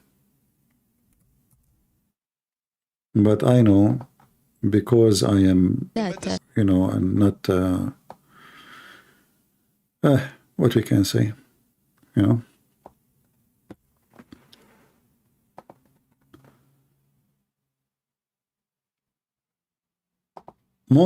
Actually, what is the title today of our video? American Marines coming, etc. Because people, they want to make a click. So they put a title which is false. The title of this video here, my video, is just to give you an example how they lie to you. The Marines is coming. They sent 10,000 Marines. They're attacking Iran. There's invasion right now in Syria, in the Golan Heights. But there's nothing. They just want people to click at the video, and people watch the video. As simple as that. There's no truth in what they say. All what they want is just how to fool you, how to make you click. If you want to see something real, see something official, like this is US Air Force. Okay, well, this is real now. All other channels on YouTube, this guy saying, she is saying, he is, you know, all is a fabrication, and especially the thumbnail, like, you know, like if you see the weather news.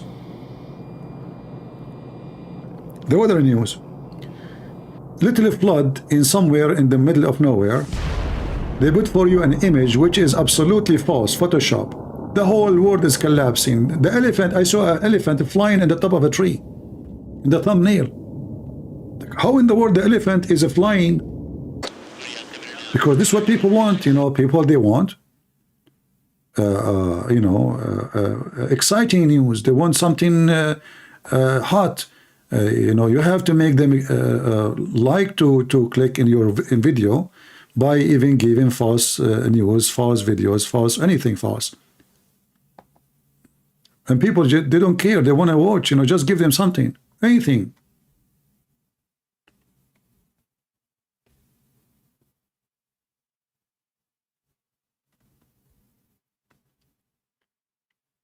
Like the US bombers are, you know, they are launching alarm, blah blah blah. You think like this is the last, that's it, you know, the nuke is coming and tomorrow everybody will be dead. It turned to be this is a training. I saw these videos and I click, and me myself, I click at them. Me myself, I click at them to see what's going on. It worked. But then I start blocking each one of those who I like. You don't trick me twice. The second I found that your channel is false information, I block it. I don't let them. I'm not going to let them to trick me again and again. So always you have to be careful about where you receive your news and where the news is coming from. This thumbnail in my video, the one you see right now, is a copy of somebody. US started street fighting. Where? And this is about the war now. But this is not absolutely false. So they fool people, and people click.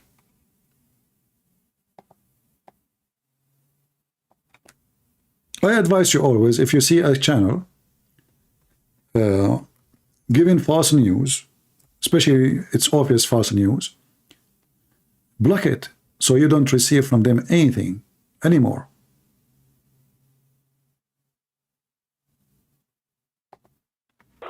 Otherwise, you will always receive those liars. USA Army started the street fight. Where? Where we can find this happening? Nowhere. But people, they are desperate for exciting news. Just make them excited, you know, just give them rubbish. This is official. This is the IDF. I can trust. Okay, this is real, you know. This is the IDF. They are hunting Hamas.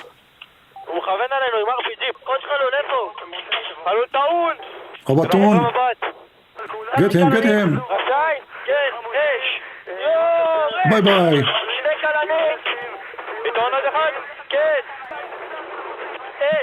Get them, get them. Bye-bye. Oh, he's moving, get him again. Yeah. Ah, okay.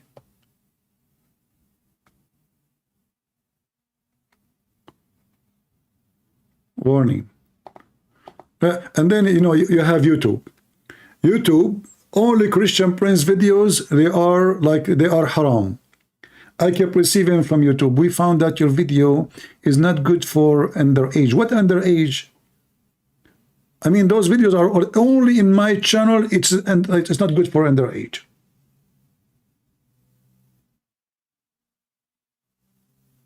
You see, the video there is fine to play. In my channel, you cannot. In every channel, it's okay. So obviously, you know, the one who love my channels, they, you know, they send like report. This guy is playing videos of shooting. You know, just stop him. Yeah, brother, Allah Akbar. Ah, yeah. Okay.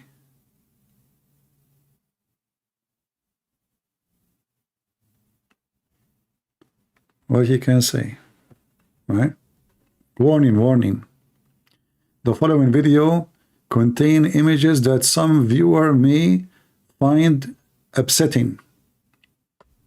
I mean, why in the world anyone, when I click at the video, it says they are shooting this guy, and you click in it, and then I need to give them a warning? Look. IDF shoot that Hamas terrorist storming whatever. Okay, so now you click in it, you saw the title, and you click in it, and still I have to give him warning? Don't you see the title?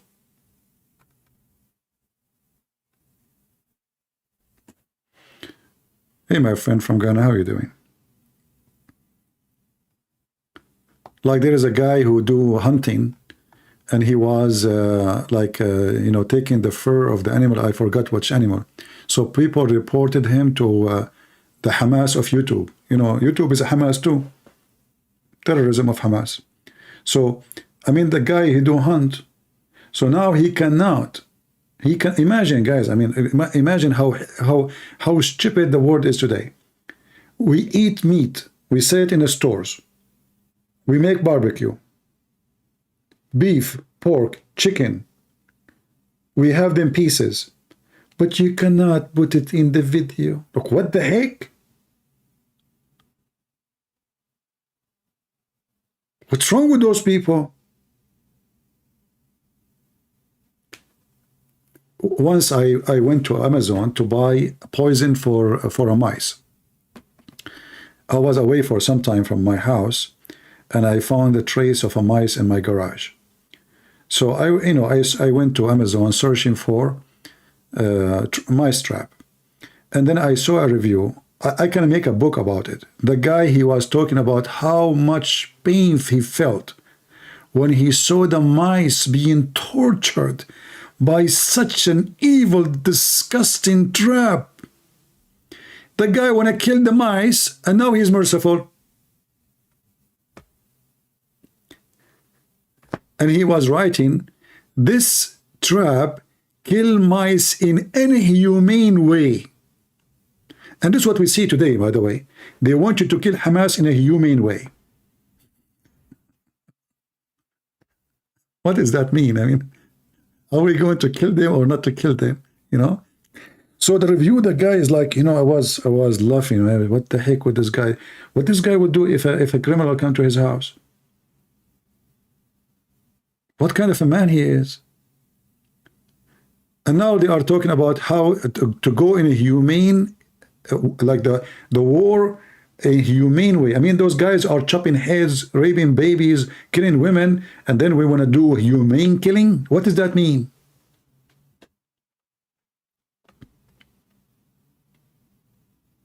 How stupid a human being is. How hypocrite.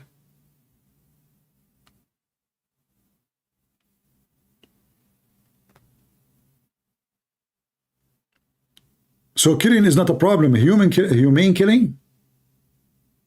Like, is it a humane to send a bomb and those who they are inside a place that they burned alive? What a humane.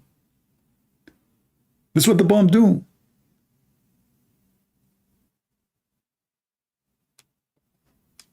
Unless it's a grenade, and then the grenade like will, you know, they have like pieces will go in your body. But when you send a massive bomb, the first thing will happen is the massive power of fire will burn the whole building, and then the building will explode. And then they talk about a humane. And you know, the same countries who speak about a humane killing, they are making nuke. Like, who is the one who talk about a humane killing? France, England, USA, etc., etc. But they have nukes. Is nuke a humane killing? It is, it is. So, you know, like in the world of politics and politically correct, everything is awkward, everything is stupid. And, you know, if you are a person who says things as it is, you will struggle in the world today. You have to go around things in order to, like now, how I'm going to play this video. You tell me. It's in my channel, it's forbidden. In someone else's channel, it's okay. All right? So now I was going to play it actually, but I know what will happen if I play it. And look, this guy, he is saying, may Allah bless him and have mercy on him. This is a Muslim. He is praying on the Abdul who was killed, on the terrorists of Hamas.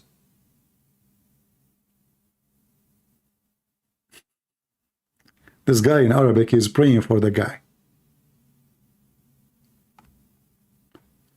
Look, just to show you the stupidity of some comment. Pray for peace. This guy, he must be Christian. Must be a Christian. You know, Christians, and this is the awkward population of Christians. Pray for peace. Enough, man. Enough. Things about innocence, people. The title is a terrorist from Hamas, and the Christian guy praying for the innocent. Enough, man. Enough. This guy's Hamas. Pray for innocent people. The weirdo Christians. There's weirdo everywhere, not only.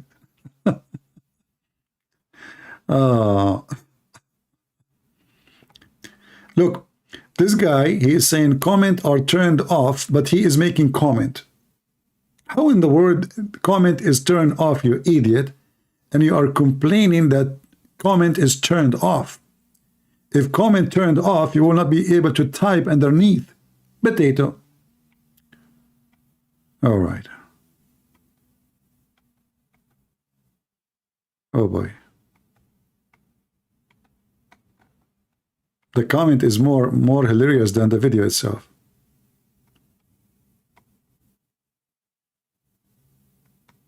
This guy is saying, free Palestine, may Allah give him Jannah. What do you mean, may Allah? Are you sure he is not? You are not sure he will go to Jannah? I thought he is sure. What do you mean, may?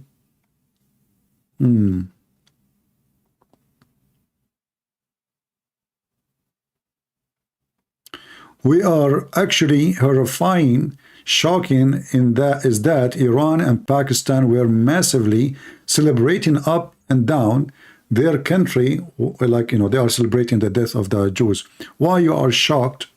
Isn't this what the Muslims do?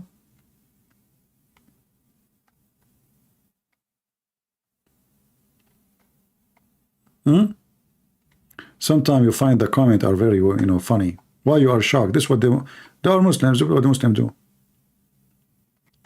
Hamas, they release a video of a hostages, and they were like putting some kind of medical treatment around her arm, and they made her speak. So Hamas, they are showing now they are doing even medication to the Jews. This is a Jewish woman. She been captured by Hamas. Obviously, her arms are broken, and they are showing the world how merciful Hamas is. Right? I believe you. I truly believe you.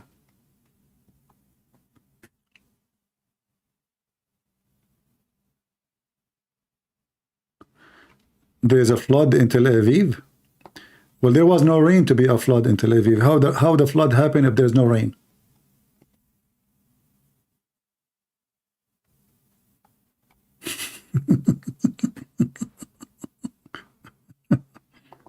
Hold on, let me look from my window. Oh, it's flood here too. Yeah. You wish you can broadcast me to the world? Well, you can. Just share my link. And then your friends will stop being your friends.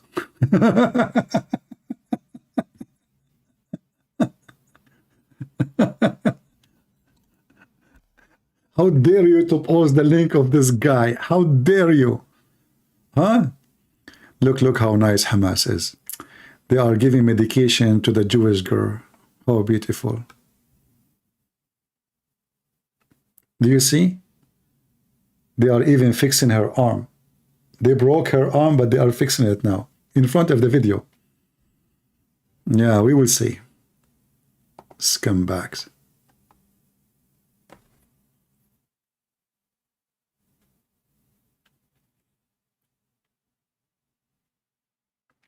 Did you see the video I posted in the morning? Did you see it? In front of the video. Hold on, let me search. I made a video. I posted. It is a Saudi guy. He was telling the Palestinian who they are. You saw it? He was telling them, where are you from? You are a bunch of gypsy. Nobody wants you. You know, and for sure the Muslim will be very upset from such a thing, right? You know. Let me get the video. Hold on. Where are you from, huh? What Aqsa? There is no Aqsa. He said the truth that there is no Aqsa. This is not the Aqsa. Let us see if you can see the translation coming clear to you. Maybe I should zoom more in the translation more than his face. Okay, if we do it this way, maybe that will be better. All right. ما السعودية ما بقى شيء ما أعطتكم إياه، حتى دولة أسست لكم دولة، الملك فهد. يوم ريغان يطلب منه تمويل ثوار الكونترا قال له وحدة بوحدة أبي دولة لفلسطين، قال له أبشر، ووقع الخطاب دولة لفلسطين، وعلم الملك فهد عرفات إنه حصلنا دولة فلسطينية. هرب عرفات ما شافوه إلا بعد 10 سنين من هالكلام هذا. هرب ما يبي دولة فلسطينية. كلكم ما تبون دولة فلسطينية لأن أساسا ما لكم قضية ولا لكم دولة ولا لكم أرض. هذه أرض إسرائيل بالقرآن، وأنتم شتات رومان ملفقين، مغول وتركمان وشركس وأرمن وغجر، ما لكم حق بفلسطين. فلسطين هذه دولة إسرائيلية لبني إسرائيل، وبني إسرائيل لمعلوميتكم بني إسرائيل هذولا عيال إسحاق، وحنا يا العرب عيال إسماعيل، وإسحاق وإسماعيل أخوين، أبوهم إبراهيم عليه السلام. يعني هذولا عيال عمنا. لكن أنتم منين جيتوا؟ أنتم إيش دخلكم بالموضوع؟ أنتم يا الشتات يا الغجر يا المغول يا التركمان يا الشركس يا الرومان يا بقايا الشعوب، إيش دخلكم بالموضوع؟ إيش دخلكم بالسالفة؟ إيش دخلكم بيننا؟ هذا بني إسرائيل على أرضهم، ما لكم أرض أنتم ولا لكم قضية يا جماعة. أنتم ما دوختونا واشغلتونا. والأقصى الأقصى لمعلوميتك ما عندكم أقصى، ما في شيء اسمه أقصى، في شيء اسمه القدس. المسجد الأقصى اللي ورد ذكره هو بالجعرانة 29 كيلو على الطائف، وكان المسجدين المقصد. Do you see where is the Aqsa? Is 29 kilos from Al-Taif. This is the Aqsa, the real Aqsa. This is a Muslim from Saudi Arabia. The real Aqsa is in At-Taif, 29 kilometers from At-Taif, which is in Saudi Arabia. The Aqsa which they have in Jerusalem have nothing to do with Aqsa. You're telling them, what are you talking about? What Aqsa? There's no Aqsa. المسجد الأقصى والمسجد الأدنى. المسجد الأقصى حقكم بناه هشام عام 72 The Aqsa you are talking about is built by Hisham, the Caliphate. هجري. كيف يسرى 682. محمد له وهو مبني عام 72 للهجرة. So how Muhammad he went there when this is what was happening in 682?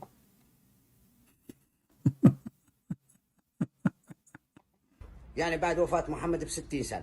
After the death of Muhammad 60 years. You laugh at who, huh? يكون على مين؟ الفلسطيني. أنت ما أنت عربي. ولا لك أرض ولا لك قضية. الأرض أرض إسرائيل. والقضية قضية إسرائيل معكم.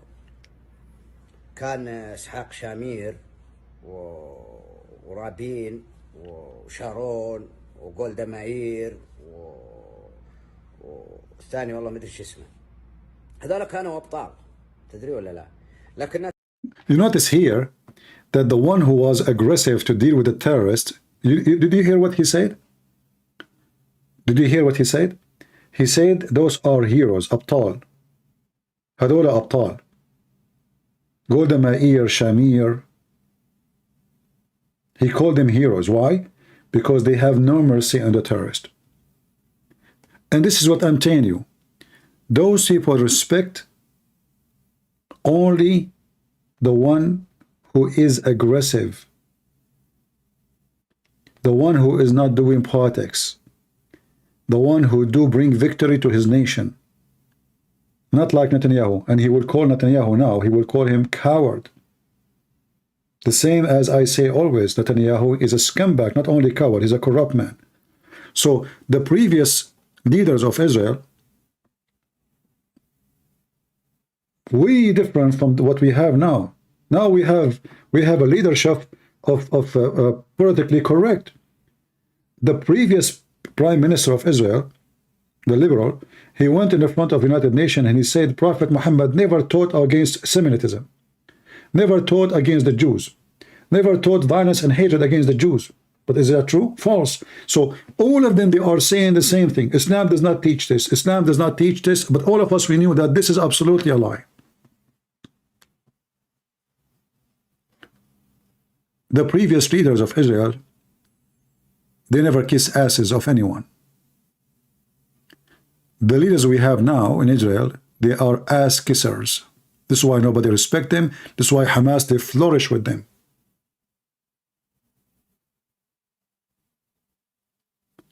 When terrorists, they see a leader, he is weak,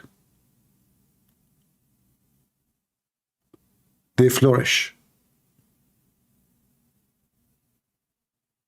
It's like you have a house, and the house is guarded by a lion, and the lion is gone. He's not there. What will happen? Every hyena will jump on it. If you tell them the lion is in the house, even if he's not there, they will not dare. When they see that a nation replaced their lion by a cat,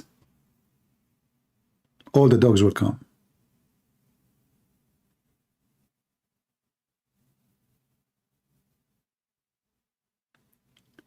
You can send me a video if you want in Patreon. Anyway, so this guy, he expressed his opinion about who are those people and why nobody even want them, nobody is welcoming them to come over. How many views we have for this video? I'm sure a few, because people don't really support. 32,000, yeah, only.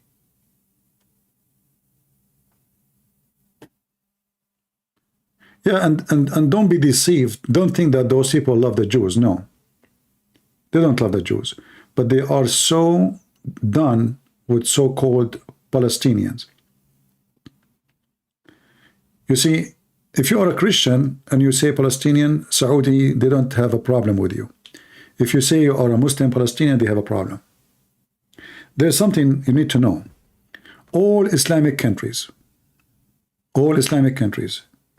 starting from Emirat, Bahrain, all of them, Saudi Arabia. If you are an Arab Christian, they have no problem with you. In fact, they give you a visa so easy. But if you are a Muslim, they have to investigate who you are. They have to investigate which party you join. Who is the sheikh you listen to? What is your opinion about this and that, because you are dangerous?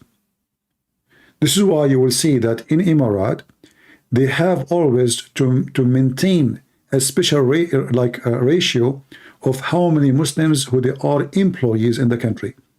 So you will see they prefer Hindus, they prefer Christians, they prefer the majority of the employees, the foreigners employees in Emirat are not Muslims. Why? Because they cannot trust bringing a lot of people from Pakistan. They will take over the country. They cannot give visas to somebody from Palestine, so-called Palestine.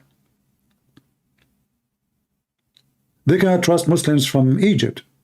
So they have to maintain a small number of Muslim employees. And the majority are non-Muslims. Why? Because they trust Christians, they trust Hindus.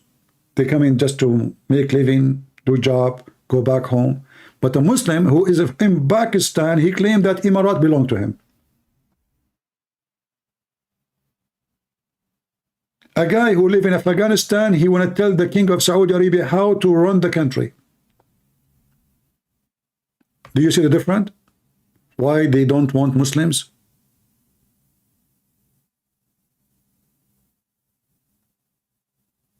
Muslims, you bring them over to your country, they want to take over the country. They want to tell the ruler how to run his own land.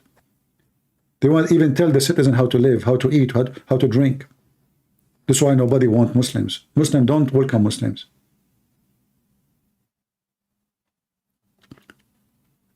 They bring Hindus, they bring Christians, they bring atheists, they bring hippies, but they don't want Muslims. When a Muslim he apply for a citizenship, sorry, for a visa, a citizenship, in any of the Gulf countries, they have a special agencies to send them. They even bribe the intelligence of Pakistan or etc. to give full report about this person. They search the internet, they search his post, they search his Facebook, they search Twitter, they search TikTok, they search everywhere to see who he oppose, who he support. And they will be very paranoid about a Muslim coming to their country. A Christian coming to their country, never. They are not worried. It's a fact. They trust Christians, Jews, Hindus, atheists, but they never trust a Muslim, never trust a Muslim. And that's what he's saying to you in this video, if you listen carefully. نتنياهو جبان لأن نتنياهو ما حرككم مدري وش يبي بالأسلحة مكدسها عنده يا أدمي يا نتنياهو أحرق هالعصابات هذه وهالشتات وهالملفقين وريح نفسك وريح العالم منهم وريحنا احنا منهم. ليش مخليهم؟ ليش فتح لهم الحدود يهاجرون؟ ان راحوا للأردن سووا ويلون الأسود، وان راحوا للكويت انهبوه يوم صدام احتله، انهبوا يلبسون لبس الجيش العراقي وينهبوه. الخسة والنذالة والحقارة ما يتركونها، هذه تربيتهم وهذا دمهم وهذا عرقهم. ليش ما تريح العالم منهم يا نتنياهو إذا أنت رجال وبطل؟ ها؟ الله يلعنكم ويلعن حتى نتنياهو اللي ما خلصنا منكم. لأن نتنياهو تارك لكم الحبل على الغارب. والمفروض نتنياهو هو اللي يأدبكم وهو اللي يخلص العالم من شروركم. Here you need something to know, very important. You see, when a Saudi man he say that in public, that means this is what the public believe. Saudi Arabia don't like those people, don't like them. Do you understand? Like if I live now in a society, and if I say something against what the society, especially in an aggressive Islamic society, what do you think will happen to me? Do you think anything will happen to this guy? No, because all of them, they believe in the same. They don't love the Jews. This is not the issue. But the Saudi themselves, they experience how those they are called Arab, how much they are jealous from them. In the Middle East, you will hear a phrase, it says, the most holy land and the most filthy people. This is what they call the Saudi. Every single one in the Middle East, he described the Saudi this way. All of this for a reason. They are jealous from them, regardless of being filthy or not. Because the one who described him filthy, he is not better. Trust me, they are not better.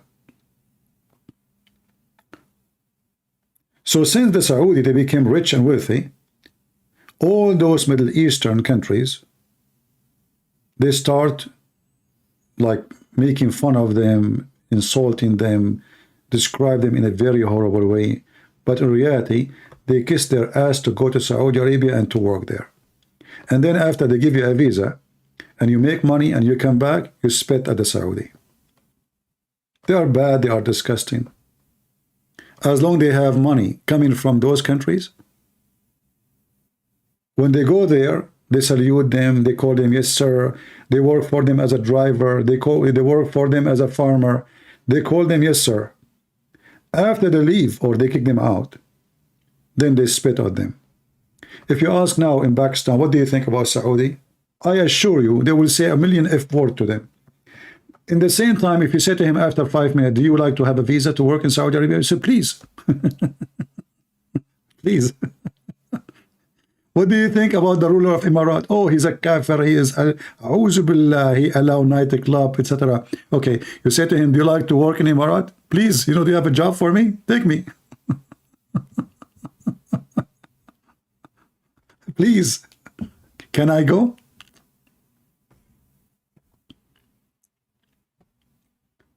Very hypocrite, very coward. And those who call Palestinian, they are the same. In Kuwait, in Bahrain, in Emirat, in Saudi Arabia, they gave them nice jobs, nice salary. And not only this, they gave them full residency, which means you do not need a visa. If you are a Palestinian, I'm serious. They treated them really very nice. All those countries, they have sympathy with them, and they give them open residency. They give them even passport. They give them nice jobs.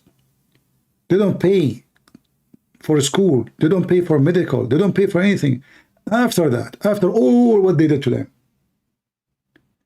you go and see what those Palestinians, they say about Saudi Arabia. Saudi Arabia sent them hundreds and billions of dollars. There's a video. Maybe I can't find it. Let me see.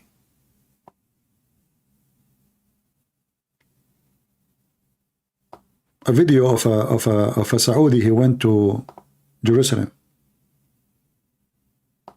They start spitting at him. Same they did with the Emirat.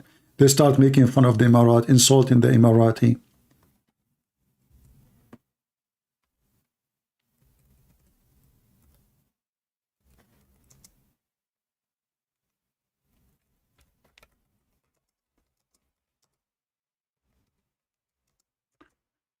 Those Muslims, they went to go to Al-Aqsa, to visit Al-Aqsa.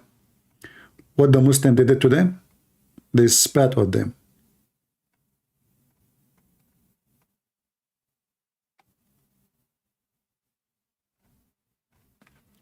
Let us see.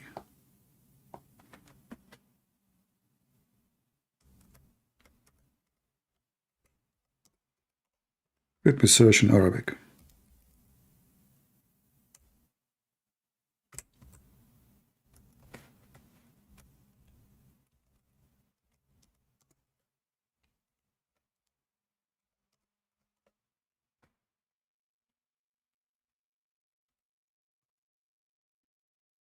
Well, it's morning time. I better make coffee. I cannot go to sleep now. Let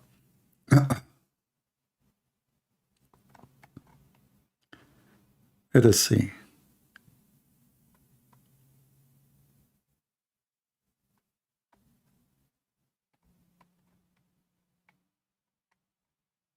Yeah, I see many of those videos actually, but I don't see.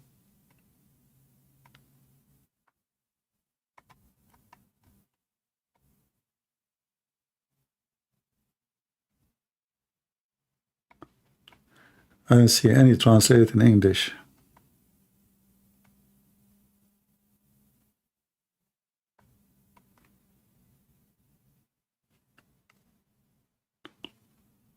Look, this is a Saudi guy. This is Al Jazeera TV. This is Al Jazeera TV. A Saudi guy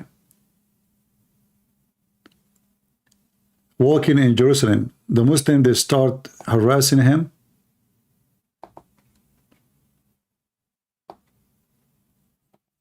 They harass him.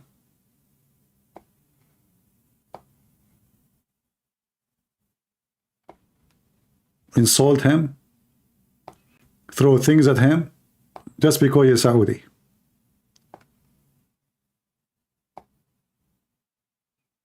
This is how much love they are sharing each other. Look, look, look, look, look, look. Look, look, look. See? Look, look what they are doing, look. And then when they need money and food, please Saudi, give us money. Please, brothers, we are brothers. You are brothers in Islam, please. Look what they are doing to them.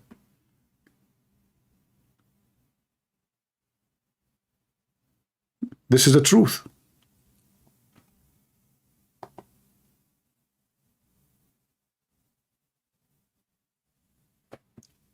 They throw rocks at them, they spit at them, they beat them. When they need a salary, they need a job, they need a visa, they go to Saudi Arabia, they kiss their ass. Just because they are Saudi, they hate them. They hate Saudi, they hate Kuwaiti, they hate Emirat. The same, I can search like now, Emirat.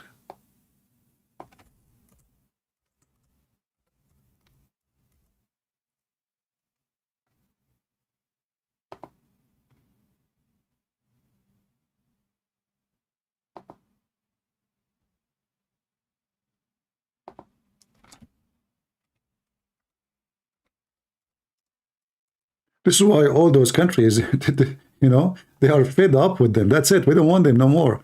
They don't care really. You see now the Emirati speaking to Netanyahu and Joe Biden or etc. Blinken, he is visiting Saudi Arabia. All of them, they agree. Actually, if they are in charge, they will destroy Gaza.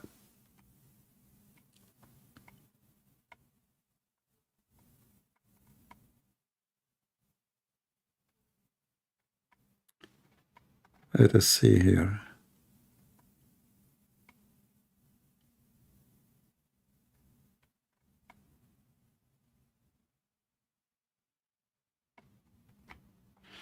Look at this title here. This will tell you what I was saying. It's in English, but I will use Google Translation to translate. A TV series in Saudi Arabia. It says, أعطيناهم كل شيء ويسبوننا ليل نهار. Translate. We gave them everything and they insult us and they call us names day and night. And this is the truth.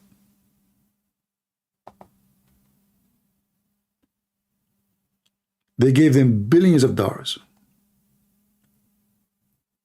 And the result of that, they spit on the Saudi. Saudi series angers Palestinians. We gave them everything and they curse us day and night. Is it false? Absolutely not. This is the truth. This is why all those Muslim countries, they don't want those Hamas, they don't want to welcome them. They are not interested of their protection. But what they say in TV, in public, is not really what they believe. You know what I mean? Still they are doing, the leaders, they have to say what they have to say. It's politics. But in reality, the story is different.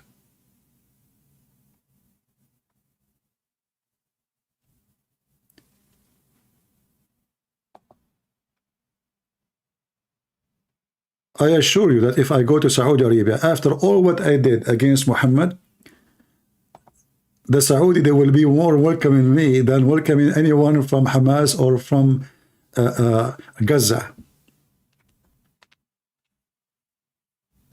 I assure you that. You know, the Prince of Qatar is #1 supporter for them, but he will not accept to open his borders for people from Palestine. He won't accept. He accepts only leaders. Why? Because he want to use them for his agenda. Only leaders of Hamas.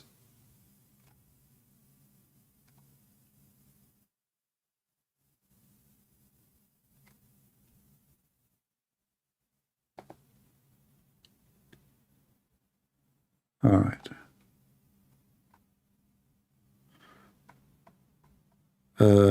Lisa is posting a book of who? It is a noble messenger speech. Who is this Lisa you are posting?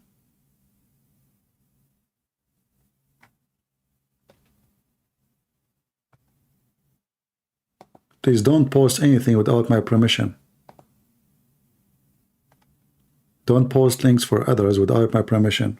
I don't know you are posting to who.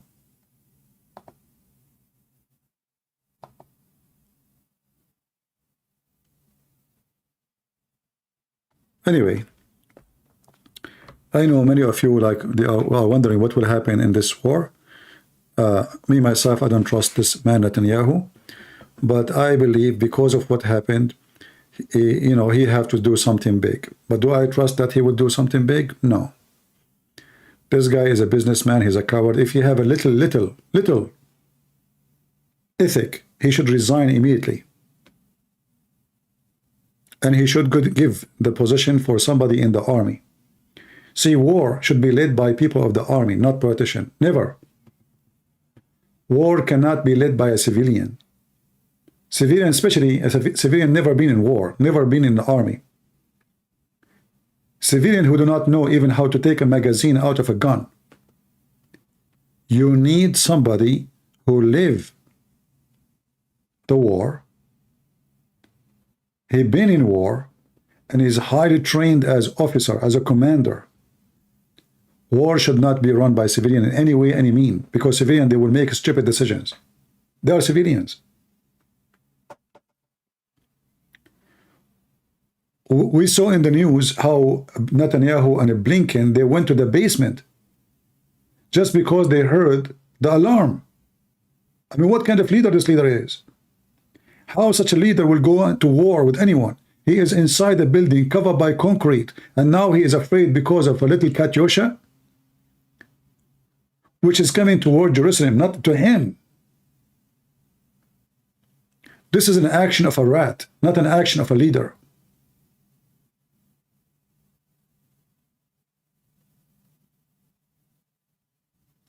A leader is somebody, fear is not exist in his heart. Somebody stand when bullets and missiles and all kind of hell is coming. So he can be the best example of his soldiers. You cannot be the command of an army and you are the first one to run.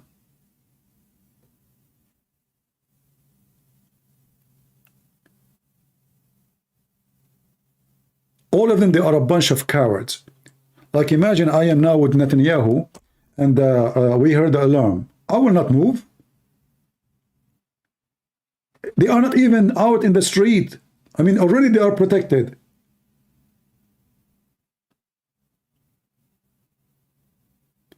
They get terrified like cats. Those are people, they value their life more than the life of their own citizen. So you are going to send your army to Gaza and their chest is open for bullets and you hide in the basement?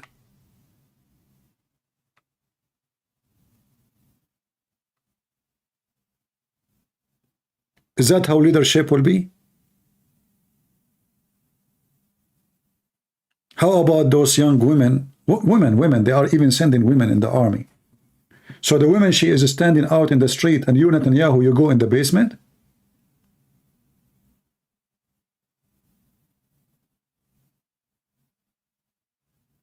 He was a captain in the IDF? He was a captain for the kitchen, maybe? My friend, in those countries, if you have education, they will give you a rank. To give you an example, when I finished my work with the USA Army, I have they give you a salary, and the salary, like I sign a contract after I finish my army service. as a civilian now. All right. So when you join the army, they give you a rank based on your education, but doesn't mean you are a captain. To make it simple, you have to serve. He is not really an army officer. He have a duty to serve. So if you are a bachelor degree, this is your rank. If you have a master degree, this is your rank. This is a must, obligation. It's not because he is. There's a huge difference between professional soldiers and somebody being forced to go to the army, to do his service. So every country have their own, some countries don't even have such a thing. But usually countries where they are at war, they force you, some they say 6 months, some they say 1 year, some they say 2 years. So there's a huge difference between somebody he have to do the service, which means he have no choice to go, and someone he go volunteer and he serve in the army. Do you understand? He is not an army. He is just doing what he should do as a citizen. He been forced to go. You can be an engineer, you can be a doctor, you can be a lawyer. They will give you a rank based on your education.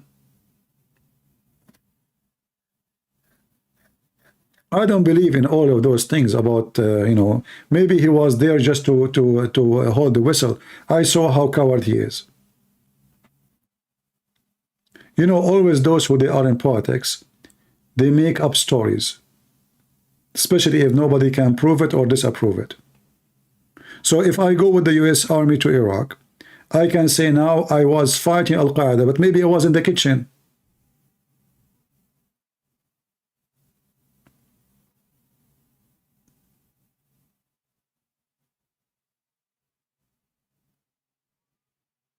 You know what I mean?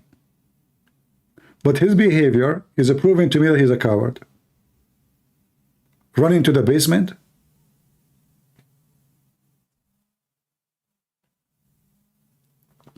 It will be very funny if Biden he run to the basement when he come to Israel this coming Wednesday. That will be hilarious.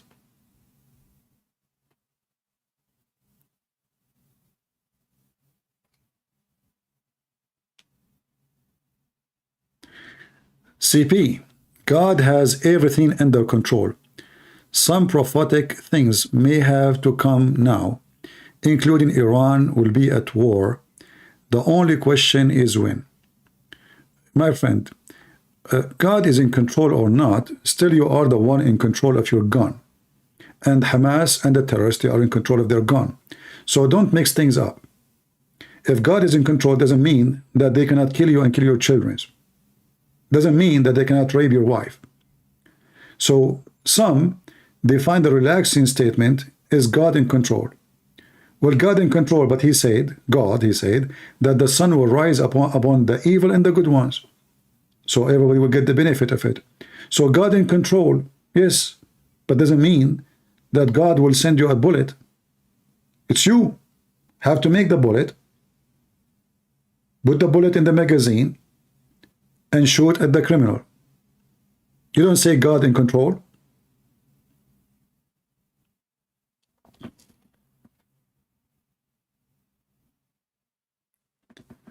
The Muslims, they say the same too. Allah is with us.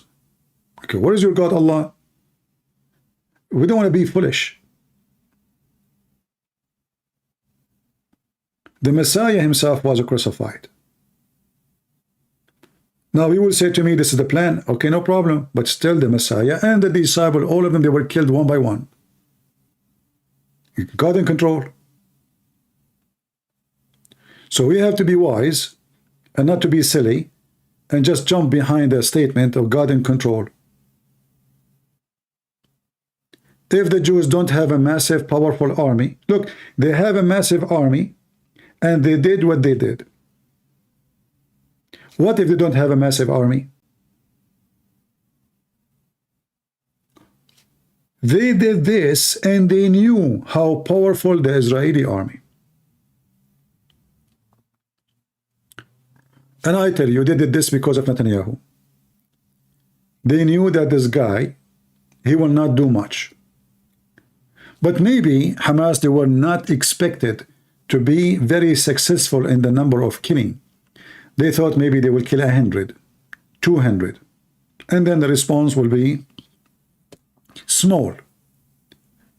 But they were very much successful, and the killing was massive and ugly. And now Netanyahu, he has been forced to do something. He's not the hero. This guy is a coward.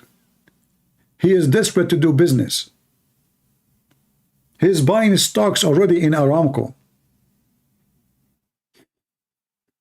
Money, they worship money.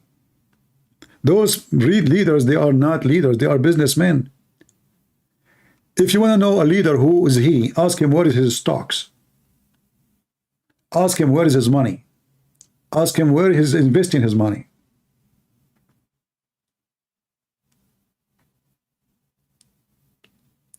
Why Trump did not go against Erdogan? Because Trump, he owned a lot of a property in Turkey.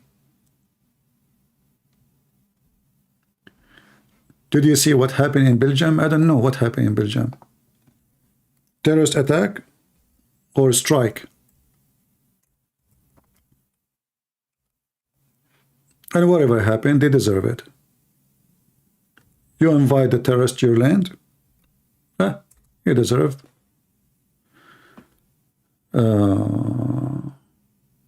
There's a shooting 2 hours ago.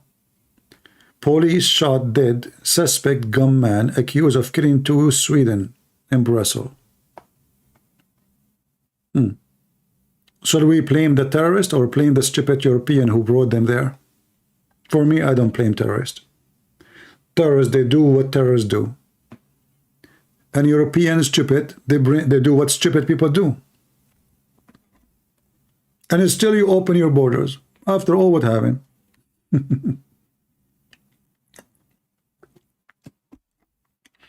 You know, European nations are like self-destruction nations.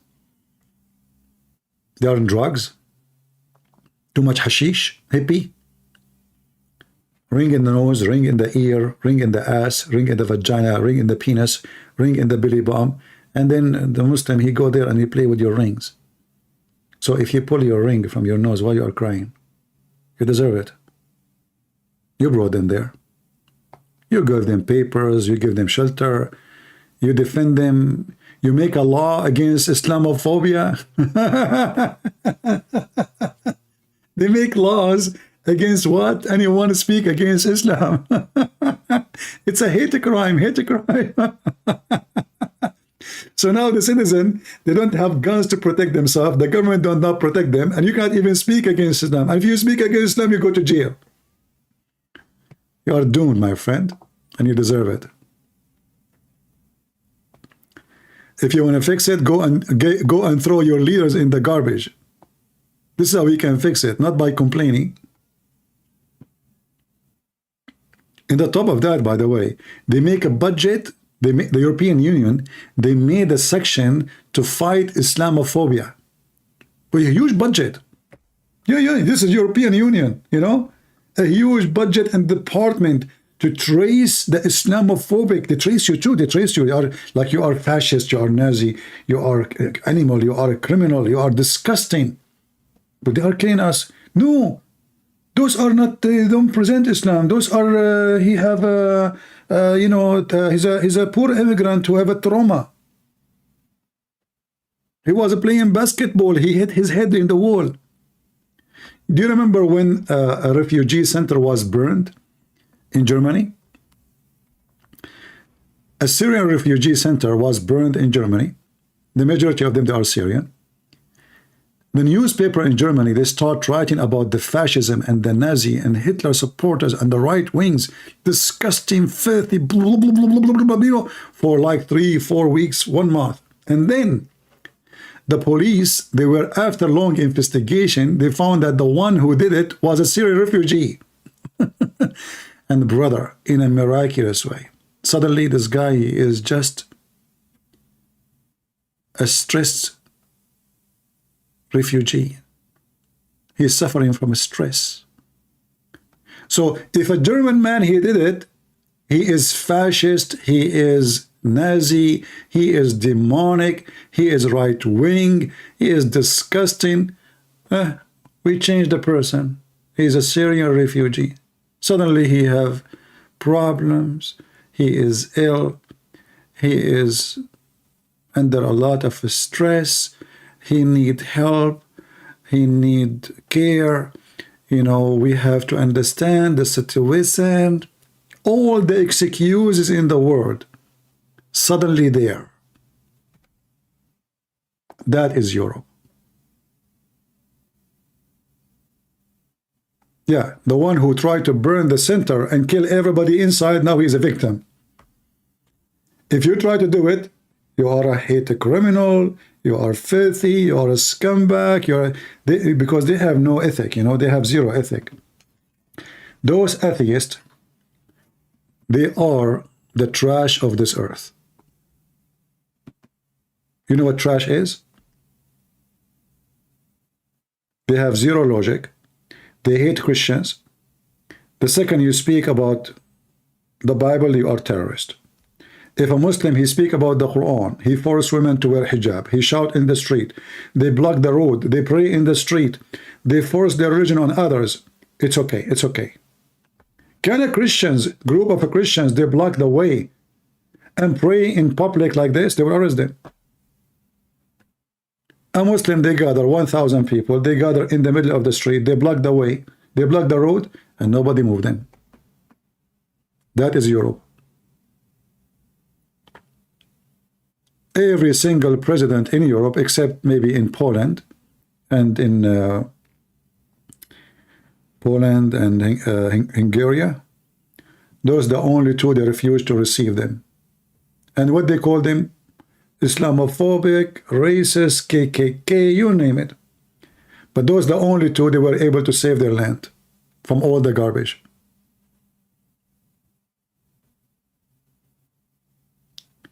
God says it gets worse because the church will be raptured in 2026. My friend, I have a better timing for you. I don't know.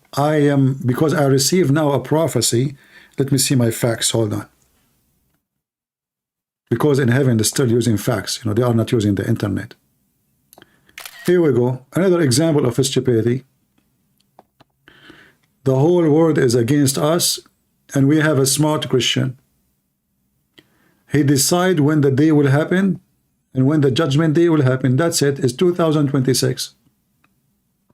My friend, I don't like to talk about donation, but as long it's just 2 years from now, you do not need money, and you do not need car. My car is very old. And you know what?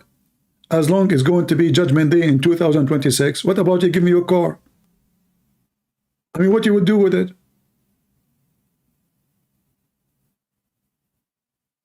As long as you are sure, give me your car, man. Why I want to drive a car is 20 years old? At least let me drive a new car until 26. You are going anyway. By the way, what is the car you're driving? Just tell me good news, please. Don't tell me it's an old like mine. However, even if your car is old, listen, I will take it. You know, and maybe you can ask the people who they are, like, agree with you. They can give me their cars. I like to collect cars before I die.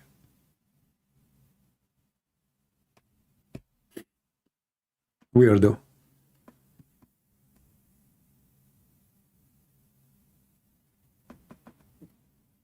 Do you have cheese at home? Like they expired by 2026? Just send it to me. What about your money in the bank? I mean, come on. What you will do with the money in the bank?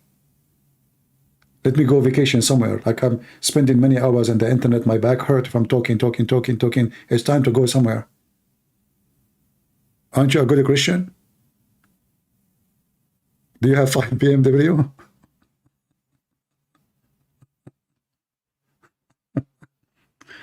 Lord have mercy.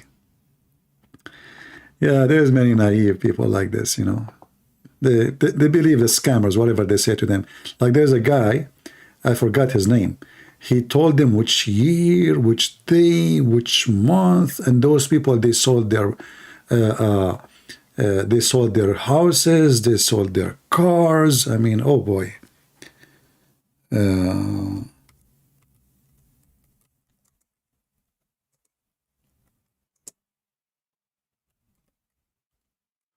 Let us see. I'm trying to find.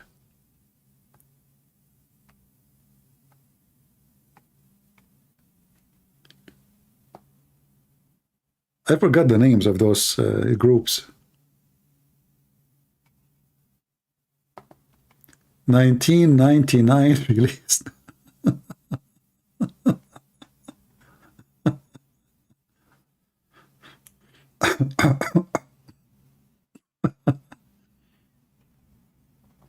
I mean, do you see the Saudi guy with his eyes weird, like the way he is looking? You, those people who believe in those things, you look more fool like this guy.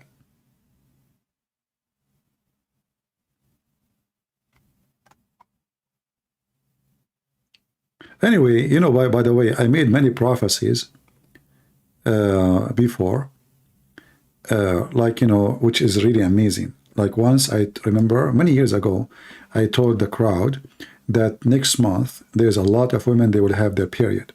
And guess what? They did. I don't know how I received this prophecy, but it came to me.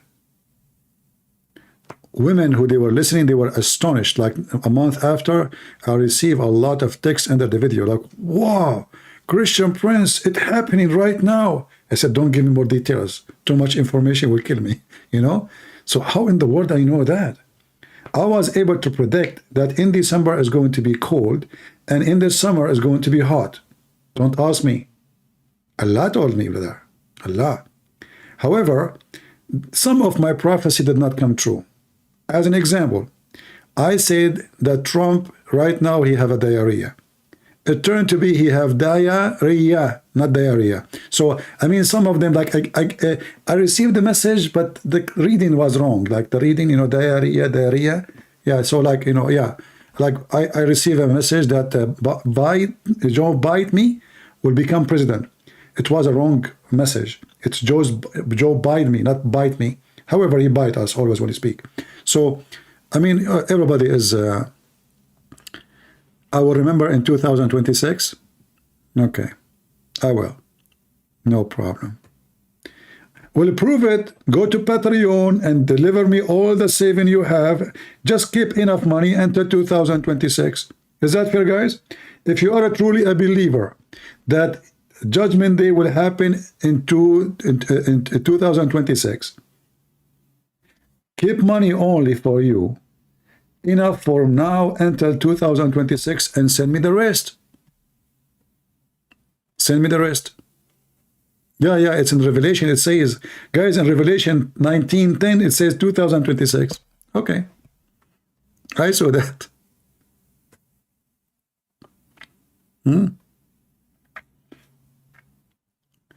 Many so-called churches now, they have people who claim to be prophets and all the garbage you see. We do not need the prophets. There's no prophets. We receive everything. The Bible says, anyone who bring you other than the scriptures, let him be cursed. For someone to claim to be a prophet, that means he have to bring scriptures. This is what prophecy is about. Prophecy is a scriptures. It's from God. But the Bible says it clearly, anyone bring other than this scripture, let him be cursed. So only foolish people will accept those so-called prophets these days. We do not need them. They are just scammers and doing business. And there's a lot of naive. And there's one thing always you will notice, that all those people who claim to be prophets, they share one thing. They want money. They want power, authority over you, and sex.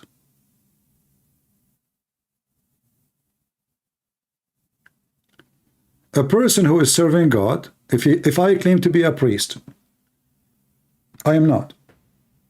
If you ask me, do you like to have a nice house? I love to have a nice house. Do you like to have a better car? I love to have a better car. Do you like to own a property? I love to own property. But if I am claiming to be a priest, a monk, all those things should mean nothing to me. Because a monk or somebody serving God, as this is what he do, he's a servant of God. then he should not be worried about money, salary, land, property, etc. As long we are worried about it, that means we are worried about ourselves first, our comfort, and then about other things. So if a person he claimed to be a prophet, that means he's chosen by God. That means he have a great mission. Why he need a villa? Why he need the most fancy car? Why he need all those, like there's a guy, he said God told him to buy an airplane for himself alone. Can't you serve God without an airplane?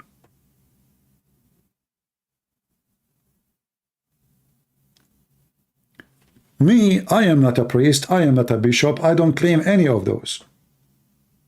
Like sometimes people, they say to me, God bless your ministry. I said, I have no ministry. What ministry? You know, I'm just like you. I do what I can do to help people to know the truth. I understand what people, but I don't like titles. Titles for me is something scary, because title is responsibility. And you have to be up to the title. So if somebody call you father, like I remember once in the Philippines, a hooker, she approached me and she said, sir, do you want to do a massage, sir? I said, no, you know, etc. They stalk you. The second they say that you are a foreigner. And even she spoke to me in Arabic, Habibi. You know, she is expert with Arabic. So I start telling her about why you are doing this. What if I find you a good job? You have a son, etc. So I spoke with her like for 45 minutes almost, or maybe an hour. And then in her mind, she understood that I must be a priest. So second day, I was walking in the same place, and those hookers, they have a corner, you know, they were looking at me in a very weird way. I went to the coffee shop. The guy, he said to me, please sit down, father. I will bring you the coffee. I became a father. So she told her friends, and they told everybody there that this guy was preaching me the gospel, trying to tell me that not to work as a hooker. And he quoted for me from the Bible. He told me he want to bring me a job if I quit, if I promise to quit. Second day, I became father, Christian Prince. I have a friend with me who was coming with me to the coffee shop. He says to me, you became a priest? You made it, didn't you? I know it. I said, no. I said, the guy, he just called you father. I said, listen, you don't understand. I am not. He said, why you are hiding it, man? So you become a monk now? Now you are not shaving your beard. I said, listen, I am not. This guy, he got it wrong. It must be. So I became father, Christian Prince. And since then, if I go there, they call me father, you know. I said to him, I'm not, you know. I said, okay, father. I said, listen, don't call me father. He said, okay, father, okay. Yeah. You know, I go to the counter. That's right away. They knew what coffee I drink. They say, please sit down, father. I said, oh boy. You know? Yeah. Father. I'm not, you know? So this is a big title, and you have to be a person who deserves it. So when somebody claims to be a prophet, this is not a priest, this is not a monk, a prophet. And yet he wants to have a new car, he have a nice big villa, he have a big money account. Obviously, you are really a prophet. You know, if you go and see the disciple of Jesus, how they live, how they die, what they do for a living, you will notice none of them, even Jesus himself, he never owned a donkey. He never had a servant. The Messiah himself, he washed the feet of his disciples. If you check their life, you will see how poor they are, how humble, how down to the ground. Nobody live in a villa, nobody have servant, nobody have slaves. They are poor people serving the Lord. What we see today is totally the opposite.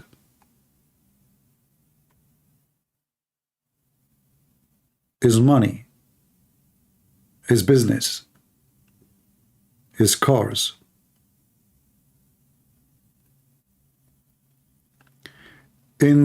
We have a spirit of a prophecy. Yeah, you have a spirit of the prophecy, which means we can prophesy to people about the amazing Messiah and his coming, but we are not prophet. There's a huge difference between you know, like as an example, we will say, I can say I prophesy to you. about the day of judgment, but doesn't make me a prophet. I can say to you what the Bible is saying. This is a prophecy too, prophesying to you about the prophecy, but doesn't make me a prophet. So don't fool yourself and claim to be a prophet and following a prophet. They are liars. They are pure liars. A prophet is somebody who knew your future. None of those knew his future. None of them he knew what tomorrow. And you know what? Just to show you how stupid you are. 2026, you will spit at yourself and you will laugh at yourself for what you just said to me. Claiming that there is somebody, he is a prophet, he told you in 2026, the day of judgment will be. When I speak about what Jesus said, as an example, if I read for you the book of Revelation, I am prophesying to you the prophecy, but doesn't make me a prophet, for I'm not the source of it. In fact, the only prophet is God, no man. For what is a prophecy? Prophecy is something no one knows but God. And all prophecies come from God. So when somebody, we call him prophet, in fact, he is not really a prophet. He is prophesying for what God said. He's reporting the prophecy for you. For the only prophet is God, no one else.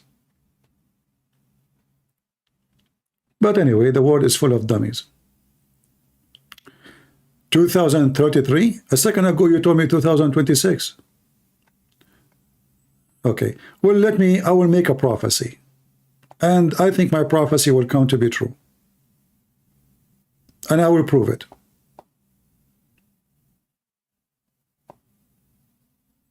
Do you see your text? I prophesy that after a few seconds from now, I am going to block you.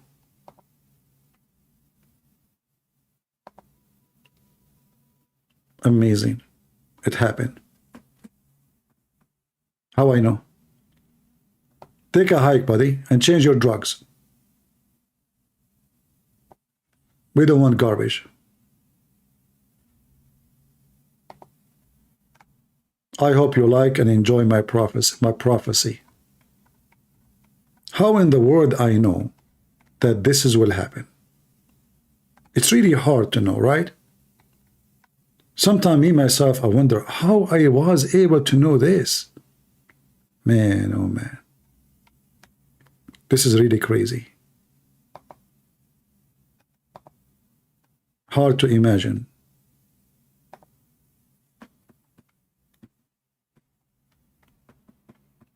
Do you have an explanation for what happened now? I'm sure many of you are astonished, for I prophesy of something and happened a few seconds after, not a few years.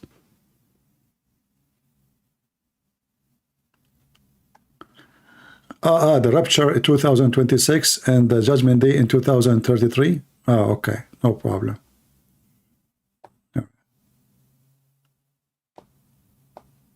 Fine.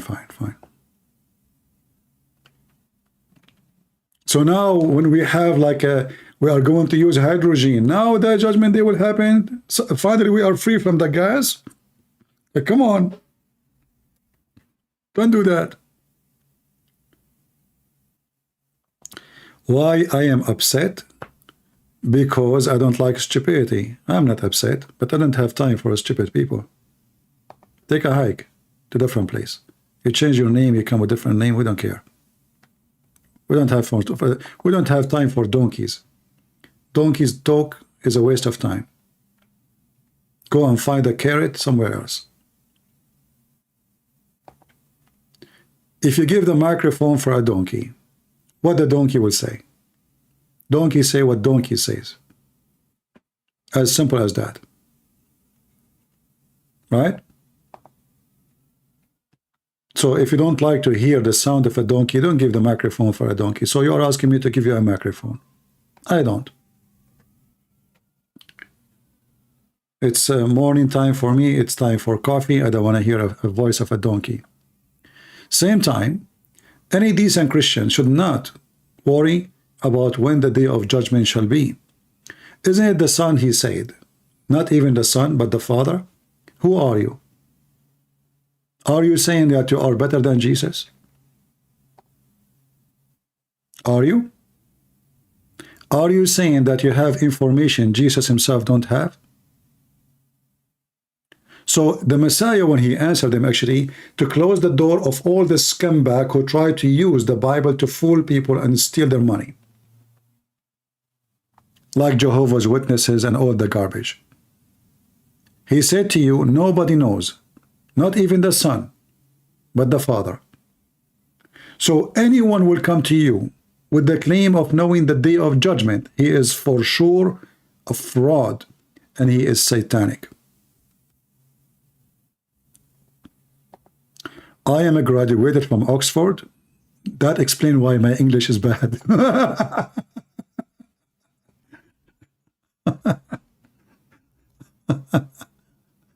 Oh boy.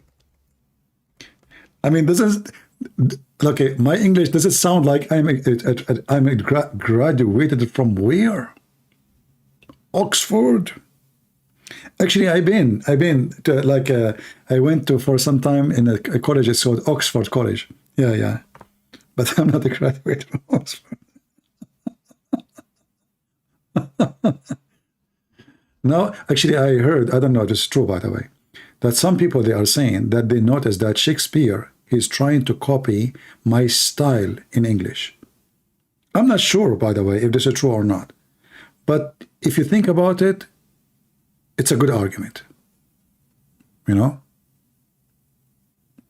I'm not sure, by the way, but maybe you are sure. I remember first time I went to a chat, this is how bad my English was. I go to the chat room in Paltalk. I say, hello, guys. Those people, they start cursing me and say bad word, and they bounce me from the chat room. So I went to the second chat room. I said, hello, guys. They did the same. The third room, they say, what's wrong with those people? Every room I go to, they start cursing me, saying bad words, and they bounce me. It turned to be, instead of saying hello, guys, I was typing hello, gays.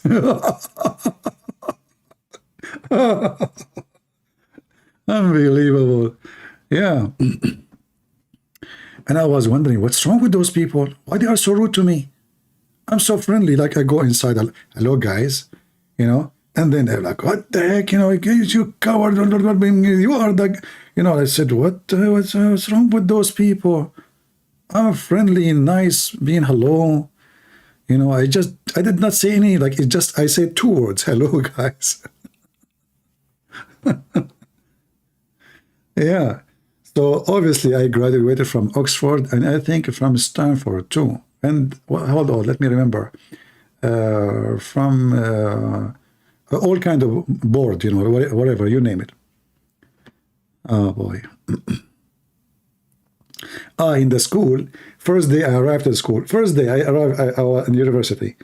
So, you know, I was late to join them. So I entered the classroom. The professor, he said, sit down. I sat next to a girl.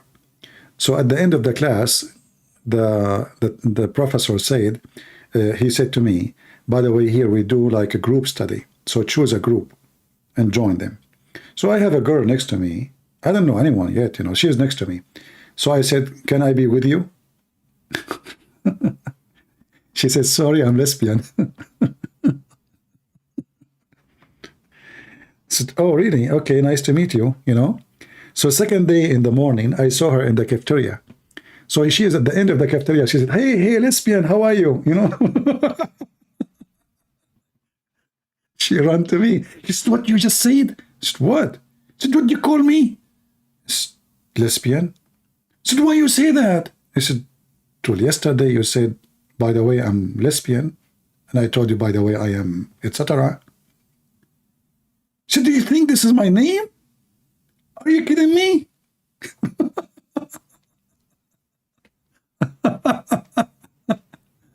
And here you notice how a second, like yesterday, she was proud to say to me she's lesbian. Second day, I called her lesbian. She get upset. What's wrong with people? You know. And like, you know, she is at the end of the cafeteria. I say, hey, lesbian, how are you? You know, like I suppose I have a friend now in the school. You know, an Arab guy coming to America. Hey, lesbian, how are you? You know, I'm like, you know, okay, you know, like she run to me like a rocket. What you just said? I said, what happened? She said, what you call me? I said, lesbian. Why you do that? Isn't this is your name? What? Well, yesterday I said I want to be with you. You said to me, by the way, I'm lesbian. And I told you, by the way, I am etc. So you must be kidding me. What kind of English you speak? Lesbian does not, it's not my name. Oh, okay.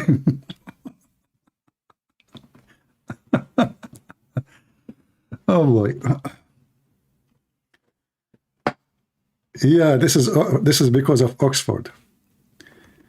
Oh boy. Who wanna make me coffee? Otherwise I have to go. We need some gas.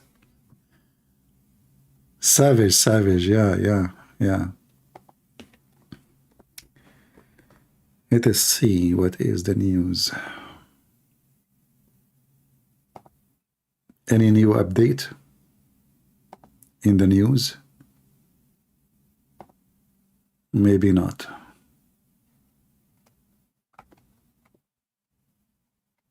Nothing really.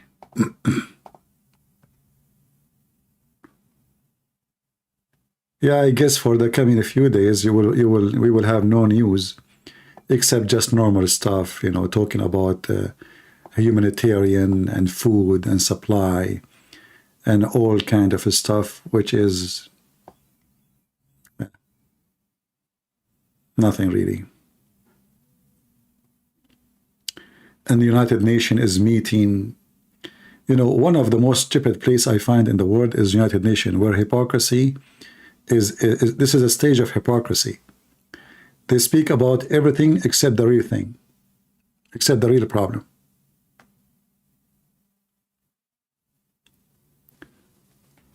Let's see.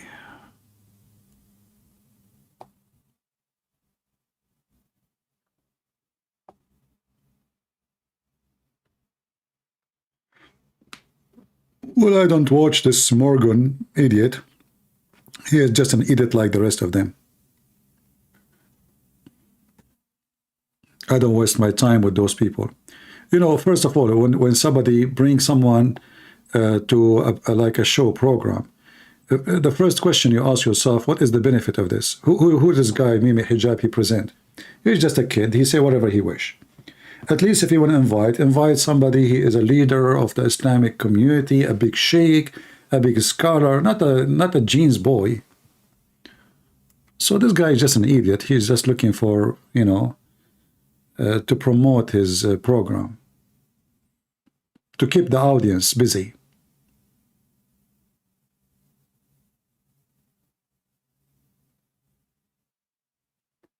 Yeah.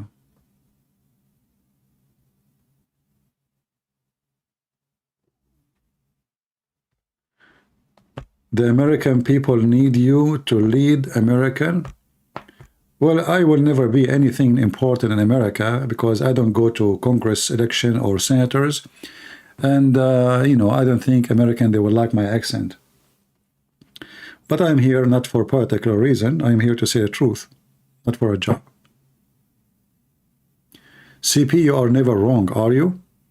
Well, I have to say I was wrong once and I turned to be right. That's deep. So our friend here is saying, Christian Prince, you are never wrong, huh?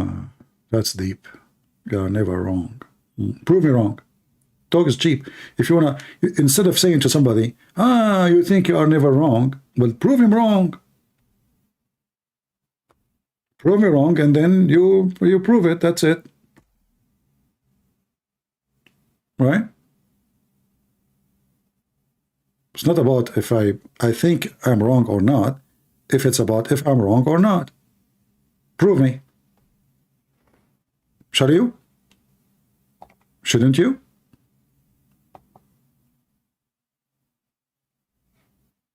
Who cares what I think? But it is what it is. If I'm wrong, then I'm wrong. Let's see. It's not about being right, but about being truthful. But yeah, my friend, it's about being right. But you cannot be right unless you are truthful too. Because when we say right, it's mean the right thing. So if somebody, he is not being right, he cannot be truthful. They are connected. Like I can say, like you ask me what happened, I tell you what happened, I tell you the truth. The truth. But doesn't mean what I did and what I told you is right. So the truth, I can say the truth by saying it, but if I make an opinion about the truth, I can be wrong. However, if you make a decision and the decision is right, then the decision must be truth or connected to the truth. Otherwise, your decision will never be right.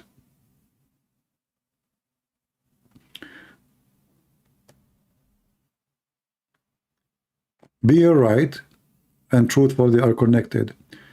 But when you make the right decision, you have to be, in order to be right, it have to be connected with the truth. Otherwise, it cannot be right. But you can say the truth and you do wrong. In fact, most of people actually, they might say the truth and do wrong. Like they might say to you, yeah, I agree that fornication is sin, and you do fornicate. He said the truth, but he do the wrong action.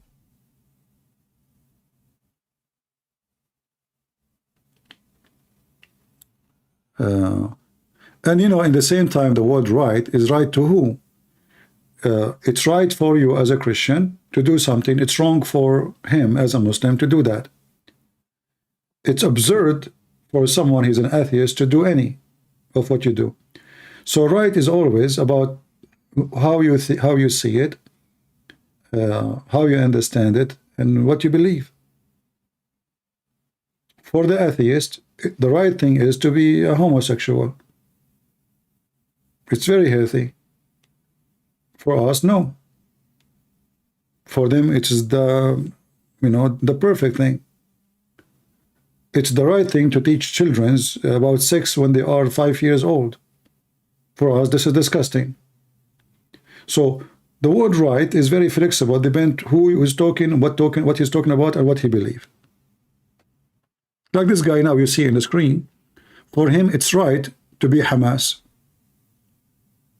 It's wrong to be Israeli.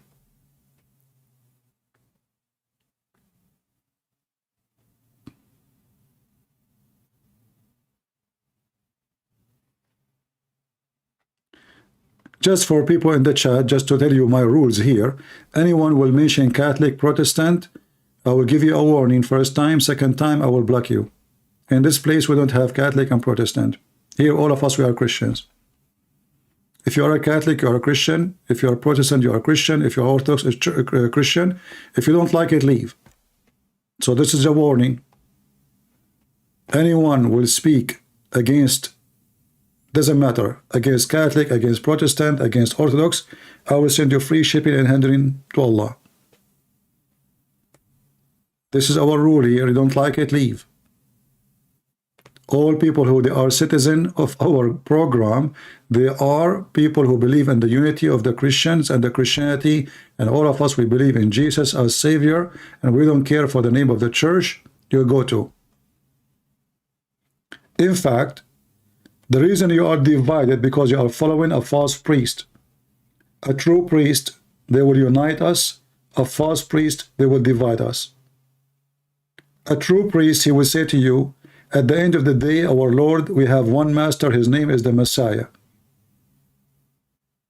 A false priest, he will say to you, our master is a bishop in Protestant or Orthodox or Catholic.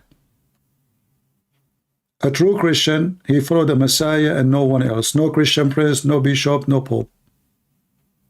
You follow the man, you are following a sinner, and you are dumb. You want to follow me? I'm a sinner too. That means you are stupid. Why in the world you want to follow a sinner? How a sinner can be the best example for you? So all those you call them priest, bishop, whatever you call them, they are sinners, they do wrong, and they ask God for forgiveness. So why I don't follow only the Messiah. He is the only one I can trust, I can depend on, and I do not need anyone in the middle. Do I? I don't. The Lord, he says, you go to your closet and you pray. He don't want us to be hypocrite like those who pray in the corners. Why in your closet? Because between you and the Lord there's nobody between. You speak to him. When the disciple, he said to Jesus, he said, why you don't show us the Father? And that's it. He says, I am with you all this time and you do not know me. The one who saw me, he saw the Father. So you do not need a priest, you do not need a bishop, you do not need a prophet. You need only the Messiah. And the one who saw me, he saw the Father. So be aware, Christians. Don't be a fool. Don't let the devil divide you. Divide and conquer. Divide and conquer. Anyone bring division, anyone bring division, he is serving the devil, even if he think he's doing good thing.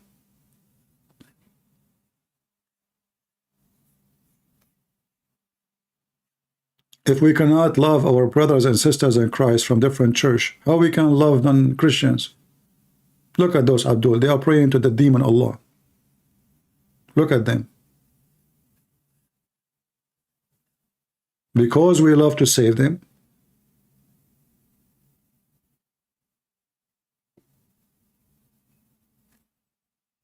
we try to save them. Here there's a story about an idiot. He killed a child. They are saying that he killed a child because he is a Muslim. I don't know if this is true, but if this is true, this is evil man. He should not do that. This is supposedly an idiot, 71 years old. He killed a child in America because he is angry from what happened in Israel. You see, you cannot be evil like them. If you do that, you are a very evil man. That's what they are saying in the news, that this person, he killed the child because he's a Muslim. That is very evil act.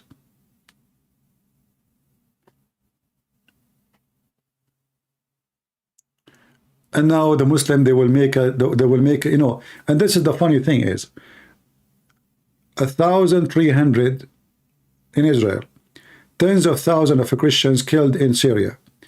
Nobody speak about them. One child he killed in America, the whole media will speak about it, and here we go, this is the guy. Obviously he have a mental illness, look at him. Look like he did not take a shower for 10 years.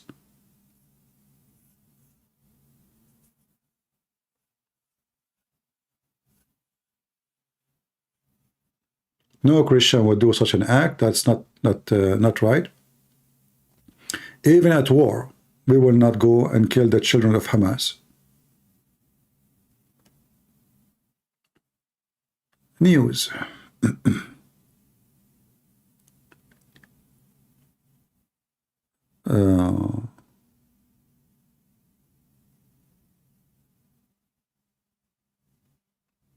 It's not about a child is innocent or not. I mean, you see, in justice, in the justice, if the one who killed you a child, well, he's the one who killed you. So if you want to go and kill you kill the killer. You don't kill the one who did nothing to you, regardless if he's a child or not. This is not about only a child. If a child shooting at you, then he is a killer. Doesn't matter. You can shoot back if you to defend yourself. But it's about who did and what he did. So if somebody, he is old or small, short or tall, he is killing people, he is a killer. He should be punished. If someone did nothing to you, he is old or small, young or adult, why you want to kill him? Is that self-defense? Well, he did not attack you. Did he try to kill you? No. So?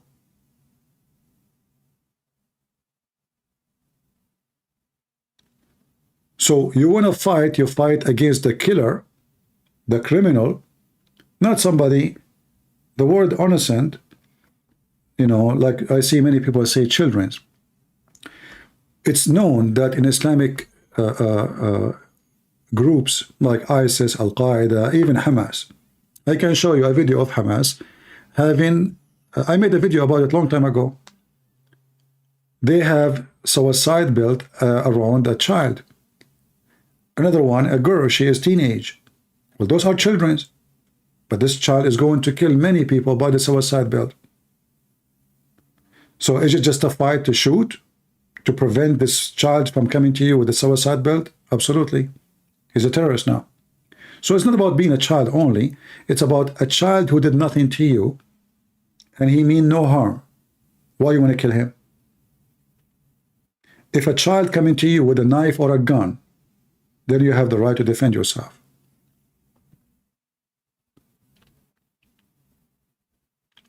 So you don't go and attack somebody just because he's a Muslim. That is a filthy act. Or because he's a Hindu, or because he's Jewish, or because he's a Christian. That's demonic.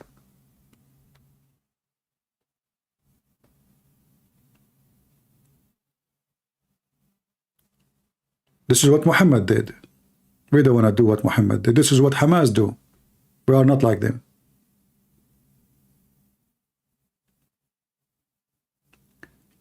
Yeah, until now I see nothing in the news about the ground invasion. And if they want to do it, they have to do it either before Biden. If Biden arrive, I don't think they will do anything until he leave. And that's why they are talking about it's going to take long time. But I don't know how that will work, because if those you know, if they close water and food and etc., and then the international community, they will start blaming Israel for everything. So I think it's for the benefit of Israel to go for it and not to hesitate. The total number of people get killed by Hamas is 1,447 until now. More troops surrounding Gaza.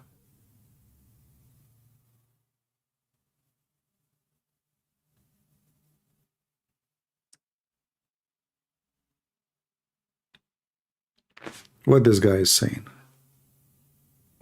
Habibi Hamas. إسرائيلية بأن الجيش يستعد لمرحلة جديدة من الحرب. هاغاري قال أيضا إن الجيش الإسرائيلي مستمر في القتال ضد حماس ويواصل ما وصفها بالاستعدادات للمراحل التالية من الحرب وفق ما نقل. So this is the spokesman of the army, the IDF. He said they are preparing for a long war. So how long? I don't know. I think they are preparing for something bigger than Gaza. Otherwise, I don't think there's any reason for them to wait that long. Maybe they will launch an attack against Hezbollah at the same time. Maybe. We will see.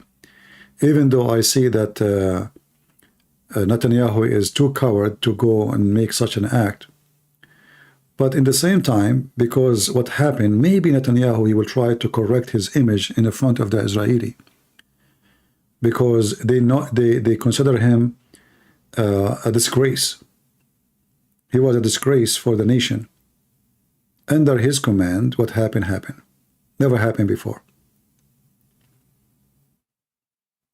Him and all the army leaders should be the one who they are in charge of the borders with Gaza. They should be taken to court and do trial against them for treason. This is a treason. Iran will never dare to attack. Iran is, Iran is just blah, blah, blah. Iran always use people like Hamas, Hezbollah, but they will never dare. Because an attack from Iran is not even cost effective.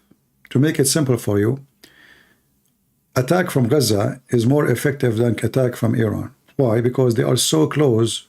There's only like 1 kilometer between them and the Israeli. But if Iran shoot a missile from Iran, it's going to take at least, I think, maybe 40 minutes to arrive. So the Israeli have all the time to shoot it down. It's more effective to shoot from Lebanon. So Iran will never dare, because first, they will accomplish nothing.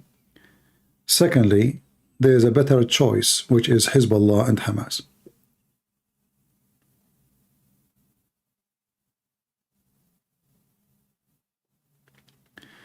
They send a message 250,000 reward for the one who give hostages location. Yeah, well, that means the Israeli army is really confused on what to do about it, because now they can send them false, Hamas themselves, they can send them false information. They can send them the hostages location of where Hamas leader is, so they will not shoot there. So I believe that this is not really a smart, I mean, how you can check if this is true or not is going to be very hard. But we hope it's going to work. Money sometime talk, right? Like when the American, they made a reward of $25 million for the one who lead where Osama bin Laden is. It worked. But in this case here, any Palestinian, he want to get paid $250,000. Where he is going to spend it and how he can explain it. They should have promised more. They should have promised we will give you, you know, a pass to go abroad, protection, etc. Not only 250.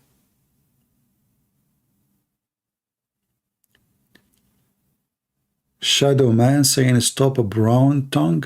What does brown tongue mean? I did not eat chocolate for today.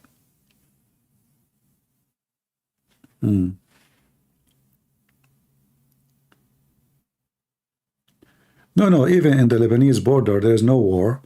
This is just like hello, you know. Hezbollah trying to earn reputation in front of the Muslim Sunni that they are the only one, the Shia, Hezbollah is the one who stand to support Hamas, while all the Muslim Sunni around the world, they are silenced. But they will never dare really to go in real attack.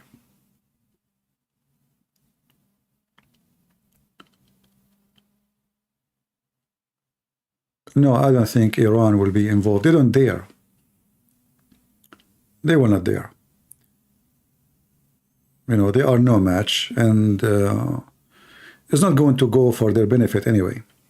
But they can make propaganda, like now, Hamas shooting some rocket from here and there, but this is cannot be considered in any mean, anyway, a war. It's just to earn like reputation that we are the only one stand with Hamas. You know, Hezbollah have 100,000 fighters at least. If they really want to go in war, they should take all their arms and all their fighters to the borders. Until now, you cannot see them. Nobody there. Few rockets here and there. And until now, Israeli even not responding. This is telling you that the threat is from Lebanon is not real, you know. Is it true that Israel paid money to Hamas? I don't know. In the world of stupidity, everything is possible. Will it be destroyed and the new Jerusalem will be built? I do not know about the future, my friend. I am not a prophet. I have no idea. I focus in what today and what tomorrow, and I leave what to God to God. Don't take the place of God and try to bring your own news. If God wants something to happen, it's going to happen, regardless of what I think.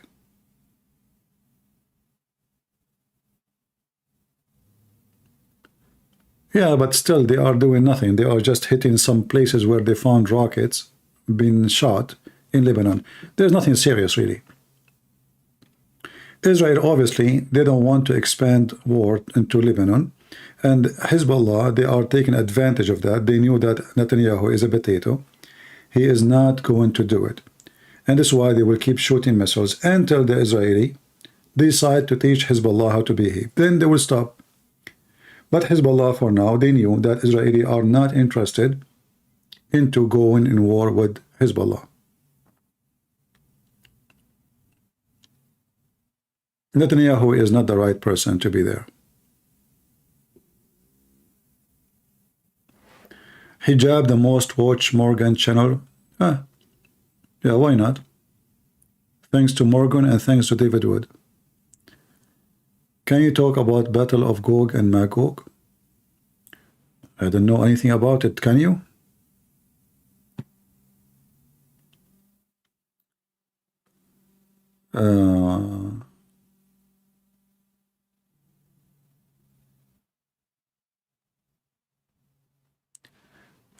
Iran is all talk. If wasn't Iran, Hamas could not do anything. Well, you answer yourself. If not Hamas, Iran can do nothing. See, if Iran can do, they do not need Hamas then. Why, you're answering yourself. If Iran can do, they will receive the glory to themselves, but they cannot. So they are using Hamas. If Iran can do, they do not need Hezbollah. They can do it themselves, but they are not. So Iran cannot do. Hamas can do what Iran cannot do. That is reality. They support them, but remember, there's many that support Hamas before. Even USA, even Netanyahu support Hamas. Hamas in Syria was sponsored by Israel. We just showed you the video of Netanyahu visiting Hamas members, Muslim Brotherhood, in the north of Israel, in the border of Syria. He opened hospital for them, he protect them. So Israel itself sponsored Hamas in Syria. Same as USA sponsored Al-Qaeda in Afghanistan. It's a fact. All those terrorists, they are sponsored by the West. All of them. Israel itself, they are the one who sponsored Hamas from the beginning. How? Arafat was the only major force in that land between those so-called Palestinians. The leader of Hamas, an old man, he was in jail. The Israeli released him in purpose to make him able to grow and grow Hamas. And what they want happened. They wanted Hamas to grow, so Hamas will fight with Yasser Arafat and they will kill each other. And this is exactly what happened. Until now they kill each other. So Hamas was sponsored and supported by Israel.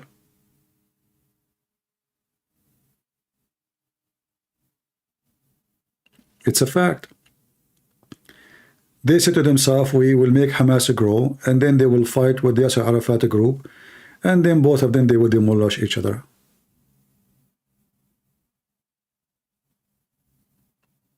I know, you are talking about the Bible, right?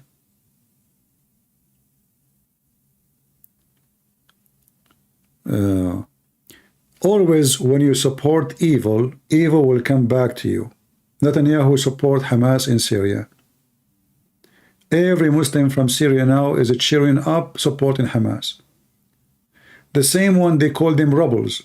Obama, he sent them $600 million. Every single one of them support Hamas. Prove me wrong.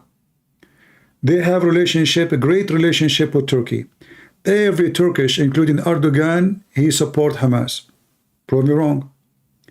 All the friends of USA, who they are close, especially Qatar, are #1 supporters for Hamas, literally. In fact, all the money Hamas have is not from Iran, it's coming from Qatar, but nobody talk about it. In fact, all the leaders of Hamas is in Qatar, not in Iran. Facts. They have their villas, they have their money, they have their weapon, they have bodyguards in Qatar, not in Iran. But nobody talk about it. 4 armed men from Hezbollah being killed in the north of in the south of Lebanon. All right. This is not compromise. Signing with the devil is not a compromise. That is evil. And the West always sign with the devil. They support terrorists, they nest terrorists. All the terrorists, you know them, and those who support terrorists, they are in Europe. They are not even in the Middle East. Even Al-Khomeini himself, he was in France. If the French did not give refuge for Al-Khomeini, there's no Islamic revolution.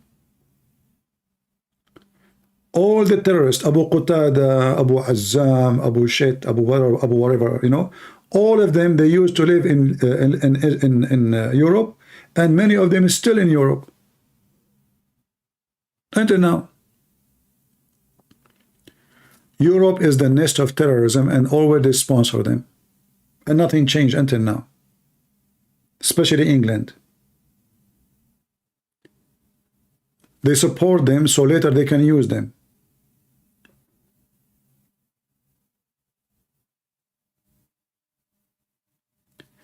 God in control, don't worry. Oh, okay, no problem. Well, God told me to be vigilant and be smart. He did not tell me don't worry. No, he's just an idiot, funny, silly.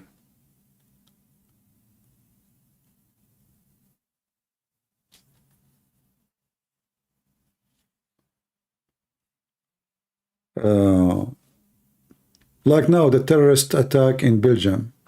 Are they going to kick the ones who they are doing those things? No. Are they going to stop giving visas? No. Are they going to stop giving residency to Abdul? No. So why you cry? You brought them. You armed them. You fed them. They kill you. Good for them.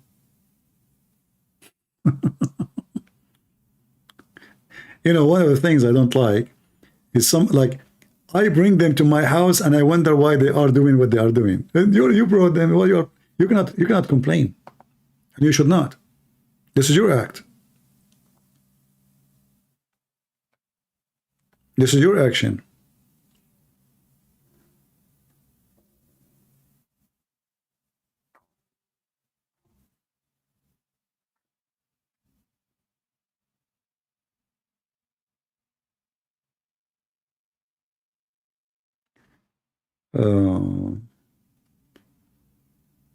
Yeah, I mean, even England is doomed. I mean, England, like, even, yeah, I mean, the foreigners are the one who rule the country now. The prime minister is Indian, is a Hindu. Next time, what? The prime minister will be a Muslim. Few years from now, the king will be replaced by Abdul. That is England. England now, there is a huge number of population. They are poor. They can't even afford to buy food. This is England. They open their borders. Everybody is coming. Pakistan. All Pakistan is in India. India. All of India in Africa. I mean, that's it. Soon, the real citizen of England, they will find themselves refugee. They have to find somewhere to go. The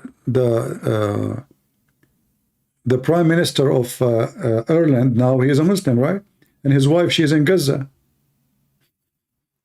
His wife, she is supporting terrorists in Gaza. Why she is doing? Why she is in Gaza? Imagine the prime minister. His wife is from Gaza and he's a Muslim. Right? Okay.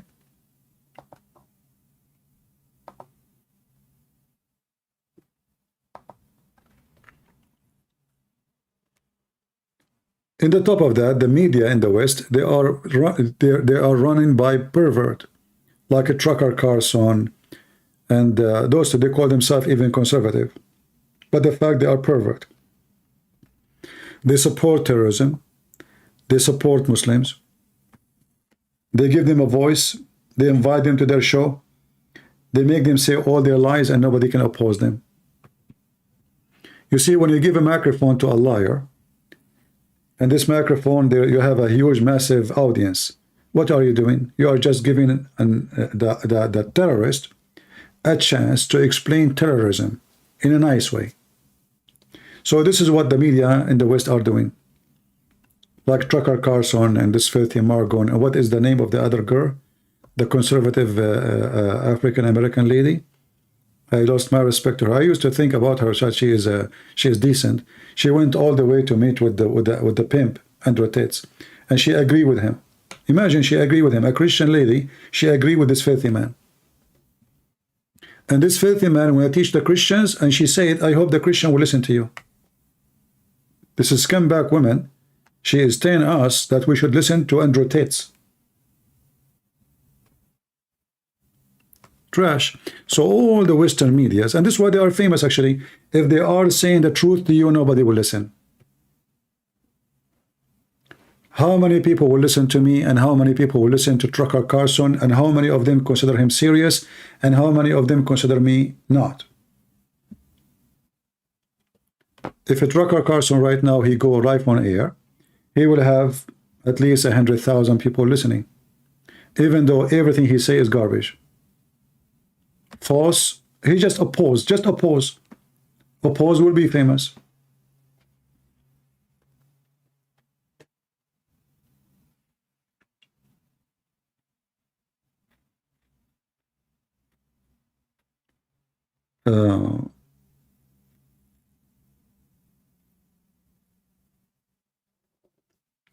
What do you think they will let Shani Look return to Israel? Who is Shani Look? I don't know who is this person. I never heard this name before.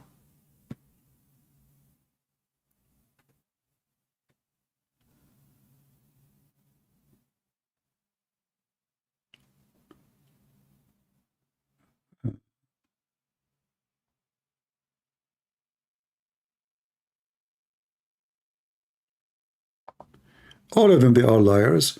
And you know, I find them that they are the same as a fly who swarm over shit. Excuse my language. So Andrew Tate is like a shit, piece of shit. And then all the flies come to the shit because he is really present the best smell they like. And what make it more funny, the guy is accused of rape. At least wait until like the court say he's not, you know. What kind of people they are. And the guy is a pimp. And the guy, he is proud about how he used women, how he lied to them. It's not even rumors, it's his videos. Yet they go and they interview him as he is a hero, and he is the example for all of us, and how to do things, how to oppose the liberals. This guy will oppose the liberals. He is the liberals himself. He is a porn promoter. He teach kids how to lie to women, how to use them, how to fool them. This is the guy who will be your best example. This is why, if you listen to Tucker Carlson, I say shame on you. You are no Christian. Morgan is the same. What is the name of this garbage idiot who brought those two Muslims and Robert Spencer and Rashid? What is this debate is about? Nothing. It's just to promote the Muslims. Just to make them famous. All what they care for, how big the audience is. They don't care really for doing the right thing.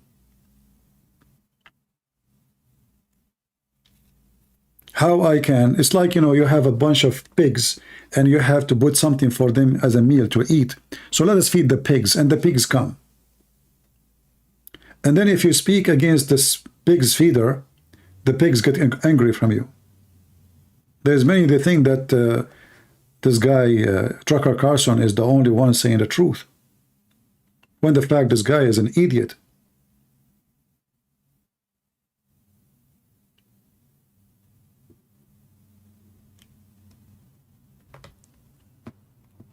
But anyway, at the end of the day, they are the one who have millions of viewers, and we don't. I can't even keep my videos on my YouTube. Because I speak against the policy of YouTube. You know?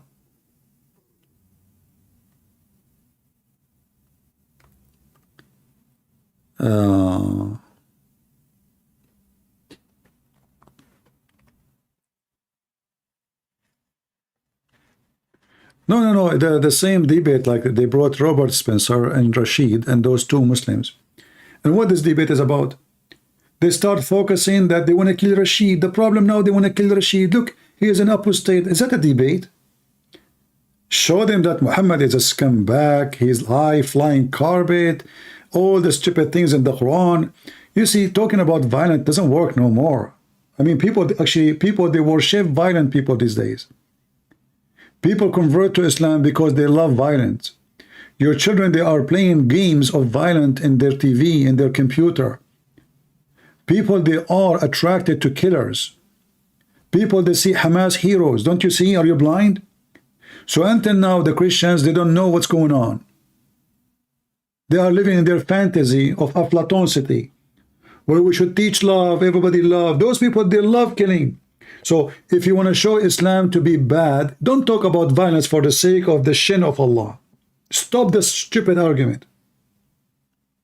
People, they can open their TV and they see what Muslims do.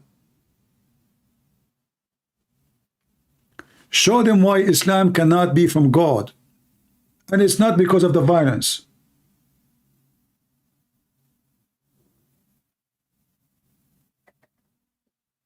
If I go in war, does not make me not from God. If I kill my enemy, does not make me a bad person.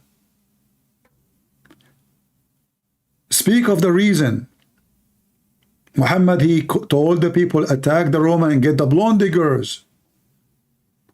Tell them, if I pay Muhammad money, I will not be killed. And then people will know that Muhammad, he loved money, not God. He have no problem if the Christian worship false God, as long as they pay him money. Focus in something real. Stop being silly and stupid. Show them that Quran cannot be from God with all the stupid things in there. The flying carpet, the flying horse, the flying donkey, the Suleiman, he have genie, he have Hurri-Booter. Show the world what Islam is about. They keep focusing in violent. I mean, even to the point it became a boring topic. Most of the Christians, they have two things to talk about when they speak to Muslim. The same as the Muslim. Muslim, they have one or two things to speak about when they speak to Christians. Let us start with the Christian first. The Christian, he will say to Muhammadan, your prophet is a child molester. Number two, you're a prophet, he killed people. We are done. We go to the Muslim now. Trinity, all the Muslims, they want to debate the Christian about Trinity. All of them. Number two, the Bible is not preserved. That's it. So there's two party. Both of them, they are really dummy, stupid, and they have no argument. Why? Because the first one, he is saying something we heard it a million times. I can mention it, no problem, if there's a reason for it. But get over it and get something real, something more serious. Get something new so people, they can listen to you. Muhammad, he killed people. Okay, well, Musa's killed people. Oh, Muhammad, he killed because it's unjust. No, it's just. So now we can argue about what just, what unjust. We can get away with it. Muhammad have sex with Aisha, she is 6 years old. The Muslim, he will come with a lie that they have sex with Isaac, he have sex with Rebecca, she was 3 years old. 3 years old. And they will get you a rabbi, a filthy rabbi, he say this is true. Here we go, they got away with it.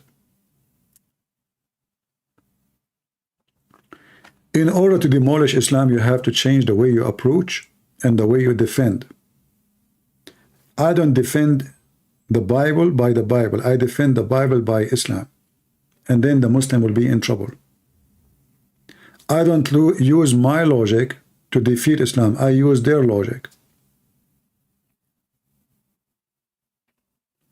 You use your logic, you will not really go anywhere. But if you use their logic, they cannot deny it. As an example, when Lili Dawah, he said, why the God of the Christian cannot be God? Because God cannot enter his creation. He cannot. Then we show Lili Dawah that God in the Quran, in the Hadith, he entered his creation. Then now we defeated Islam by the logic of Islam, because remember, God cannot enter his creation. Can the Abdul now deny his logic? He cannot.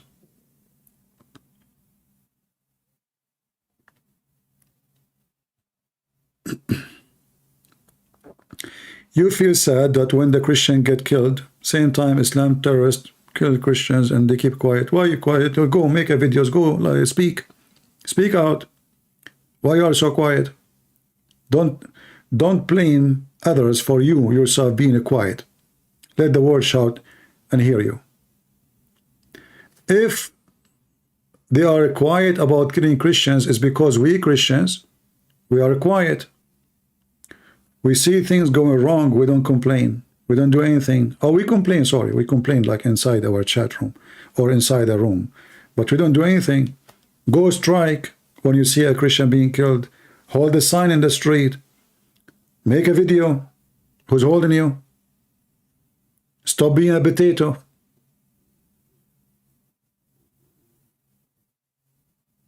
Potatoes, nobody respect them. They have no shape. They are not even round. We do not know what their shape. If you grow a potato next to a rocky area, the potato will go around the rock, even will hug the rock, because they don't have a shape. Don't be a potato. Have a shape.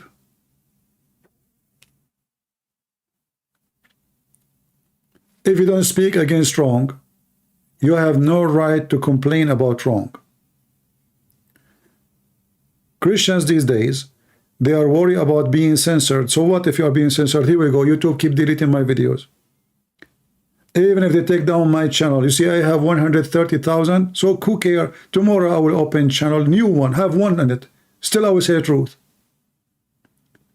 Is it going to make a difference if I have 1 million subscribers? By now I should have millions of subscribers. Each time I reach certain number, they delete my channel. Shall I change the way I talk? I will never change. I will come second day with 1 subscribers and I will say the same thing. So being censored is not an excuse. Being coward is the excuse.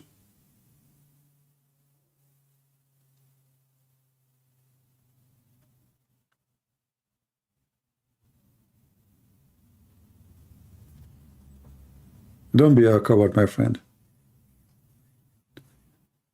Hamas broadcast a video of a French Israeli citizen hostages. We saw that one.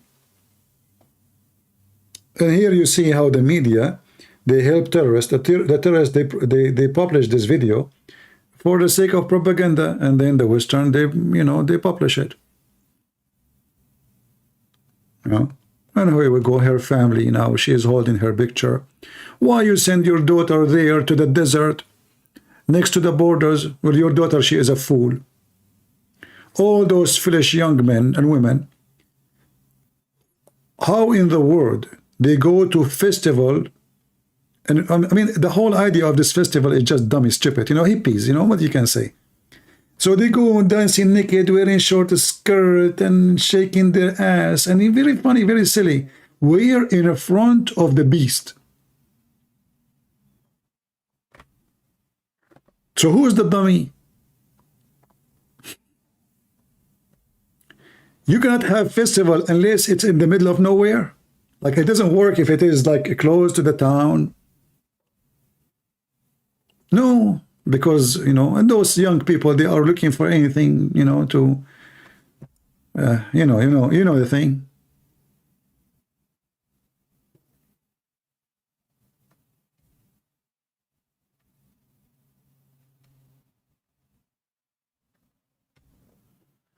Lord have mercy. And then after the disaster happened, they start crying, oh, my daughter, oh, my son, where you been?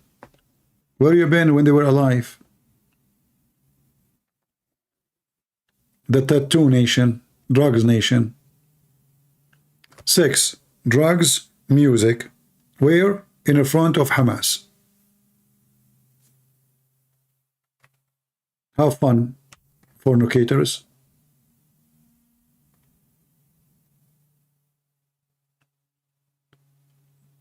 Party of fornicators.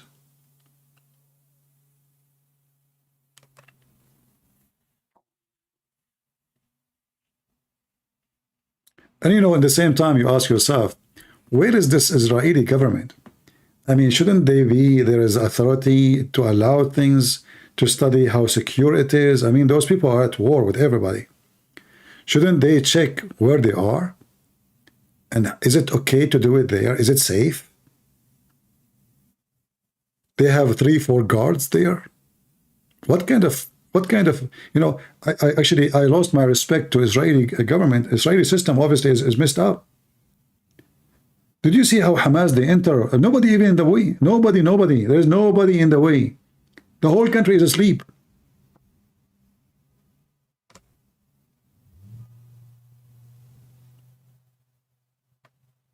No guards, no police, no army, no soldiers, no alarm, nothing.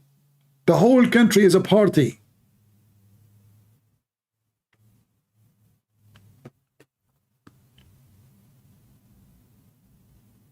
They have a security guard. This is just in case of those people. They like 2 young men, they fought together. They are not police.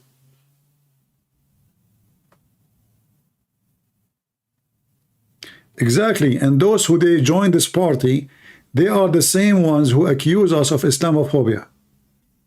If you speak to any of those peace lover, you know, like the peace festival, you know, the hippies, what do you think about Christian Prince? They will say, disgusting, he is hatred, full of hatred, teaching hatred. Don't listen to him. Those are the same people.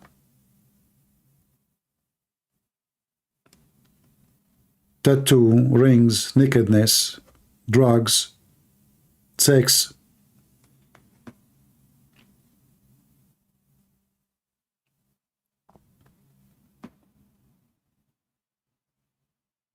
What border patrol? There is only few in the whole border.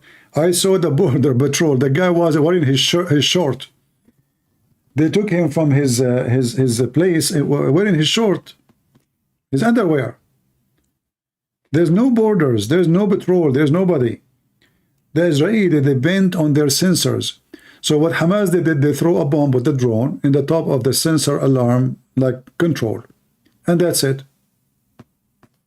The sensor is useless. But you know, still at the end of the day, I believe what happened today, it is maybe a good thing, even though the price was high.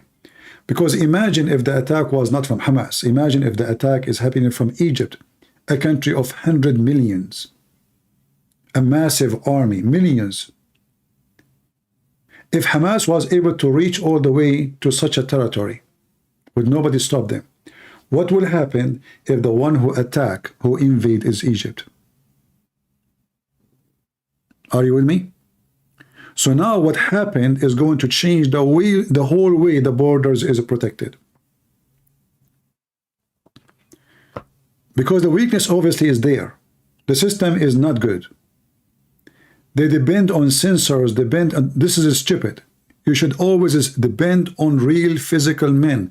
You cannot give your security to computers. That is stupid.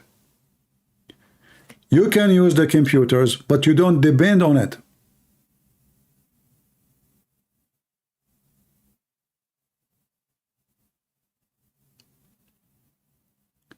So they bent on the computer and they went to sleep. Oh, we have sensors in the ground. If they dig a tunnel, we will hear it. We have a sensor in the ground. If they walk there, we will hear it. So the first thing Hamas did, the funny is, the Abdul turned to be smarter than the Jew. The first thing they did, if you see it in the video, they went with a drone. A drone costs you like $1,000, you know. They connected a bomb in it and they throw it in the top of the control center for the alarm. And obviously, there is somebody in the army in Israel is telling them all the details. Mostly he must be an Arab Israeli soldiers. He gave them all the details about the location, where is the control, where is the center, where is the communication. So they start with that. Otherwise, how they will know? They have somebody spying inside the Israeli army, giving them the exact details about where to hit first in order to stop all kind of form of communication. And this is exactly what happened.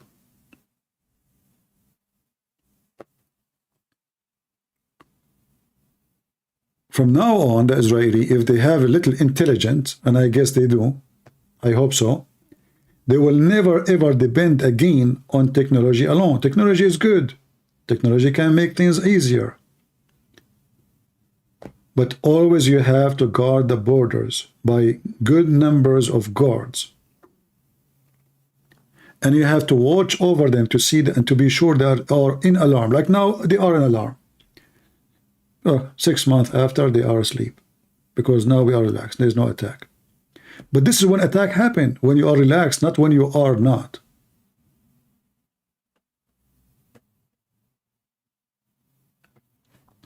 Actually, today, I have a plan to go and shop for guns. I want to buy a new gun. My guns are very good, actually, but I want to find something smaller, easier to, you know, to carry. So I will find something new. You have always to be vigilant. You have to be always smart. You have to be always aware that the enemy is waiting for you for the second you sleep. He will not attack you when you are awake.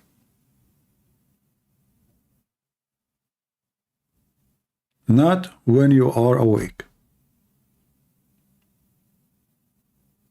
A nation who they are at war, they should not ever sleep. Never. I don't know what I'm getting. I will see. I'm not sure. I like the Magnum 500, but this is good to take the arm of the terrorist or his head. But sometimes you need something small.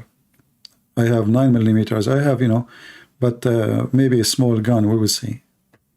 Something small, easy to put it in your between your teeth.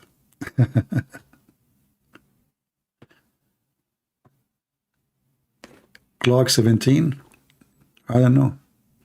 Well, I will see what they have, and you know, for me, I like to hold it by hand first. If I feel in love with it, then I get it.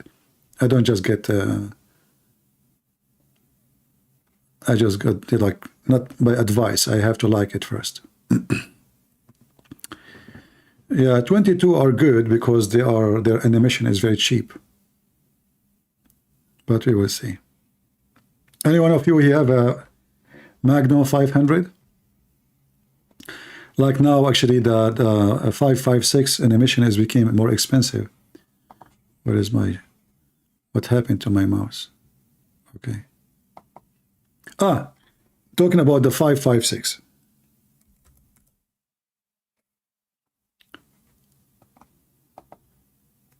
Because of the war, there's many rumors that the American government, they stopped selling the 5.56 ammo, which is absolutely false. You can go online and buy it, and they say that the manufacturer, which is owned by the USA government, by the command of Biden, they stopped because they need ammunition in the army. This is very funny and very dummy.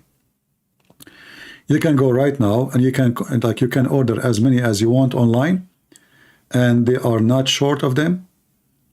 They are all over the place, but in that territory they are limited because a lot of people go into the stores and buying because of the war happening. People are worried, so those ammo are all over the place. You can buy them so easy, you know.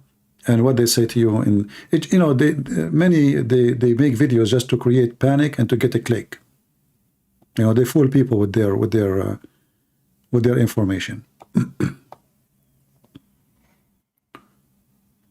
Yeah, they say anything just to make you, you know, just click and see. Like, oh, the USA government, they will not allow anyone to buy it no more because they needed to go to Israel and blah blah blah blah. You know. No, they are all over the place. The price is expensive, not like before, because there is a lot of demand. It's about demand only. So if you have a rifle for that, don't worry about it. They are all over the place. $25.50 in this website. I can get it for cheaper actually. Look at this idiot in the screen. Blinking, who keep it blinking.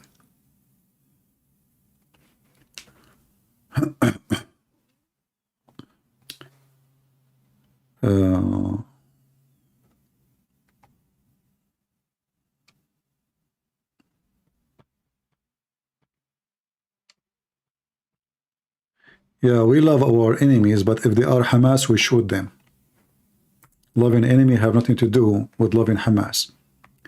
In case of Hamas, we have a duty to shoot them and to send them to Allah free shipping and handling. Period.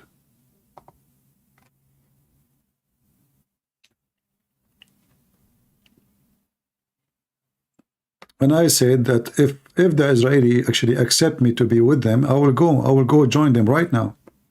I searched actually for a ticket and I found it really expensive, but this is not really an excuse. Still I can go. But the first thing will happen when you go to the border, they will see that this guy is an Arab, and now he's trying to convince us that he is coming to help us against Hamas. So the first thing they will do, they will send you to the investigation department. They will think maybe this guy is a crazy, or maybe he's a spy, or he's double agent, or, you know.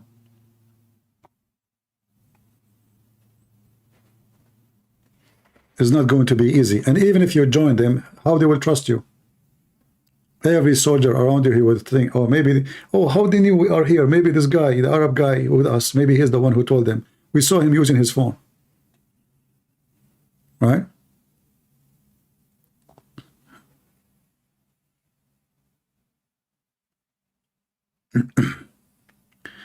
There's a lot of Arab helping. I don't know about that. I don't know about that. Anyway, I think we have enough for today. It's already late morning for me. I better make a coffee and do some work.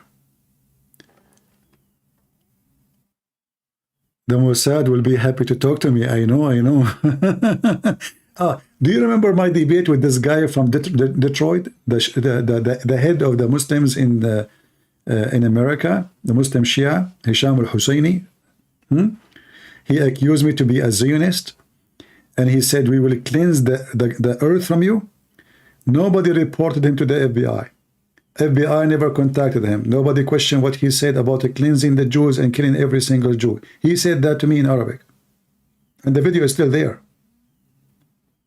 And this is the same guy who was hired, the guy who debated me, the same guy who was hired as a special consultant of Islam to George Bush. Can you believe it? With very extreme high salary.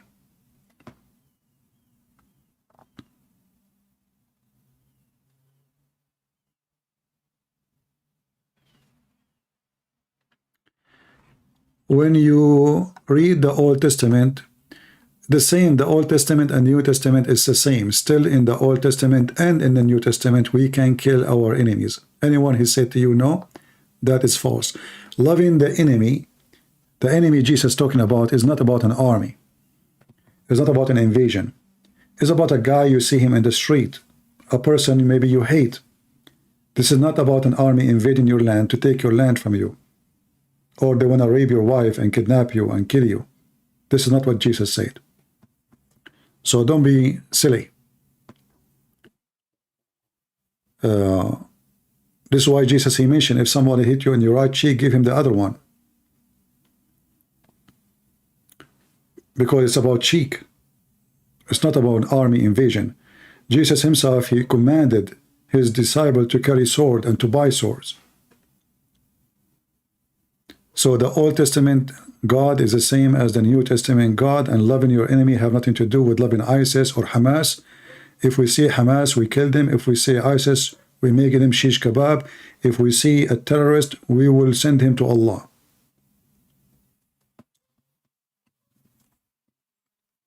So if you are confused because you are not educated and you are being dummy.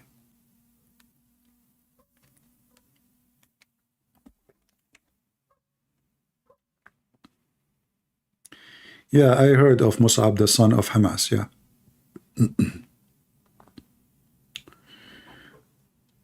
Yeah, always we know when we talk to Christians. Actually, me, myself, I always struggle with the Christians based on this. Christians don't like people, like, especially in the Middle East, they don't like people to carry guns. They look down at you if you have a gun, like you are the gang guy, you know, between them. So always I struggle with them. But I don't care what they think. I do what is right. Trust me, the day you need a gun is the day you need a life. You need a gun. Those who give you speeches about love, they are idiots. They are not realistic. If a man, he come to your house and he have a gun and you have nothing, and he force your wife to open her legs and you have nothing, how you will feel? Are you going to love your enemy? Is that what Jesus said? So don't be stupid. The man who come to invade your house, to kill you, to kill your children, to rape your wife, you shoot him dead. You send him to hell. You don't give him hugs. Can we trust the Pope? Why you are asking about the Pope? What about you ask about any man? Trust no man, trust the Lord only. Pope or a bishop, Protestant or Catholic or Orthodox, no different. Can I be tempted by women, sex, money? Yes. Are they men like me? Yes. So what do you mean, can we trust the Pope? Why you need to trust the Pope? You trust God only. Can I trust you? A human being, even the decent one, can be deceived and turn into be evil tomorrow. Even the most decent. So the word trust, when it's come to man, is a silly, stupid question, because you should not trust no man. Men and women, they are under the temptation. And as long we are under the temptation, we will be tempted. We will be falling down. We go up, we stand, we walk, go down. So when a man, he say, do we trust this person? The question itself is silly. You cannot even trust yourself. You can be a believer today and an atheist tomorrow. You yourself.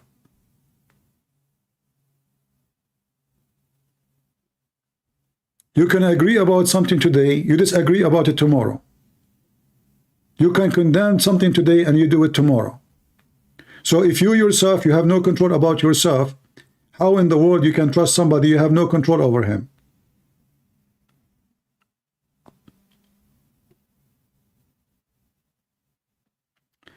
I doubt that ever thought that the Father and Jesus had two wills. Please explain to me. Nobody said they have two wills. This is why Jesus said, not everyone says to me, God, God, will enter the kingdom of my Father, but the one who do his will. Which means the will of the Son is the will of the Father. And this is why Jesus said, let your will be done.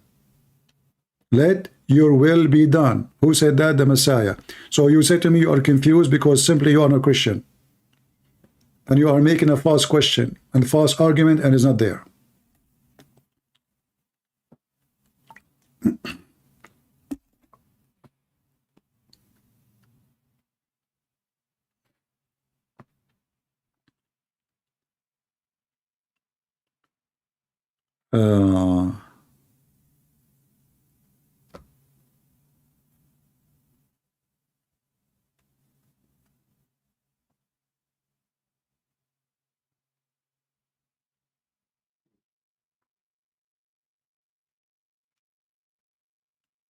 All right.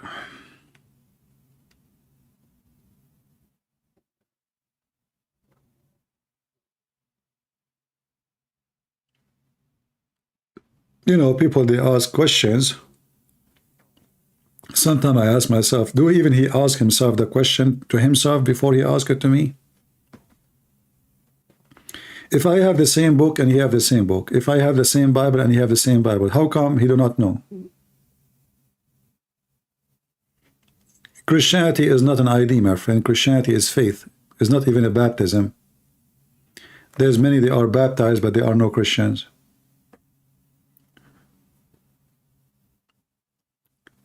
And you know, like at the end of the day, if you ask the question, the will of the Father and the will of the Son, what does that mean? Isn't it us, we as a Christian believe in one God? Don't we? Hey Christian, do you believe in two God, three God, or one God? So what do you mean the will of the Son and the will of the Father? Either you believe in one God or you believe in many gods. So your question is silly. If you believe in one God, that there's one will, the will of God.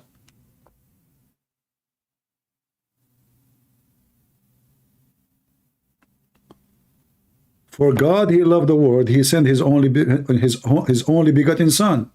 That is the will of God. We don't have two wills. We don't have three wills. We don't have four.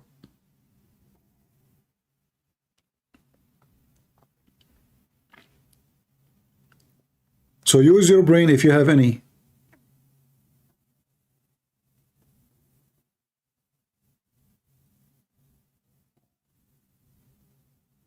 If you have any.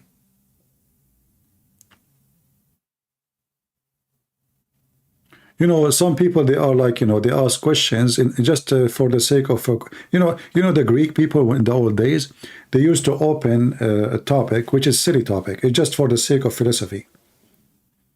Let us talk about the watermelon. What made this watermelon red and the other watermelon not? So let's debate about it. And then everyone from those philosophers, he showed his skills to play with the words, and people will be impressed with his skills of thinking. But the topic is silly. I mean, who cares about the watermelon if it's red or not? What is the conclusion of the debate? What is the benefit? So they used to practice debating philosophy and logic just for the fun of it. It's not for the benefit. It's just for fun. So like, it's like a sport. You want to go to the gym. So your brain need a gym. Your brain need some thinking, a practice of thinking, and then that will make me happy.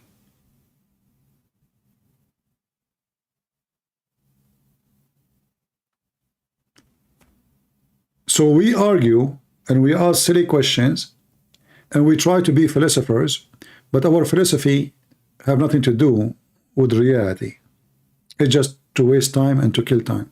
Like you will see people saying, will God punish us before He send us to heaven, or He will not punish us for our sin? And then they start debating about it.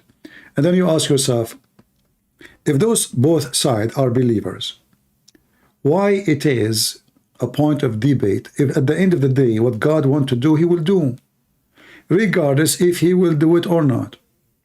Why even I'm worried about it? If the purpose is to find the truth, obviously it's very hard for you to agree, because it's a matter of debate, not a matter of something clear. So they debate just for the sake of debate, just for the sake of fun of it. And then they label each other, like the one who believe in this, he will go to hell, this is stupid, this is not a Christianity. And the other one says to him, you, if you believe in that, you are stupid. So you will find that at the end of the debate, they became enemy of each other. So the purpose of the debate is gone. The purpose was to find what? The truth. The end of the debate is enemies. Right? Pray for the peace of Jerusalem. Instead of praying for the peace of Jerusalem, pray for war of Jerusalem. Because the peace of Jerusalem will never happen unless you have war. Peace, my friend, happen after war, not before. So stop praying for peace. Pray for victory of war, so peace will come. As long the enemy is next door to you, as long the enemy can make a threat, peace will never happen. So your prayer is a waste. Pray that you will be victorious. Pray for war to earn peace. Some people, they want to fight bacteria by praying for bacteria. There's something called medicine.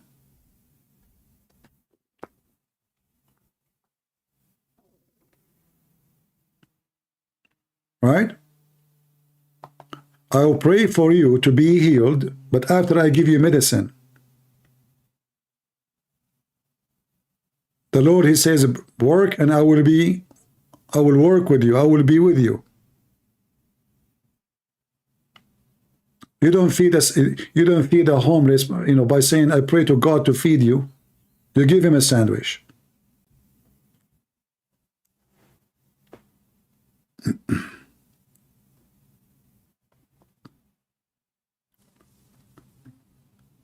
All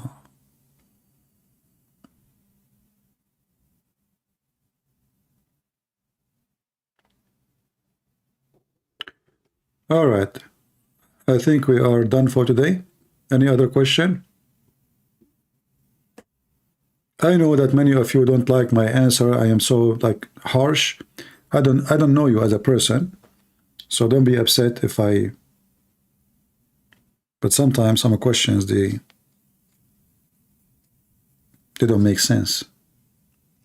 I find them an embarrassment for the person who asked the question.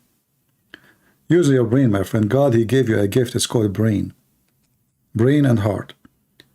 Read the gospel. I don't think I can read it better than you. I don't think God, He did not give you a brain.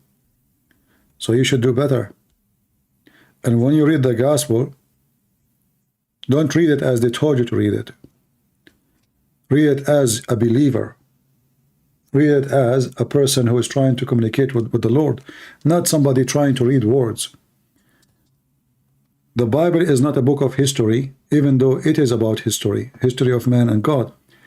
When you read it, you have to live the word so you can understand the word. If you leave it as if you read it as a text is always plain. You can send me a text message now to my phone and say, hey, Christian Prince, you know, this is really stupid.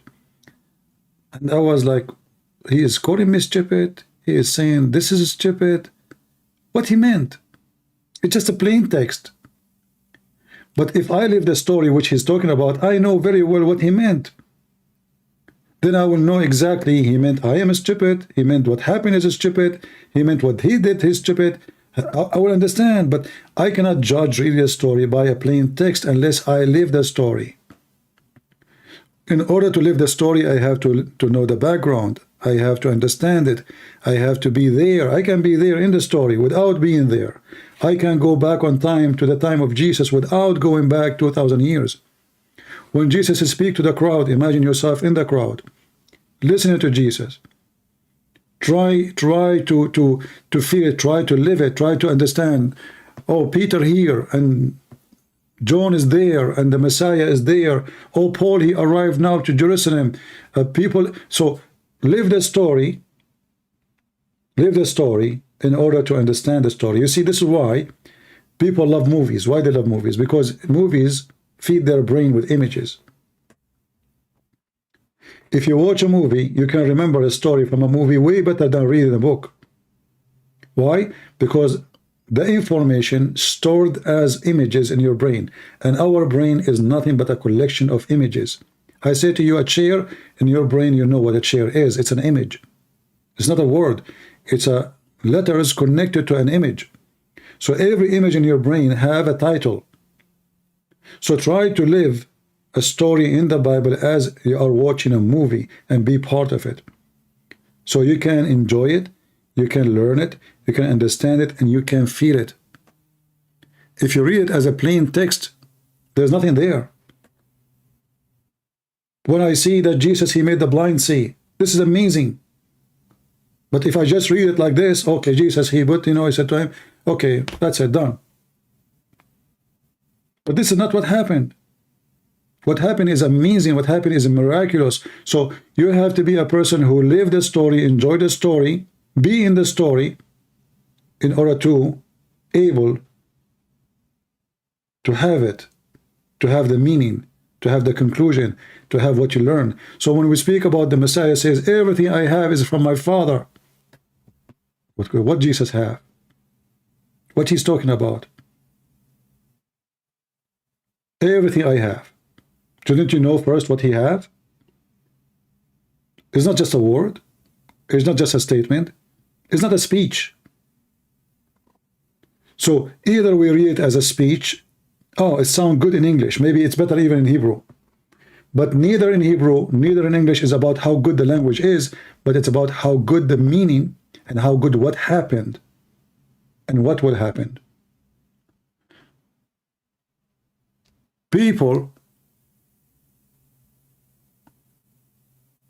they are impressed with certain author. And those authors, they have a skills of language. But their story is a fiction story. Skill of language will not make any difference. Will not make the story real. Will not make the story alive. It's just a skills of language.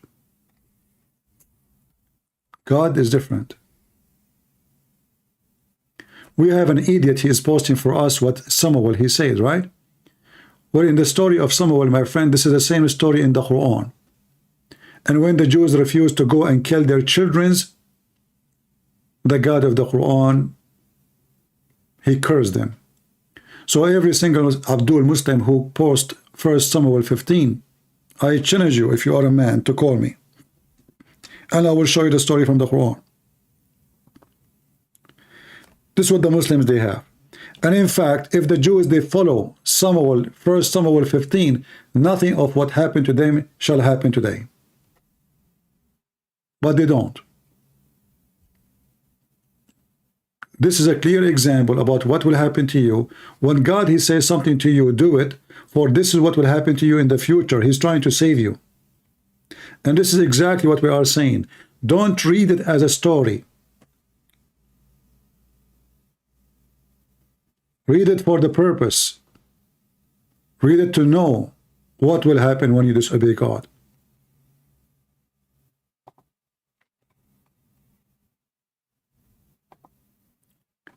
The enemy of God, they make fun of you.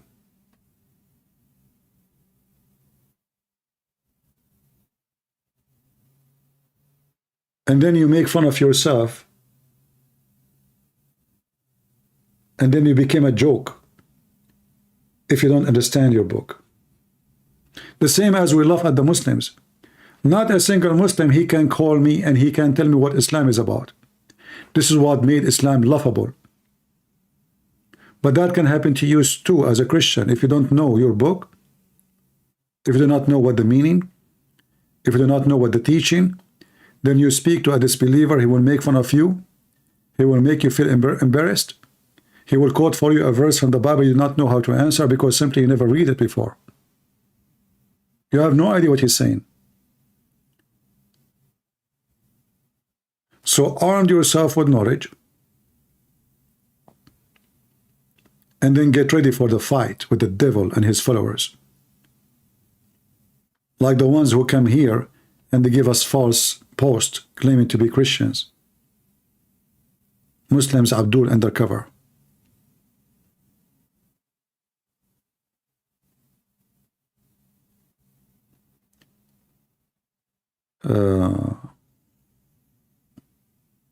I am not here to explain to you anything from the Bible for now. We are here for many hours.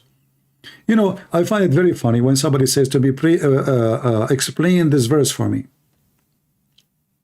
Are you Christian, my friend? The one who is saying, please explain to us Amos 1:6-8. Julian, are you a Christian, my friend? Answer me, please. I'm waiting for you.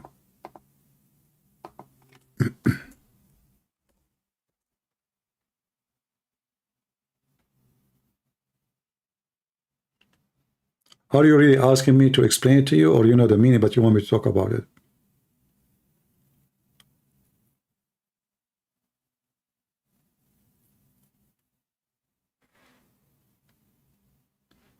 Because there's nothing there to explain. Is that because it's about Gaza? You want me to mention it?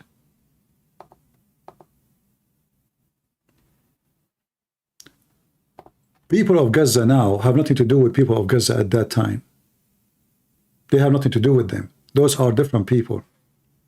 Those are not the same. If you ask any of those people, they will say to you, they are Arab. They are what? They are Arab. The first time Arabian-speaking peoples, came to this territory is more than 800 years after Jesus.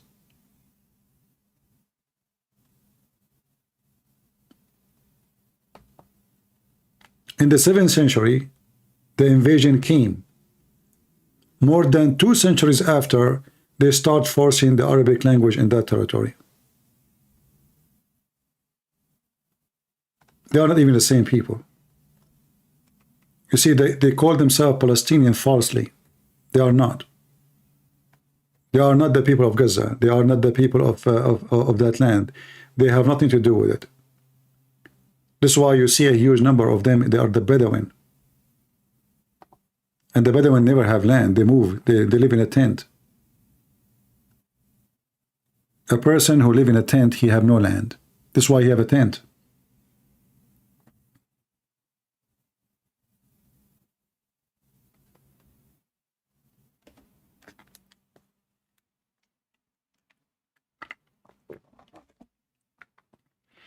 Why he have a tent? Because simply he have no house. All right.